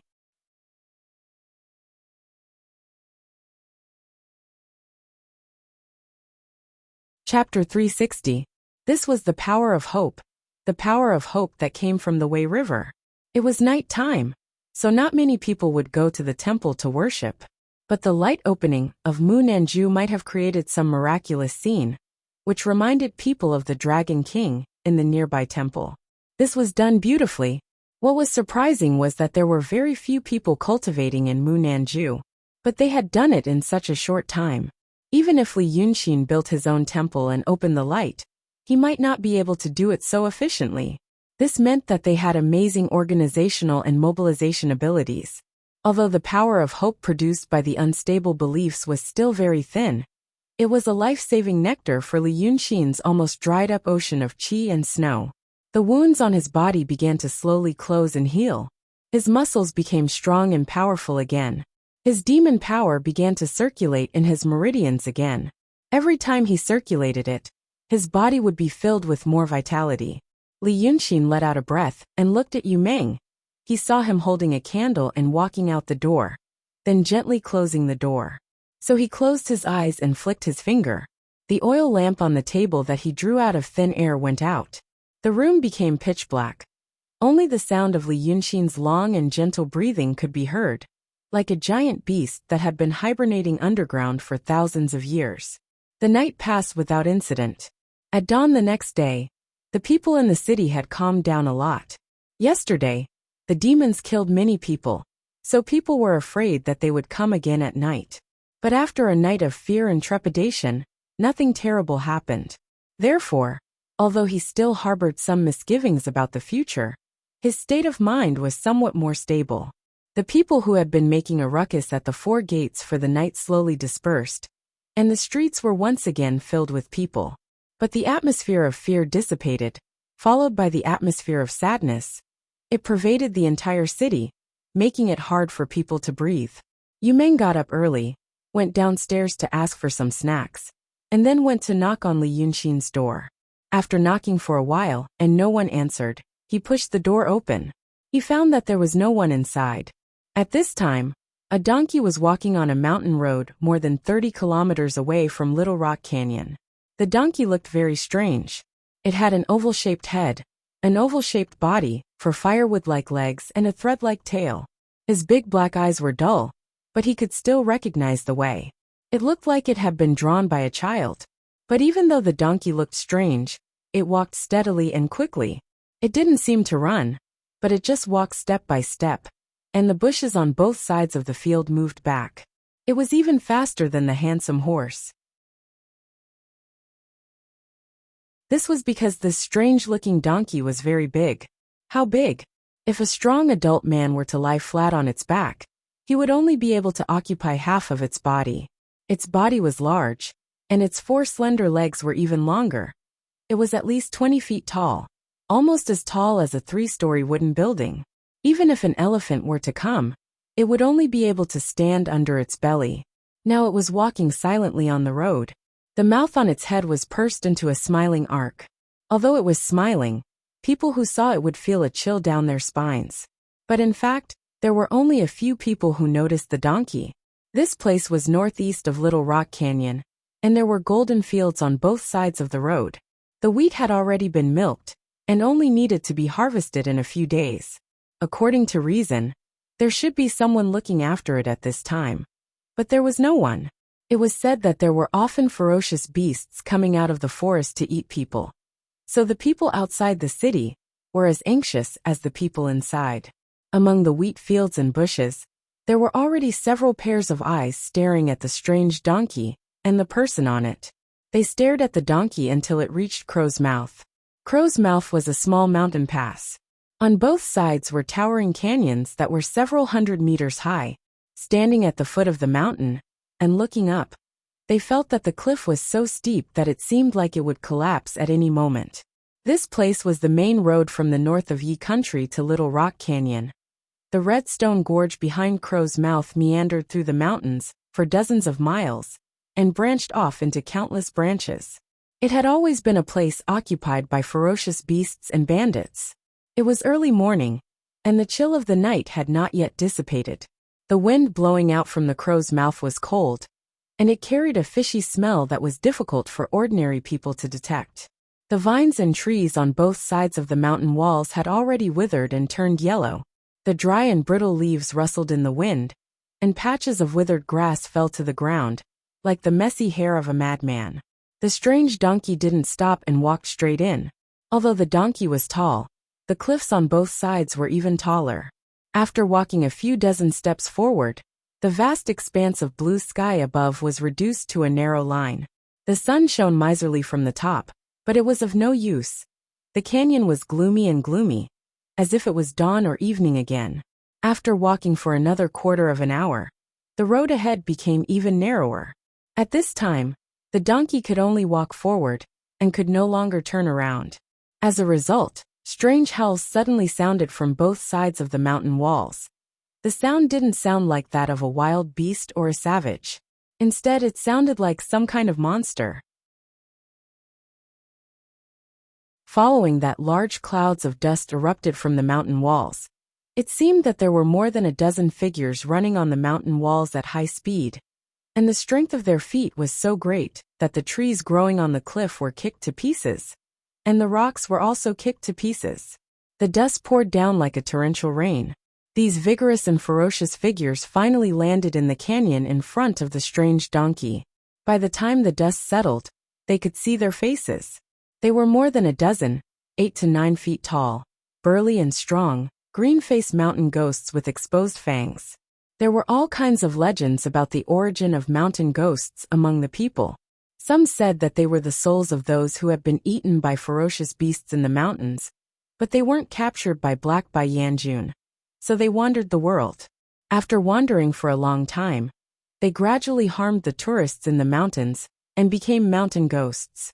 Others said that they were the soldiers of the mountain god, who specialized in investigating the injustice that happened in the wilderness. They would kill both good and evil people. Now, looking at their appearance, it seemed that the latter theory was more likely, because they were all wearing armor. The most burly mountain ghost in the front was wearing a rusty chain armor. There seemed to be blood in the gaps of the armor, but it had already dried and turned black. The armor probably didn't belong to him in the past. It was almost torn apart by his burly body, so he had to use leather belts to tie it around his shoulders and ribs.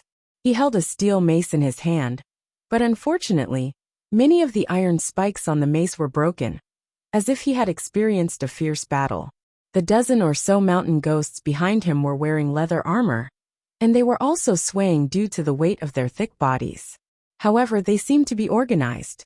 When they landed, the leader of the mountain ghosts stuck out his fat, scarlet tongue and licked his fangs. He said in an angry voice, "Where are you from, friends? Where are you going? This place has been occupied by my king. This is a military stronghold. Quickly report your name." If a cultivator saw this scene, he would definitely be shocked. Not to mention the fact that these demons were actually wearing standard leather armor. Just the words they spoke were enough to make people's jaws drop. They actually spoke such human language, and it sounded a little courteous. Although they were tall and burly, compared to the strange donkey, they were dwarfs. They only reached the donkey's knee. After they stopped the road and spoke, the man on the donkey stood up and snorted. "Where did these small fish come from? Who is your king?" As soon as the man on the donkey appeared, the dozen or so demons immediately became noisy and shouted angrily, "It's a man! It's a stinky Taoist priest!" They all stepped forward and were about to pounce. Only stinky Taoist priests were white. Stinky Taoist priests also like to ride donkeys. But there were also some who said, "This donkey isn't a stinky Taoist priest's donkey. It's a strange donkey. It's a strange Taoist priest." These little demons didn't speak, but they were gloomy and fierce. But now that they were speaking, they revealed the stupid and confused look of these little fiendish demons. The leader of the mountain ghost stared at the man on the donkey for a while, and was in a daze. It seemed that he had memorized the words he just said. Now that he suddenly saw a man standing on the donkey and not a demon, he was at a loss. When he heard the noise of the little demons behind him, he was anxious and annoyed. Suddenly, he became ruthless, grabbed the head of a demon beside him, and smashed it on the ground, smashing the brain into pieces. Then he stomped on the ground and shouted, "Hey, Taoist priest! Hey, kill!" After saying these words, he was the first to rush forward. Seeing this, the demons behind him were overjoyed and swarmed forward as well. For a moment, the narrow and dark canyon was filled with smoke and dust. It seemed that there was no way to avoid it. They were only a dozen steps away from the strange donkey. They rushed forward ferociously, and in just 2 breaths, they reached the foot of the donkey, waving their sticks and fists. But at this moment, the strange donkey suddenly lowered its head as fast as lightning. The mouth on its head was originally closed, forming a smiling arc. But at this moment, its mouth suddenly opened. But what was revealed was not the big front teeth of a donkey, but 2 neat rows of triangular white teeth. These tusks were half the height of the mountain ghost. And when the donkey opened its mouth, it was in a semicircle. And it was smiling. This scene looked even more horrifying than before. The 8 or 9 mountain ghosts at the front didn't stop in time, and were swallowed by the donkey. When the 2 rows of triangular tusks opened and closed, severed limbs, internal organs, and flesh fell to the ground. The blood flowed like a waterfall. These mountain ghosts could speak, and in terms of cultivation level, they were all at the emptiness realm. And their bodies were already very strong. But in the mouth of the strange donkey that was full of tusks, they were like rotten meat that couldn't be chewed. When the 3 or 4 mountain ghosts saw this scene, they immediately turned around and ran, without any reluctance. As they ran, they wailed like ghosts and howled like wolves. Strange Taoist. Strange donkey. Food is coming. Food is coming. This voice echoed in the narrow and winding valley, startling the birds on both sides of the mountain walls, and causing them to fly up in flocks, as if they were a huge dark cloud. But the donkey raised its head, and continued to move forward. Just like that, they walked for an hour. Speaking of which, the Redstone Gorge looked like it was occupied by demons. In these 2 hours, they encountered 3 groups of patrolling demons. Some beasts became spirits and attained Tao, and some spirits cultivated to the realm of truth. But no matter what kind of demon it was, the donkey would open its mouth and eat it. Its tusks were sharp, and the emptiness realm demons were chewed to pieces in its mouth. In the end, it encountered a realm of the outer fringe, and it was trampled to death by the donkey. It died an extremely wrong death. After these 2 hours, they finally reached the first fork in the Redstone Gorge.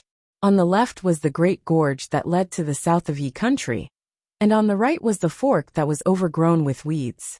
At the top of the cliff next to the fork, a man in a golden robe suddenly appeared. So the strange donkey stopped, and the man on the donkey also stood up. The man in the golden robe had a golden crown on his head. His eyes were blue, and his figure was tall and mighty. Who else could it be but Long Ertzi Hatred? Hatred stared at the man on the donkey's back for a while. Then he said loudly, "Ninth brother, where did you find this donkey? What a great fire. It ate dozens of demon soldiers under second brother's command along the way. These will all belong to you in the future, ninth brother." Li Yunxin, who was on the donkey's back, raised his head and squinted his eyes to look at him. Hatred was standing on the cliff. The light from the sky made his figure blurry, and only a rough outline could be seen. He smiled coldly, and said loudly, "It's not that I want to be rude. It's just that the demon soldiers under second brother's command shouted to kill me when they saw me. If I didn't know that second brother is a gentle and honest brother, I would have thought that it was because second brother wanted to take my life, and that's why the demon soldiers were so fearless. For the sake of second brother's reputation, they simply let the donkey eat them all." Hatred laughed 3 times and jumped down from the cliff. He landed on a big rock that protruded out of the cliff beside Li Yunxin. This jump was very heavy, and the big green rock gave out a dull and heavy thud. The sound seemed to be transmitted to the inside of the mountain. The surface of the green rock also immediately showed dense spider web patterns, making a series of crisp sounds like popping beans. In this sound, Hatred looked at Li Yunxin with a smile. He tilted his head and looked around. "Second brother, I heard that ninth brother was caught by Kenzo at the border of Qingye country, and they had a big fight. I also heard that ninth brother was seriously injured, and his realm almost dropped. But now it seems that ninth brother is still energetic. But is he okay inside? If not, just tell second brother. Now that I'm here, I'll be in a comfortable place." Li Yunxin put his hands behind his back and smiled. After a moment of silence, he said, "What second brother heard is true. I am really seriously injured, and my realm is about to drop. Besides, I was driven out of Dongting, and there is no room for business planning. I am almost at the end of my road." Hearing this, Hatred's eyes lit up, so bright that it was scary. His body leaned forward slightly, like a hungry man smelling the scent of delicious food. He narrowed his eyes and smiled. "Really? You're tuning in to the Li Mei's Wuxia Whispers YouTube channel. We're so grateful for your support. And don't forget to subscribe to join us on this incredible journey through captivating stories. Your generosity through donations truly makes a world of difference, as it's the primary source of revenue that allows me to expand and enhance this channel for you. Thank you from the bottom of my heart for being a part of this adventure.